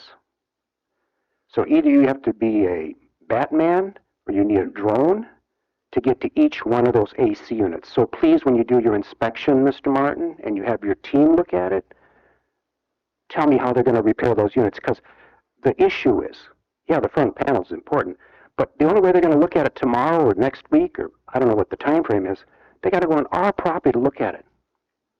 You can't look at that from their property. They're going to walk on our property. The city is. That's all I have. Thank you. All right, thank you. Chief Building Official. Well, with that comment, then if we're not given permission to go on there because there are no trespassing signs, are you therefore saying you would not like that to happen? No, I would let you do that, sir. That's no problem. Okay. I just wanted to verify before I went out there tomorrow. I'm okay. Yep, and that's what we're trying to do. Yeah, and the question for the property owner of the building is, while we can't mandate they have a plan to get to the units, they need to have a plan to get to the units. Yep. That doesn't involve going on other people's property. Because if Mr. Kriego puts a fence up, not only do they lose their air circulation, but they lose, and I don't know what it's like getting to it from the other side. I don't know any of that stuff, but it's a discussion to have with the property owner. Yeah, and I'll explain. There's only two options. There's you can go on the roof, then create a disposal system from up on the roof into the stormwater system, or how it's set up there. If they don't plan on going on the roof, you could elevate them. Then when they did work on them, they elevated them, say, 3 feet off the ground, then whoever's servicing them has to crawl underneath them. It's doable. Not the best solution, but it's possible. Right. They have a lot of room to elevate them. I mean, they can elevate them even more than that. Yep. They can elevate them 6 foot if they want. I agree. All right. It's just going to expose it to the weather. Okay. They were on our line. Thank you. Clamps were on the line. There's not enough strength to hold a 2-ton, Right. 3-ton unit. These aren't mini splits. These are commercial units for commercial building with commercial businesses. Got it. All right. So we have our action items done on that. Any further discussion? We didn't have public comment on this though. We do have 2 consensus items. I mean, we're not taking formal action, but Direction to staff, but yeah. Open this up, public comment. Any members of the public wish to speak on this agenda item? All right, so no one close public comment. We don't have a vote. We just have direction to staff. All right, so we're good there. Are y'all hanging in there okay? Do you need a break? All right. Move on to resolution 2026-51. Drew? Resolution 2026-51, a resolution by the City Commission of the City of Flagler Beach, Florida, approving a proposal from Environmental Control Systems, Inc., ECS, for rehabilitation work at the North 20th Street Lift Station, authorizing a project budget in the amount of $295,500, providing for funding, implementation, and an effective date. City Manager. Thank you, Sharon. Mr. Freeman is here this evening to speak to this. This is a repair of the North 20th Street lift station. We have, well, I'll let Mr. Freeman go and explain how the process, how we ended up with this contractor and the process moving forward. City engineer. Good evening. So this is the lift station at North 20th Street, and the way this project started is originally there was a problem with the check valve on it, and as we started to investigate, we discovered there was concrete in the check valve. We don't know how that happened, but it could have possibly been there for many years. Anyways, the age of this, it's pretty old. So in the process of looking at it, okay, next thing, replace the check valve. What's the next thing? We start looking at it and we realize if you look at the piping, the corrosion is so bad, the walls of it are so thin that it's in danger of breaking. So we realize, okay, we're going to have to get new elbows that come up out of the piping. And the elbows that were in there previously, they're older, they were a sharper turn. So then as we were looking for different types of elbows, the newer elbows we have are bigger than the old elbows, which then meant we had to replace the lid on it, and then the pumps had to be replaced. So it kind of snowballed, and so then we said, all right, we're going to have to go seek a contractor to get this thing repaired. And we put this out to bid, and we went to our continuing contractors. I think there was at least 5 that we reached out to. Met on site with most of them, and at the end of the day, we only received 2 bids, and one of the bidders, we had some additional questions for him. That was RCM Utilities. They omitted a few things on their bid. They didn't meet the scope, and when we tried to contact them, we never got a call back. We reached out to them on numerous occasions, called and emailed daily, and we never got a response back. So that leaves us with the lowest responsive bidder being Environmental Control Systems. And that came out to a total cost of $295,500. And that's to do a complete rehab of this lift station. So this does not include the lining. The lining is going to be a separate contract. We do a direct contract with that person just to save the overhead cost that the contractor would charge if he were going to do it. So we are asking for you to approve the contract with Environmental Control Systems for $295,500. All right, questions for city engineer? Mr. Cunningham. I already knew. Who tried to contact RCM? And mostly it was one of my project managers, Justin Isaacs. And you said there's multiple emails every day and phone calls every day? Yes, we do have multiple emails. I called him today because the estimator's name wasn't on there. The office answered the phone, told me it was Noah Bates. She gave me his cell number. I called him. And I asked him why he excluded the pumps and floats and all the stuff that should have been in there. And he said he didn't. He needed to go back and look at his estimate, and they are included. So I don't know where the problem was with them not responding. I even asked them, has the city contacted you and asked you why, which is what you just said, called them multiple times and there's no response. So who and when, show me who called and when they called, because they said nobody called them or emailed them. We can provide that proof. Okay. For whatever reason, they didn't respond to us. So what Noah did is he sent me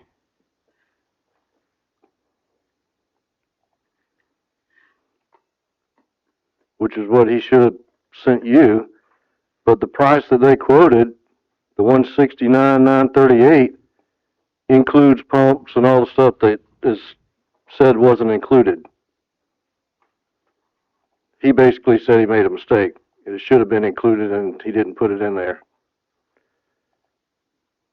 So we're talking probably a difference between the 2 lift stations, $250,000 difference. The other one they submitted was 192.7 compared to the ECS's 300.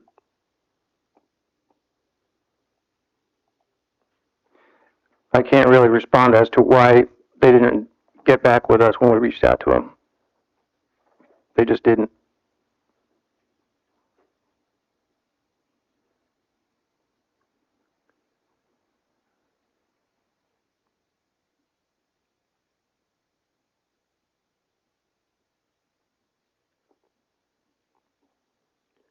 Well, if this does include everything that the other contractor includes, then we're spending an extra $250,000. I just think it'd be worth contacting them, like I did. Well, we've reached out to them as well, but we'd be glad to contact them again. It would save $250,000. Yeah. I'm thinking through process now, Bill. What's the timeliness of project is, because honestly what I'm hearing, my thought goes to, honestly it's probably better to reject and rebid. Because you're talking about receiving a bid now well after close, and that could set up a challenge. So if it's timely, I think your best process would be reject all and rebid. I'm just curious, Commissioner Cunningham, I'm not sure where you're getting $250,000. The one from ECS was $295, and the one that's in the packet from RCM is $192. So I'm not sure where the two together, because they bid on both of them. Oh, okay. Oh, the two different agendas? Yes. Okay. Okay. Yeah, 4 and 8. All right, I just wasn't clear. I'm sorry. Yeah, I think it should get rebid. And we'll ask ourselves that here in a little bit, but any other questions for the city engineer? Mayor? Is that detrimental, delaying the time frame of the repairs to anything? Is there timing critical? That lift station has been in a state of disrepair since, I believe, February, and been trying to get this to move forward. I imagine at this point it's not going to make too much of a difference, but I really don't want to make sure, I don't want to have that situation where now we have to put on a bypass pump and deal with something like that. Don't get me wrong, I'm all about saving money, and the rebidding sounds like the way to go.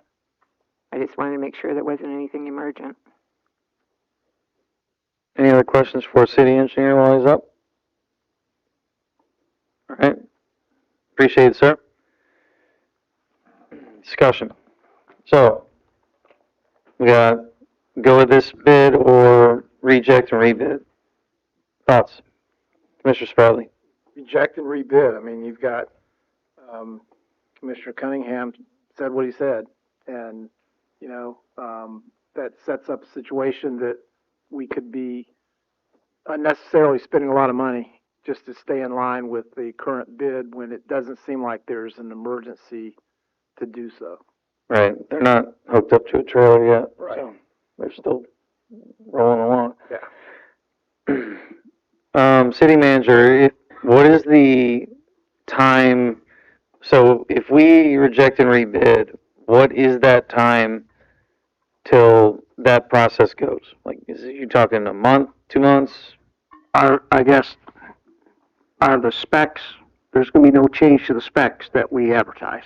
Right. It's required to be out by the code for a minimum of 15 days. Right.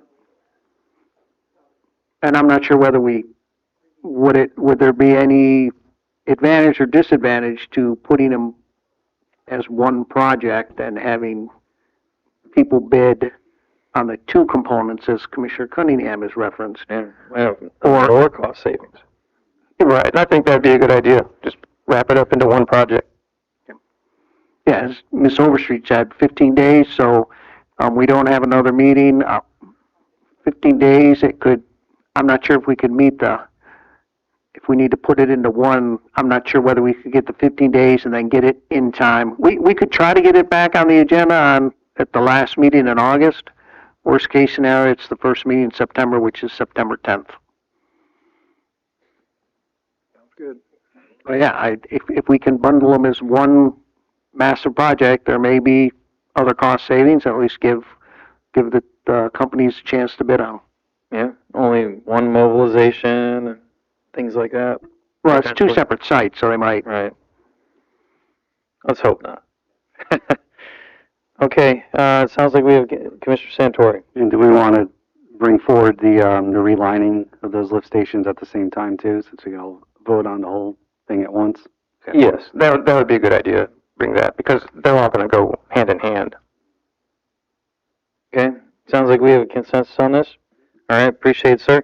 I'm going to open this up for public comment. Any members of the public wish to speak on this agenda item? All right, seeing none, we'll close public comment. Further discussion, City Attorney, Motion. And appropriate, I'm going to ask you to motion on each agenda item since they are separate now. So that's what I was going to ask you. For this one, I would, if the direction goes the direction of the consensus so far, it would be, the first motion would be a motion to reject all bids for the rehabilitation work at the North 20th Street lift station and rebid project. Right, and are you okay with us combining these two items? I would do them separately since they are separate, since they were separately bid, motion each separately. So handle the agenda items in the order that they currently are in the agenda. Okay. So if we don't have any discussion, I'll look for motion. Motion to reject all bids concerning Resolution 2026-51 concerning the rehabilitation work at North 20th Street lift station, And did you want to rebid that project? and to open it to rebid. Second. Does it need to be open to be rebid combined with? It's fine. Really, the reject is, your staff will rebid it, but I just wanted to make sure that was clear, that the intent was to reject for the purpose of rebidding. Okay. So we have a motion and a second. We haven't done public comment on this, have we? You have. Good. Got it. All right. Losing track of things here. We're getting late. All right, so we have a motion and a second. We already did public comment. Penny, if you call the roll, please. Commissioner Spradley, Yes to the motion. Commissioner Sherman, Yes. Commissioner Cunningham, Yes. Commissioner Santori, Yes to motion? Chair Cooley. Yes, the motion. Motion passes unanimous. We're on item H, Resolution 2026-57. Resolution 2026-57, a resolution by the City Commission of the City of Flagler Beach, Florida, accepting the proposal from Environmental Control Systems, Inc. for the rehabilitation of Pump Station 8, approving a project budget in the amount of $291,000, providing for funding, implementation, conflict, and an effective date. All right, any discussion needed on this? We pretty much have our consensus. Yes. Commissioner Cunningham, anything new on this one you want to share? Only thing that I would recommend for the bypass, if it's going to be a month, I mean, one of them was 40,000, and this one's 38,000. We rent bypass pumps from United Rental for $3,000 a month. It seems like we would be trying to get that price down. I mean, we're not helpless. We had it down there on 25th Street for a year and a half. South 25th. That's all I got. Okay. Any other discussion? Look for motion. Motion to reject all bids on Resolution 57 concerning the rehabilitation of Pump Station 8 and to reopen the bid. Second the motion. All right, we have a motion and a second. I'll open this up to public comment. Any members of the public wish to speak on this agenda item? All right, seeing none, we'll close public comment. Further discussion? Any if you call the roll. Commissioner Sherman, Yes. Commissioner Cunningham, Yes. Commissioner Santori, Yes to motion? Commissioner Spradley, Yes to the motion. Chair Cooley. Yes, the motion. Motion passes unanimous. Item I, discussion regarding authorization for smoke testing services. City Manager. Thank you, Mr. Chairman. Although this falls within my spending authority, staff believed it best, based upon previous discussion, to bring it before you for review and consideration. You have before you a proposal to do the smoke testing of 4 different lift station areas. Also included were some subsequent costs that are not directly related, but they are follow-on tasks that would likely be required following the smoke testing. So we're just looking forward or looking, if you have any comments on the smoke testing, Commissioner Cooley and I have talked. I believe he's talked with Mr. Freeman as well. The city last smoke tested in 2020. At that time, the entire city was smoke tested. I'm not sure what Mr. Freeman will be able to say, but I'm not, being 2020, I'm not sure what other actions were taken following the smoke testing of in 2020, but what Mr. Freeman has included in the packet, which is not part of review or approval for this evening, is the follow-on tasks that will likely follow this round of smoke testing. And I believe that the general consensus is that the smoke testing should occur approximately once every 5 years. So we're a little outside of that frame, but yeah, we'll have a plan moving forward once we get the smoke testing and finding out where that is. This is limited to only 4 of the lift stations. City engineer. All right, so what we've done here, we did have smoke testing done back in 2020, and we've had some monitoring done on our wells, some of our within some of our manholes, and those areas that we've identified as having the highest source of I&I. We wanted to check those again, so that's where we want to isolate our investigation to those areas. So this is going to be concentrated in the area, the whole network of lift station 8, lift station 7, pump station 6, and pump station 3. And we want to smoke test those areas and see what kind of issues we have there, and that's what this proposal will do. It'll complete this smoke test for a fee of $20,524.96. And the next step after this, because we have a collection system action plan that we put together, and part of the collection system action plan is a requirement of the DEP that within a 5-year period, you have to inspect 25% minimum of the citywide infrastructure as part of your collection system. So we wanted to start with the areas that had our highest rates of infiltration. And so what will follow this, and you may have seen some estimates for cleaning and CCTV. So that was, you'll see pricing for that. Now that is something that in the budget for next year, we have put in a line item to purchase a crawler. We call it a crawler. It's a little device with a camera on it that can go inside your sewer lines, and you can video everything. And you can do some really good deep dive inspections of your inside of your sewer lines. Because we want to try to isolate wherever we're having issues with our I&I, we want to make sure we can isolate it. And so that's what this whole project is. So this is just kind of phase 1. There's several more phases that'll happen beyond this. Questions for the city manager? Not city manager. City engineer or the city manager? I've been given a promotion. Oh, wow. Mayor, He stated this needed to be done or should be done every 5 years. So is that citywide? Like, are we behind? 25%. The requirement by DEP is that 25% of your entire collection system needs to be completely investigated within a 5-year period. So that's a rotating 5 years Yes. to get 100%. Would it be effective, given that we're already almost 7 years beyond the last one, to add more to this? Would it be a cost savings to combine and add more? That's possible. Okay, thank you. Commissioner Cunningham. I remember the smoke test, but if you can imagine your sewer main is 10 feet underground, a smoke test is not going to reveal damage to a sewer main that deep, or even 5 foot deep. It'll definitely expose the laterals if they're wide open, because it was coming out of my clean out in my backyard, because the cap wasn't screwed down tight enough. Smoke's gonna go to the least resistance. If you put a TV in there, you'll see exactly where it's coming from. So the smoke testing is gonna show I've heard Dale say that that's where the majority of the I&I is coming, but I would disagree a little.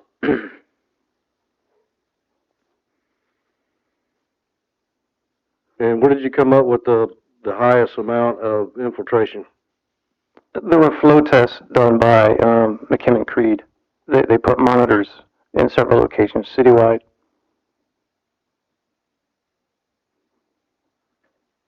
H63.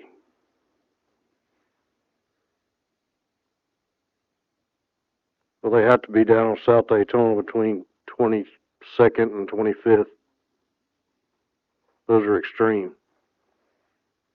In those areas, we had high concentrations of chlorides, so that's another area. So this is just what we propose to do this go around, but we have to do more, and that would be my next area, basically between 24th and 26th Street, South 24th and 26th. That's another area that I want to concentrate on.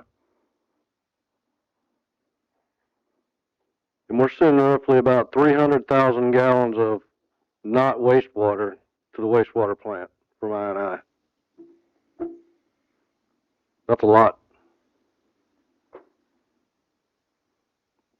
You might even might not have to have as big a wastewater plant. And you certainly wouldn't have to have a reverse osmosis system in it, because the water would already be good to go for your use.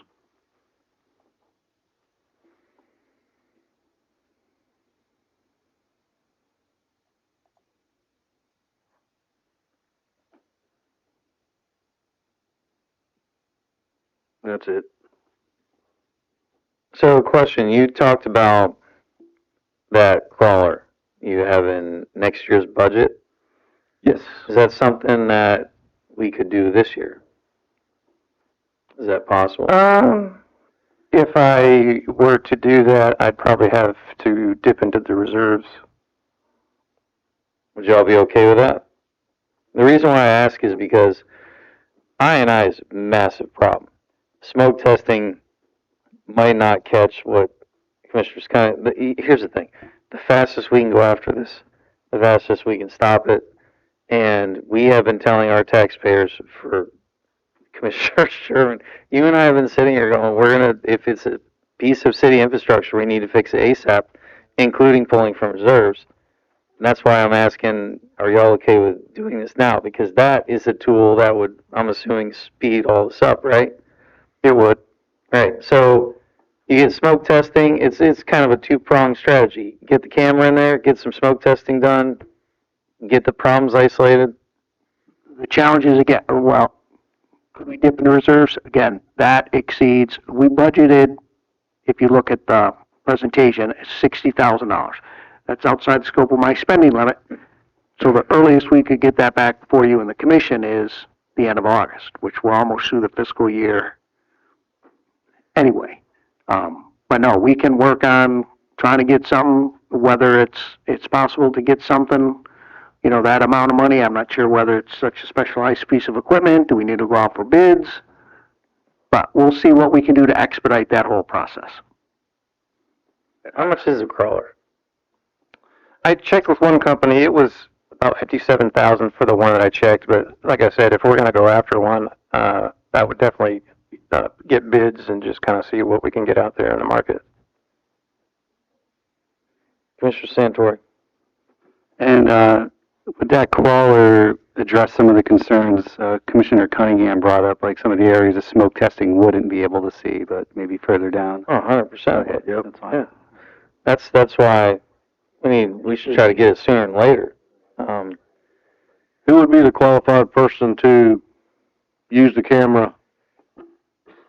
I would have to train one of the team members on our public works staff. Because I saw in the proposed budget 40,000, and what Dale was showing it was 60,000. Yeah, I remember putting in 60,000. Yep, the book I got says 40.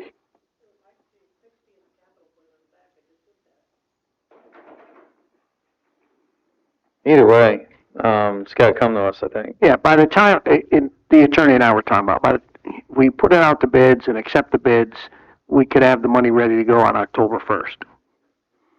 And spend the money on October 1st. If you start working your bidding process now, that probably puts you spending the money about the time that your budget's kicking in anyway. It's just, it's kind of starting the process now so that you're ready to spend the money as soon as you do the next budget. Okay, whichever the fastest way possible is. I think we have a consensus on that. Yeah, and I can start reaching out to different vendors right now, just have everything prepped and ready to go for the next budget year. Right. How we get there, 6,500, you know. The main thing is getting the crawler in the pipes. So this agenda item, question I had was about, this is within your spending limit. Does it need to go out to bid? No, The reason why I ask is that if I had any say so, I would say I would highly recommend the company that did the last round of smoke testing because they were very, very good to work with. That is who this was. Yeah, USSI is the same company that did it last time.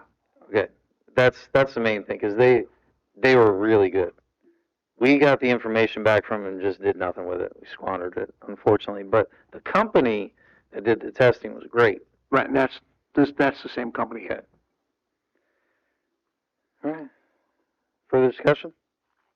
As far as TVing it, you could get a company to come in and TV that are professionals that know exactly what they're doing to identify and give a report, which I think has been done many times. When we were doing the zip lining and all that.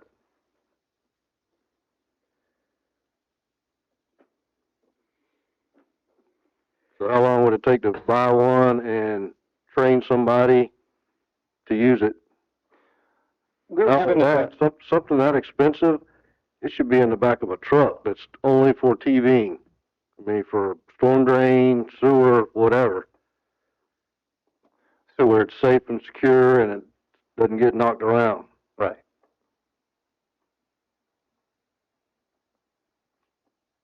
So what we do have is we have an empty trailer, and we would put this in the empty trailer. That trailer would be only for this crawler and the equipment that comes with it. It's a portable unit, and you actually use a PlayStation controller to work this thing. So we had a salesman come do a live demonstration on site for us, and it's actually pretty intuitive to use. It's not very difficult at all. And everybody kind of had a chance messing with it, seeing how to move the camera, how to go back and forth. We even took a section of pipe and had it go in there and just kind of see how to use it. Really wasn't very difficult to use at all. I assume it measures humps and dips. You can get something to that'll allow it to measure humps and dips. For that much, I would hope so. It has a little gauge on the front of it that can measure that.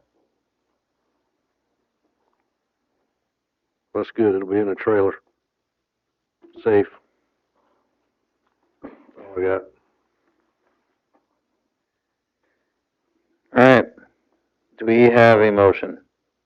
Well, we got a consensus. Right, you didn't need a motion, like I said. We just brought that more or less for information purposes for the smoke testing, and we will move forward with putting out for bids for the camera. Okay. Let me open this up for public comment. Any members of the public wish to speak on this agenda item? All right, seeing none, we'll close public comment. And this is an action item. Do we need to have a motion now? It was a discussion item. That was the point the supervisor was just making. All right. Move on, AB. That should help, because I'm like getting fatigued here. Ordinance 2026-13. Ordinance 2026-13, an ordinance of the City of Flagler Beach, Florida, amending Chapter 9, Fire Protection and Prevention, to adopt by reference the current edition of the Florida Fire Prevention Code and provide for investigation guidelines, providing for codification, conflicts, and an effective date. Do you want me to handle it? It is as simple as you see there on page 1 of it. It is adopting the current edition Florida Fire Prevention Code and providing that all investigations shall align with the methodology set forth in the National Fire Protection Association, FPA 921. That is all that's changing. So updating the current code and aligning with methodology. Any questions on this one? Motion to approve ordinance 2026-13. Second the motion. All right, we have a motion and a second. I'll open this up for public comment. Any members of the public wish to speak on this agenda item? All right, seeing none, we'll close public comment. Penny, if you call the roll, please. Commissioner Cunningham, Yes. Commissioner Santori, Yes to motion. Commissioner Spradley, Yes to the motion. Commissioner Sherman, Yes. Chair Cooley. Yes, the motion. Motion passes unanimous. Item C, ordinance 2026-14. Ordinance number 2026-14, an ordinance of the City of Flagler Beach, Florida, submitting to the electors of Flagler Beach a proposed amendment to the Charter of the City of Flagler Beach, providing ballot title, summary, and text for the proposed amendment, providing directions to City Clerk, providing for severability, providing for an effective date for approved amendments, and providing for an effective date for the ordinance. All right, Commissioner Santori, you want to take us through that item? I'm just ready to make a motion. City Attorney. I'm good. You all know what it is. Yep.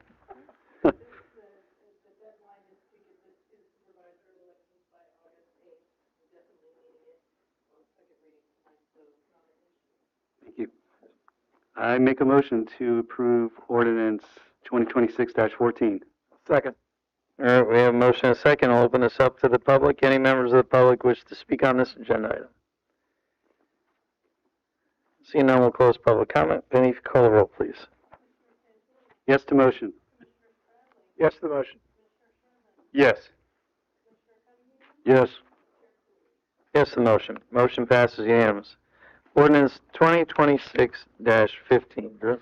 Ordinance 2026-15, an ordinance of the City of Flagler Beach, Florida, amending the Code of Ordinances to establish a fats, oils, and grease fog management program, providing for regulations governing the installation, maintenance, and inspection of grease interceptors and oil water separators for food service establishments, providing administrative procedures, enforcement, providing for severability, providing for codification, and providing for an effective date.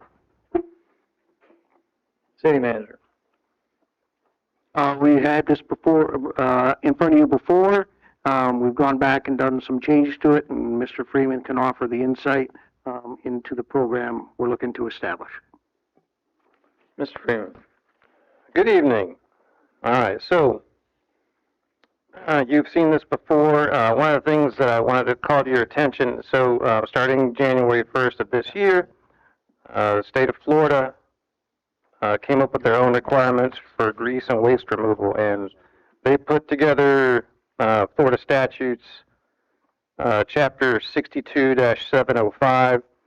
One of the definitions they have is that the inspecting entity. So that means any political subdivision of the state, including any state agency, department, county, municipality, special district, utility authority, or other authority or instrumentally agency, unit, or department thereof, with the authority to inspect originator grease interceptors or grease traps or haulers. So one of the things that the state started to implement is that they want to see a manifest. They want to make sure that when you have haulers now have to get licensed through the state.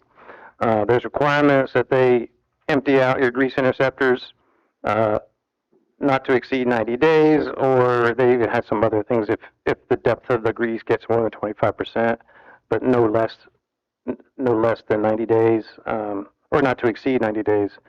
And one of the other things that they also put in the Florida statutes, it says that an inspecting entity inspecting a grease interceptor or grease trap is authorized to impose an administrative fine not to exceed $250 for each failure to clean a grease interceptor or grease trap pursuant to section 4030741. So that's a Florida administrative code that's also part of this.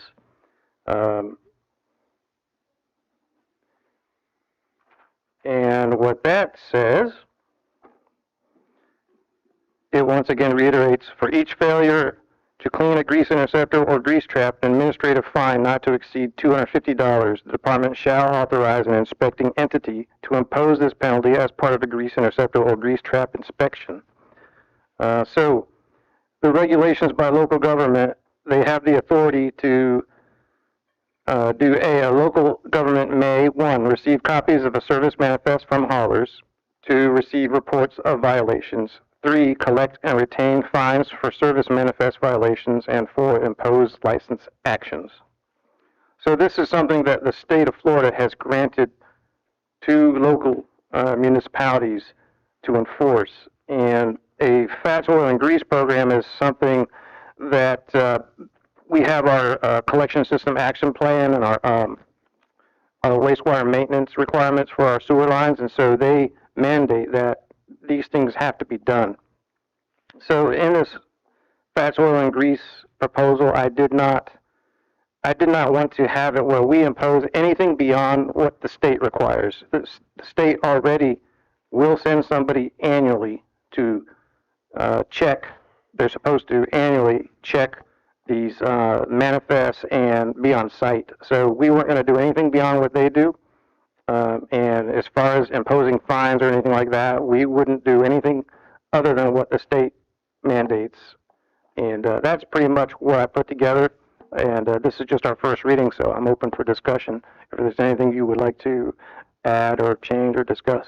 If I can add on just a little bit to the back end of that, because I know there were some questions about, one, I think Bill did an excellent job addressing your comments and relaxing and making it more of a collaborative system than a punitive system. But I know there were questions about the description, because I, of course, put in the ordinance, we can fine, and I know there were questions about that, because Bill had, in kind of relaxing, he put in the manual, but that we wouldn't fine. I said, no, we have to, ultimately we have to be able to fine, because it's the only teeth we have. But, so I'm envisioning it really, to the extent they violate the ordinance, that's something we would take to code enforcement, and that's where we would deal with that. So we'd have that process there. And kind of as I'm thinking about the manual, the manual supplements the ordinance. It's not so much, that's why it's being incorporated not as the rule, but as the guidebook to help staff and help help property owners and create that collaborative process. And so that's why I point out Bill 2, you get down to that collaborative process that the manual talks about. Yeah, we should be looking. We don't want to fine you, but it's in the context of the conversation. We don't want to have to fine you. So we want to work with you now so we don't ever have to fine you. But at the end of the day, for code enforcement purposes, the only teeth we have to compel somebody to do what we will get in trouble for if it's not done is to have some kind of hammer if we just can't get through it with a collaborative process. All right, discussion. Enforcement, who's going to be doing the inspections? Sorry, did I cut in?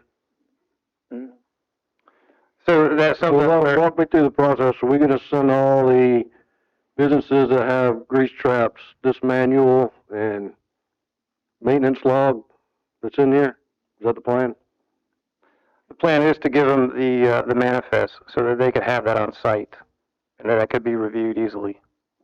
And then as far as inspections go, so that will be handled by the building department.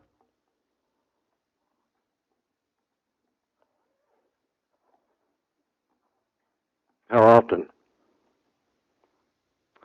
Well, we have it on here annually is what we were proposing. Once a year? Once a year. That should be spot checking manifests. Yeah, we could do that. We could spot check manifests. It's written in that city can, do more. Pointing out that is also part of the inspection process. Is spot checking manifests. Is you're checking their own manifests to see that they're doing the cleaning, the clean out, which is what gives you some level of assurance, and what it lets us, so the state that we're following through what the state wants has delegated to the local governments, and that we're making sure that they are telling us that they're doing the required maintenance. Chief Building Official. We're doing fire inspections already. We're already being proactive on that, and we were already checking to see if people have logs. They don't. So they haven't been keeping logs, and we've already been incorporating that into our inspections, and have already notified 5 of the restaurants we've done it this past week as far as to start doing the keeping the manifest. So we are already starting the implementation of that. I know it's a law, but there's going to be an uproar, I'll tell you right now. I know that the restaurants have already been working on it because they know it's coming. There's a discussion in the FE3 group a long time ago about it, and so there's folks that, you know, they're working on it. But the biggest thing for us as a city is, you know, like what Drew talked about, this needs to be collaborative, not punitive. The wording of the Florida statute, though, I have concerns about how it gets incorporated in the city. So they say up to $250 fine. We say that fines are the only teeth we have, okay, but that still leaves a big cavern of, you know, discretion there. Let me give you an example. If your grass is 10 inches tall, the potential fine for that is $250 per day. Just to give you the scale of that. And when I say that's where you come to the magistrate, that's what we do in those magistrate hearings. Is there a violation, and what's the fine level appropriate for this violation to get to compliance? So that is part of the process that code enforcement, the process already kind of contemplates. But I recognize $250 looks like a big number, but recognize that if your grass is overgrown, you can get fined $250 a day. I believe there was an email sent out from myself and Sherman about that. $2,500. Right. But part of this again is, I mean, we're investing hundreds of thousands, if not millions of dollars in lift stations and pump stations and a wastewater treatment plant, and this is to protect that infrastructure. And yeah, will there be an outcry? But will there be an outcry from the commission when we have to replace pumps and things like that because the lack of grease traps? So that's, look at it from your investment as a city, that we have to protect our assets as well. From the last time to this time that we brought this forward, I believe, have there been changes now to where under the sink receptacles and other more economical options can be used compared to the last time? Yeah, so those are allowed. Those are not allowed unless there's an exception from the city, is what I read. So that is what it says. I can change the verbiage on it if you would like. So the way they're sized, it used to be based on a Florida building code, but the Florida building code, they kind of deferred to, in the Florida statutes, chapter 64E-6, which covers private sewage, septic, and so that's where it says minimum 750 gallons. But if you have the under the sink kind, you use the PDI method, from the plumbing, I'm trying to remember what PDI stands for. However, they came up with their own method, and so that's what you use when you're sizing the under sink types. And they have to, what they do is they slow down the rate of water so they can capture the grease and not let the grease go into your sewer system. And so that is permitted. That's what it's actually spelled out in the Florida Building Code. So that's how these things get sized. They'll be based on the Florida Building Code. It's not something that this ordinance doesn't determine the size.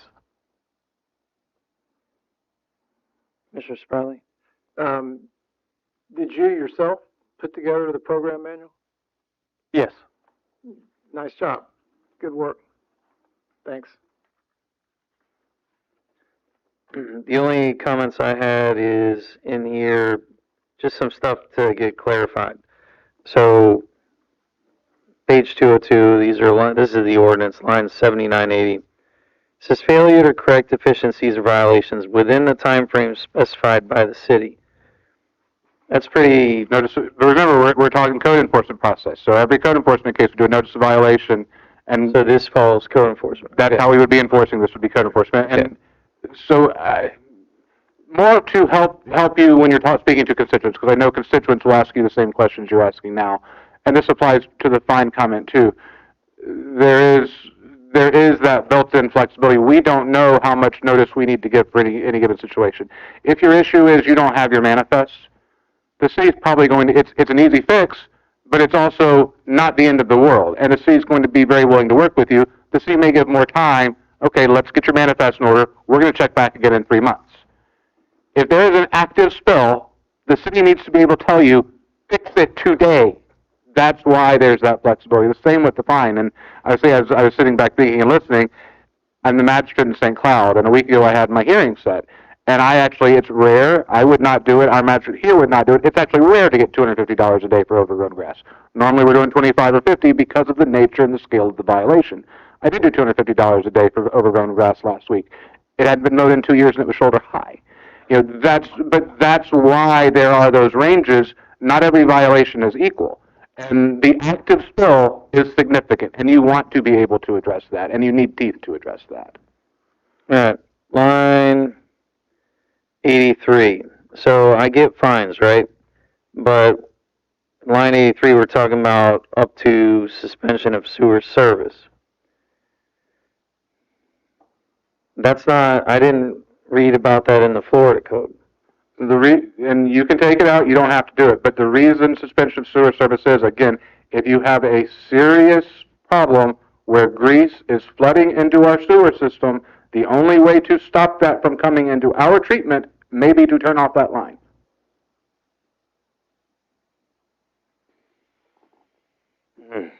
Issue. Would it be, because that is why that's there, would it be helpful to you to say suspension of sewer service if necessary to protect city infrastructure? Yes. And the reason why is because if you suspend sewer service, you shut them down, then they can't pay the fine. Or they might not even have the money to fix it. It just, if it's to the point where you have to do that to protect city infrastructure, at least you got the rationale in place. Yeah. And I need to go further because at whose discretion, who makes that decision, I think needs to be, yeah, I mean, who makes the decision? What was the City manager. you use? If necessary to protect city infrastructure. Right. So, I mean, Commissioner Cunningham may not think it's damaging city infrastructure, but Commissioner Sherman might, and it's like, who makes that, who has that discretion? What do you see in other municipalities, Drew? Is it chief building official? It's Public Works Director, it's an administrative staff person, because again, that's a decision that can't wait for a council meeting if it's flooding into our sewer. What if you had either, again, pick your poison, either the city engineer or the chief building official with the ability, with subsequent review by the city manager. So it's not just one person makes a decision and it's done. They have a minimal appeal process to say, I want to argue what Mr. Freeland or Mr. Urquhart said. You okay with that? Yeah. Okay. The other comment I had was this was on page 209 of the packet. Halfway down the page, this is where it talks about the under sink, Commissioner Santori, that you were talking about. So it says, unless granted with written exception by the city. And I guess this again goes to what Dale was talking about, where, so it's unless granted with a written exception by the city, but who's determining that and granting that, and how's that process look? It's very vague on how does somebody get an exception? What determines the exception? Is it even worth having that in there? Because under sink units are the norm in a lot of businesses. They don't have that type of capacity where they need a giant in-ground unit. I think one of the things I would recommend is actually saying, instead of prohibited, just change that to permitted, and then also indicate size per the Florida Plumbing Code. Right, because you can cover that during the permit process. If this has certain capacities under the design, you say, no, you can't do an under sink for 35 tables. That's impossible. And it's just simple. That's clean. Plumbing code already exists that defines it in the Right. building, and that good kind of removes suggestion. it from this. Are you all okay with that? Yep. That's the only call-outs I had on this. Mr. Cunningham? No, I agree, I'm good. Everybody, any comments? All right. With that, I'll open this up for public comment. Any members of the public wish to speak on this agenda item? All right, seeing none, bring this back up here. We need a motion. Motion to approve ordinance 2026-15 As amended? as amended. Second. All All right, we have a motion and a second. Further discussion? Penny, if you call the roll. Commissioner Spradley? Yes to the motion. Commissioner Sherman? Yes. Commissioner Cunningham? Yes. Commissioner Santori? Yes to motion. Chair Cooley? Sorry, I couldn't get my mic on. Yes to the motion. Motion passes unanimous. All right, staff reports. City Attorney. I will drip feed them over the next several meetings, the things we took away from our annual conference. But I will say, and as you probably overheard me say before the meeting started, it was the most depressing one I've been to, not for anything about the seminar, or really, the state of the law. What was depressing about it was to see, just in seminar after seminar, how fast technology and cultural changes are changing faster than the law can adapt to. And for a lawyer, that's a scary environment to live in. When you recognize the law really legislation just can't keep up. Between AI, the things that you will be hearing from me from, just to give you something to look forward to, we've got AI. Hopefully the legislature will be addressing that, because there are going to be interactions with public records and AI. At what level does AI become, when is it generating a public record that we have to be maintaining, and how do we do that considering the data that actually, those records would maintain, and which ones? So that's something that the legislature is going to have to deal with.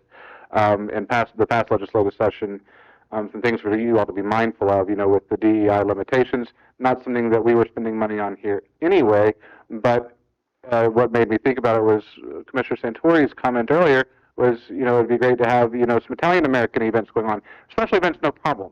But for jurisdictions that have partnered with their cultural partners, like Scottish Highland Games, Winter Springs, the city partners with them.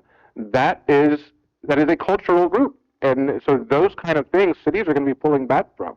And it's kind of unintended consequences of the legislation, but that is the world, where legislation is trying to keep up with changes, but moving so fast than we all, the lawyers at least know, and you all do too as lawmakers, when we make laws fast, we start building in those errors. So that's why I say it was depressing and really frightening, coming out of this conference this year. But again, I won't bore you with it tonight, but I will start drip feeding those items kind of over the next several months. City Manager. Thank you, Mr. Chairman. Lieutenant Governor Collins will be here in the city tomorrow. He first has a town hall meeting at Santa Maria Church, and then he will be at City Hall at 4:15. We'll give him a brief overview of our efforts at the wastewater treatment plant, talk about the holdup at the state, despite Ms. Overstreet's ongoing efforts to get the permit to allow the undersea cable to come ashore. She's been working on that since December, and we can't get a response from the state. So I will raise that to Lieutenant Governor Collins tomorrow. And then after a brief stop here, we will walk over to the pier, and basically what we want to do is the intent is to highlight the cooperation that we have with the state for both the funding we received for the wastewater treatment plant, with a little bit of concerns about the cost of communities across state having to go to reuse, but then also highlighting the cooperation with the state on the pier as well. And that has been, Ms. Overstreet has published that as a possible gathering. So if you're interested in meeting with the Lieutenant Governor, 4:15 here at City Hall. Mentioned earlier the budget workshops on August 5th, 6th, and 10th. Moving forward with the paid parking process. So we did have the evaluation team meet. Thank you to Mr. McKitka, Mr. Dennis Baer, Mr. Tim Davis, and Deputy Chief Schoenbrod were the evaluation team. We had 8 contractors submit their qualifications. They have selected 4. So on the evening of August 11th, we will have 4, at this point in time, I'm waiting to hear back from some of them, we'll have 4 consultants offer some additional insight into their company. The way that I've tried to set it up is 30 minutes for them to present, 15 minutes for you to ask questions, so 45 minutes per consultant. That allows for 3 hours. So a little bit shorter than a city commission meeting. And then the next plan, the next step in the process, and again, when people have asked, I've said there are plenty of opportunities for an off-ramp for this, should you not want to continue down this path. So after you hear the presentations on August 11th, you will be asked on September 10th to pick one of those four with which city staff to enter into discussions on implementation and operations. I truly expect something like that will probably take 4 to 6 months. So there's plenty of time to say, nope, we don't want to go forward with it. But that's the tentative schedule we have now. Again, there were the evaluation team did a great job reviewing them all. So I look forward to having them come forward and share their background with you. Florida League of Cities is coming next month. Thank you very much to Ms. Overstreet for making all the arrangements that she does. And again, it will be exciting to have every single one of you there, as well as Penny, probably for the first time in the history of the city, that the senior staff and the entirety of the city commission will be participating in Florida League of Cities.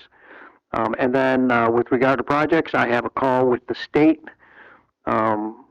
state lands. I have a conference call scheduled with them. It has yet to be officially scheduled, but next week to continue the process of reallocating the $2.5 million from the state appropriation for the pier to the beach walk. Mr. Fernandez has had preliminary discussions, and they are very receptive to that. So I'll keep you posted on that as well. And I did later in the day, I did email to you the presentation that I provided at last night's meeting. So if you have any questions about that, or if you want to post it online, let me know. But I did email that presentation to you, and I expect we'll put that up either on the city's website and or the Facebook page as well. So that's all that I have. Questions for city manager? What time is the town hall tomorrow? I'd have to, Commissioner Santori, because Commissioner Santori has been very helpful in getting this visit scheduled, so he might be able to answer Yeah, that. it'll be at the town, Santa Maria del Mar Catholic Church town hall there at 2:30. That's when it starts. All right. Anything from planning or chief building official? Engineering? Police? Since it was brought up today with the scams, I'm sure it's concerning that your names are brought up by criminals to, possibly scam citizens in our community. And so, like the CM said, we did have a fraud seminar not too long ago, but I talked to the chief just a little while ago during this meeting, let him know what happened, and he's on board. We're going to do some more of them. So just to let you know that we will be addressing it. We have some good examples. Yeah, it's been ongoing. I mean, every day we get scams, and it's not just here in Flagler Beach, but it's, United States wide. It's terrible.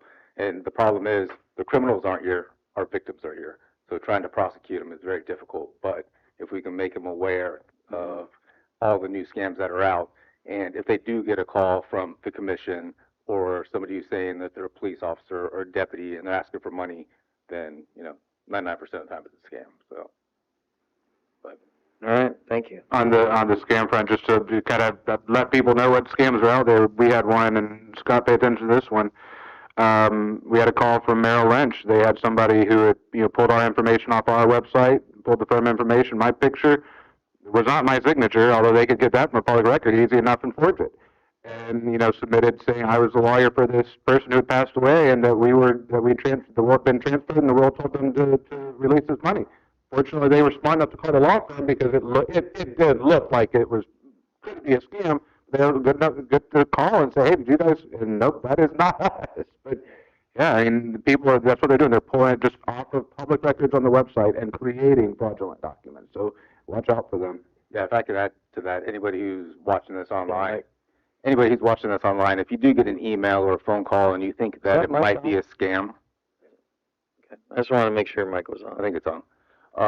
Please call us and verify it. We would be more than happy to check and double check. 313-4911 is a non-emergency number, so yeah, please call us. All right, thank you. Penny?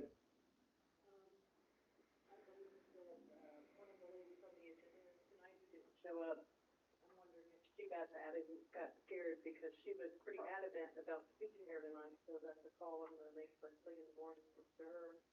Maybe she found out it was $2,500 just to be here. Yeah.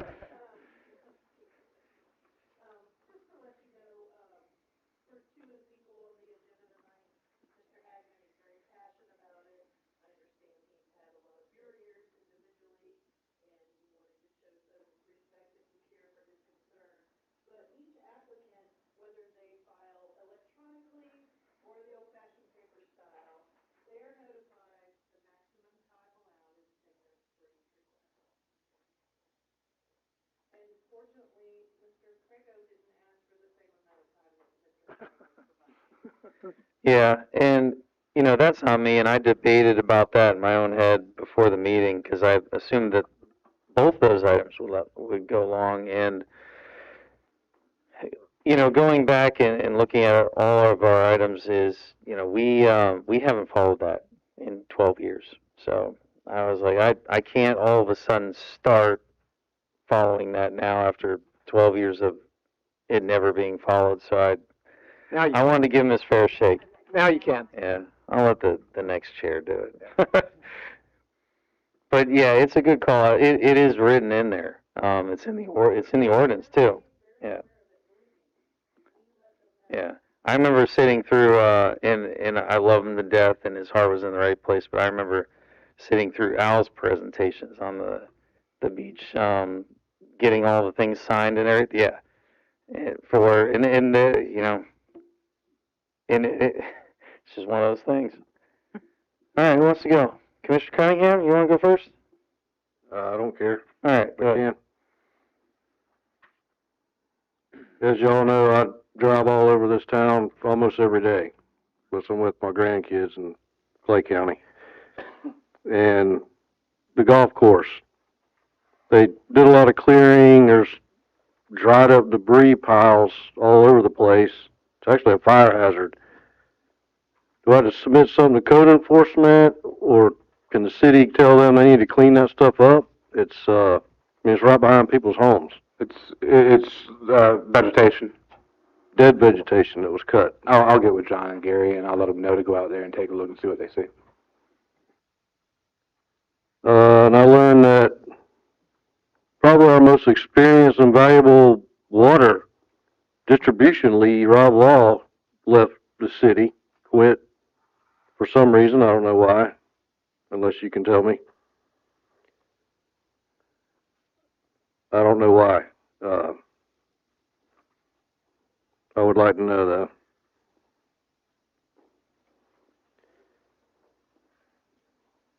And can Penny please have a new scanner? Some of these documents that are on here it's hardly legible. Well, Blurry. which item are you speaking of? Because No one's specific. It's just sometimes they're blurry. is it? I assume you're scanning them, right? Is it the printout paper packet you're receiving, or No, is it the actual online? Yeah, the online. Well, it depends on different people put the different items in. Different staff members submit things, and what I get from the public is what I mean, if you could tell me which item, I can tell you if it is in fact my equipment or. Okay.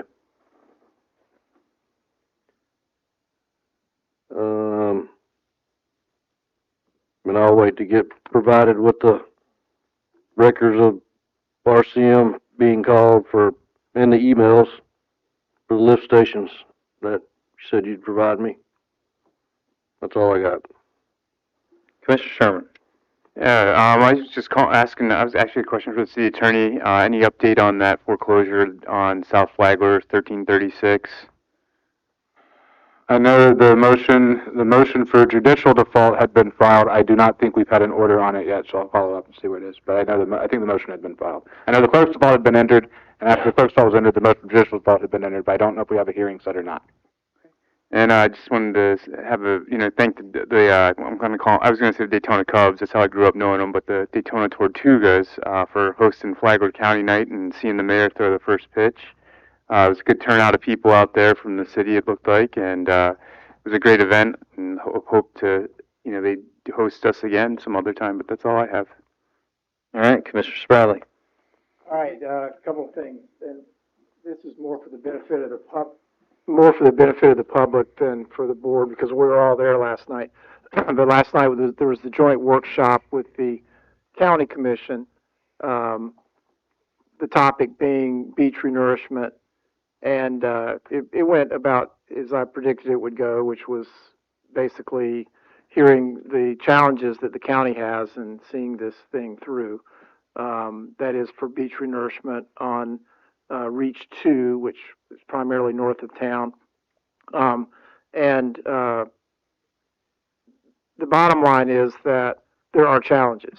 You know, I think everyone who sat there last night, the 6 of us and the 5 of the county commissioners, are all in agreement that it's got to be done, but there's a number of challenges on how it's going to be done. There are, as of last night, 15 holdouts, or maybe 14 if Commissioner Cunningham came through with, okay, so 14 holdouts. And if you'll recall, we had one holdout that delayed Flagler Beach for 6 months in getting our project started. So now you got 14. And another challenge they have is that the amount of money that was budgeted by the county commission was less than what was needed, or actually the bids that came in were higher than what was budgeted. So apparently there's going to be about 10 or 12% less sand once the project began. So that's a problem. And then really the way it was left last night, there were a lot of questions, mostly because of these holdouts. You know, one option was, well, can we go ahead and just put the sand down anyway, even on the 14 properties that haven't given us an easement to do so? That actually came up, and I've spoken with Drew about that. There are lots of legal issues about that sort of solution. Legal liability it would be for the county, but also for Flagler Beach, for properties here in Flagler Beach. Another potential option is to go ahead and do the project and then not renourish the 14 properties, so that if you were to look at it from above, you would see beach renourishment, then there would be an area of no sand. And then historically, when that has happened, what happens is those properties are the ones that draw the water and destroy the property because there's no sand to protect them, ironically. So there's a lot of ifs. You know, it's one thing, everyone was in agreement it needs to be done, but no one is sure how to make it be done. I know that at the end of the conversation last night, there was a question about whether the funding is even available to get it done. So we'll keep you posted as to the way that goes, and that leads into the last thing I'll say, which I'm having a town hall on Saturday. My special guest is Ms. Kim Carney, who is going to give us an update on beach renourishment and her District 3 report, since she is our commissioner. That's all I have. Thank you. You dare. Mr. Chairman, if I could, to follow up on those comments, I did reach out to the Corps of Engineers today just to clarify the way that the interlocal agreement that was referred to last night has been explained to me was, even though it says maintenance, the way that I understand it, for those of you that were part of this discussion when that ILA was approved, was there was no discussion that was long-term renourishment maintenance. And the Corps has actually advised me that, as I mentioned last night, maintenance was for the sand fence, escarpments, or signage. That's all. So I'm going to confirm that with the Corps and find out, also clarify further discussions so that we aren't being dragged into something else. But I think it's critical that, as was kind of hinted at last night, is yes, that ILA needs to be completely redone. And so they said Mr. Moylan is working on it, so I'll wait hear what Mr. Moylan has to say. Before you move on, since you brought it up,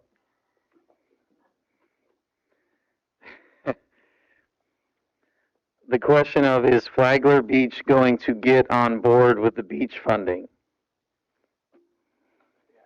That was priceless. The last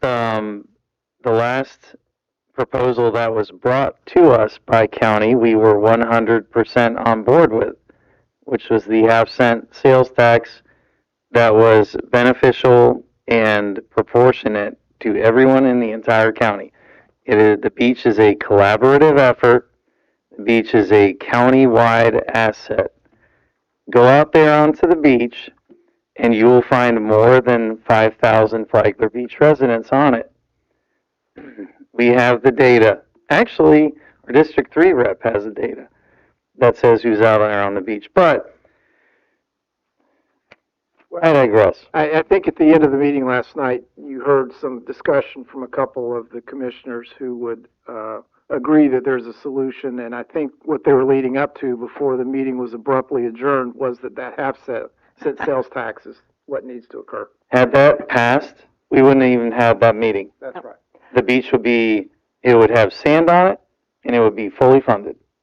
And there would be no meeting to be had. Exactly. And I believe somebody who spoke at the meeting and called that out is sitting there. I was going to thank Miss Melanie for being there last night and standing up and speaking. So thank you very much for that. I was so mad at myself last night, I couldn't go to sleep because I didn't have the guts to address the half-cent sales tax. And I was furious with myself.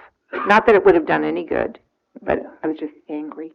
Well, and that's why it got abruptly adjourned, because it was going there. Yeah, it was going there. And I think their timing was probably appropriate to avoid it being a headline in Flagler Live or something the next day. All right, Commissioner Santori. Yes, so Amy Beckman from Department of Transportation gave me a call yesterday and let me know that DOT will be out here hopefully in about the end of August to start doing the surveys and stuff to do some patchwork to A1A South especially, where we have a lot of dips and different changes of heights, and the road is just rough. And I thanked her for the information and thanked her for giving us the road to begin with. So, and I know former Commissioner Bellhumer has been a big part of trying to get them to fix the road. So hopefully that'll be one of many things they can start working on soon. Mayor. Just real quick, again, thank you for being there last night and speaking. And I don't know if you all received a copy of this letter, but one of our residents, Ms. Gray, over on Lambert Avenue, sent a thank you letter to Bill and his team for the care and concern that they have exhibited for Lambert Avenue. They've lived there for 56 years, and they have never seen it look as good or well-groomed. So thank you, Bill, and your team. That's it. I got a whole bunch of stuff. No, I'm kidding. Kudos to city maintenance and also Bill, your team, for I got a big compliment from a citizen about north side where the lift station is on 20th, I believe. And the city owns a lot there that has not been maintained in probably over a decade.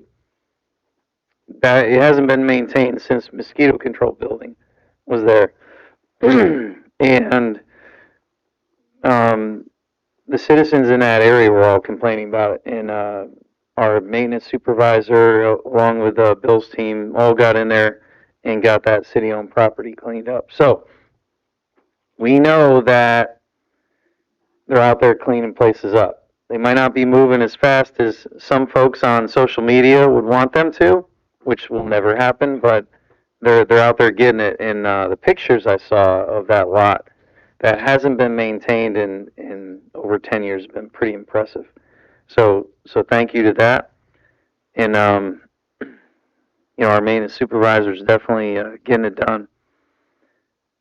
The only thing that I had on my notes here is, and not tonight, but if at a upcoming meeting, we still have some ordinances that we did have some consensuses on to look at getting some verbiage going in the pipeline. I know there was one that was brought forward by a previous mayor, Leonard Provencher, about trailers in the driveway. We had talked about an ordinance about the food trucks in the CRA district, looking at potential verbiage for that and getting that on the agenda. And I believe there was another one, I don't know, I'd have to go back in the notes to see, but there were some ordinances we had. Is that what it was? Yes, police requested an ordinance change concerning, well, it was inspired by a large vehicle that was being parked in right away. And that was another one. But we have close. That one should be coming soon. That one's between me and Chief. That one it's drafted and we're just ironing it out. I just want to make sure these ordinances that we had consensuses to move forward on just don't get lost in the shuffle. I just want to make sure they're still in the pipeline. The last thing I got is, I'll say it again. Flagler Beach has been, since the beginning, all in on beach funding. I could not believe that we were asked if we wanted to get engaged with beach funding last night. We were 100%, and we still are. We still have the direction to city manager when county, if ever, they develop a fully funded beach management program. We have already done and in place what is needed to earmark that money. And but we're not going to earmark it now because we don't know where it's going. And so us getting drug into the mix, I thought was completely unfair and uncalled for because we have played ball on every single solitary thing that's been brought in front of us. Except outliers where they're like, hey, can you fund the entire beach for the county? And we had to say no to that because that's not reasonable. But all the reasonable things we've entertained. With that, we'll move over to public comment last round. Anybody for public comment? You better make this quick. Good evening, Paul. Yep, 351 Palm Circle. Yeah, if you thought the ending was abrupt last night in person, whoever does their internet YouTube stream, they are on it because it was like, meeting adjourned, boom, just cut off. I was like, what just happened? But anyway, so speaking of the renourishment, obviously I want it to be successful for the entire county, the entire reach. But I know there's 6 we keep calling them holdouts, but a lot of them are just people that haven't been able to contact. Does the city have any ambitions or goal to try to contact the remaining 6 within Flagler Beach? What can we do to make sure we don't have gaps in our at least our city? And I'm happy to help with that if necessary. But I know those names are public now, so. Okay. Yeah. We'll put it on him. Oh, I'll talk to you. Go. Anyone else for public comment? All right. Seeing no one close public comment, I think that was kind of. Mr. Chairman, was good. just Yes, sir. Quick reminder, since, again, it's hard to believe that we're not going to meet again. The primary election is August 18th, and early voting will be starting earlier that month, so we will not convene again as a city commission. We'll have the budget workshops, but just a reminder for people that the primary election is August 18th, so please make sure you get out and vote. All right, thank you. With that, I'll look for motion to adjourn. Motion to adjourn. All right, we are adjourned.